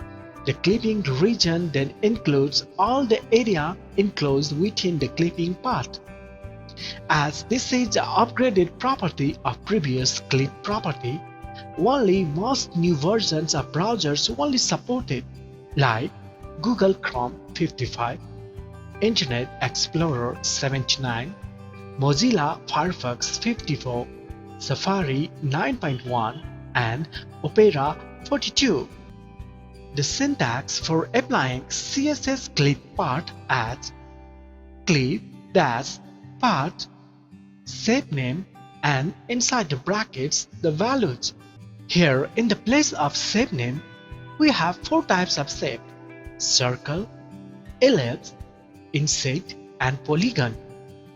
We can use any one of these in place of shape name of our CSS clip part property, and then the respective values for the shape can be given inside the brackets.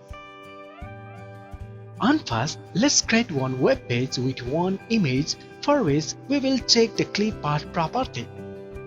Then, on start, let's clip our image with circle shape. For circle clip part, we have to understand 3 values which we have to give for it. That is, radius value.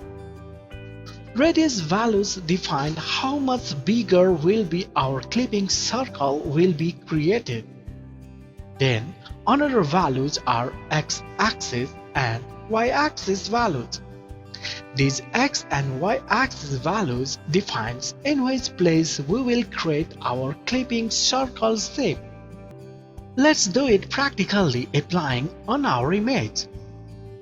For this, inside our style tag, we give clip part property for our img tag. For shape name, we will type circle, and inside the brackets, we will give the value for our clipping circle radius, like I'm going to give 30%. Here we can give this radius value as well as in the pixel, or also we can give in percentage basis. After that, for positioning our clipping circle, we will type at, then for x-axis, let's give 50% and space. Then for y-axis, let's give again 50% for creating our clipping circle at the center of our image. Here we can see our clipping circle at the center of the image. We can make changes to our circle radius value to make changes of our circle size. Like let's give 50% for radius, and also let's change the position at 100% for x-axis and 50% for the y-axis. Now we can see the effect of our CSS clip part property. We have half circle clipped from the right side of our image. Similarly, let's move to another shape, ellipse.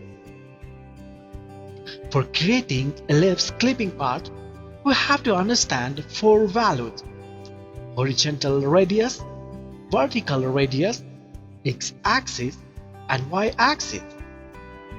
The horizontal radius defines the size of our clipping ellipse horizontal radius, and vertical radius defines ellipse vertical radius size. By changing these values, we can create any size ellipse shape. And same as for circle, for positioning our ellipse, we have these x and y axis values. Now let's change our clip part shape to ellipse. Then on the place of radius, first we have to give for horizontal radius as 40% and space 20% for the values for vertical radius. After that, for positioning our clipping ellipse to the center, let's give 50% for both our x and y axis value. Here we can see that an ellipse shaped clipping part is created on our image. And same as for circle shape, we can also change the values for changing its position and the radius sizes. Now let's move to another shape, inset. Inset is used to create clipping of shaped rectangles. For inset, we have to give values for 4 directions: top, right, bottom, and left. The values given for these directions makes our inset, that means rectangle clipping shape. For creating inset clipping, let's change our shape name to inset, and inside these brackets, we have to give 4 values exactly in the pattern of top, right, bottom, and left directions that we normally used for giving padding or margin values. So let's give 30% for the top direction, 10% for right side, 30% for bottom, and 10% for the left direction. Here we can see that a rectangle at our center of our image. As we gave the same value for top and bottom, and also for left and right direction, it positioned at the center of our image. But we can change these values as per our requirement, that it will change its shape, size, and position. These are the some common shapes we use for clipping shapes. But by using this new CSS clip path property, we can also create various shapes like triangle, star, like multiple side polygons. For creating polygons clipping parts, we just give the coordinates x and y axis of each sides that we want. For example, for creating triangle clipping part, we change the shape name as polygon. Then, inside the brackets, we will give the triangle's 3 corners coordinates as 50% space 0% for our top corner of our triangle. After then, we give a comma, and after then, we give another corner's coordinates as 100% space 100%, comma, and then for the third corner, we will give the coordinate as 0% space 100%. Here we can see that a huge triangle clipping shape has created in our image. In this same pattern, just adding the coordinates separated by the comma, we can create any clipping shapes for our CSS clip part. Let's give some random coordinates values and check what shape will be created on our image.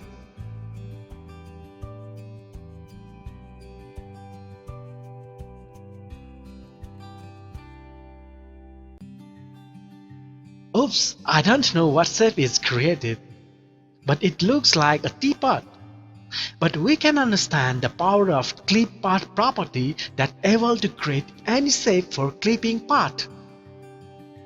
But one big problem when creating any particular shape, it's hard to find out each corner's coordinates values. But don't worry friends, today we will know one more thing which will help us to get the coordinates of any shape that we want to draw very easily. For this, we have one website, bennettfairley.com.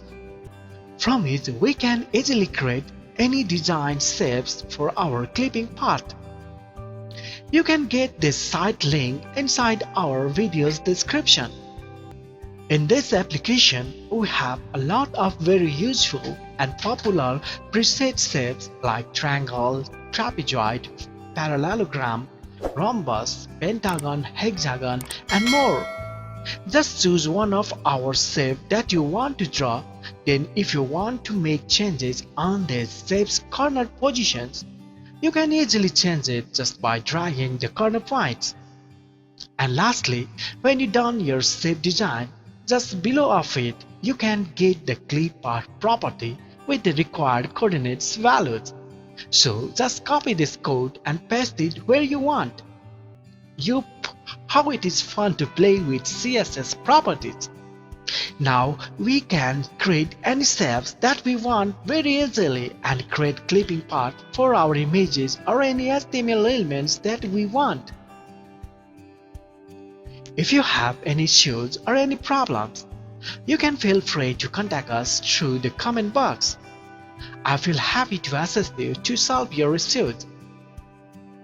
That's all for today. We will come back soon with more interesting videos. Until then, take care and goodbye.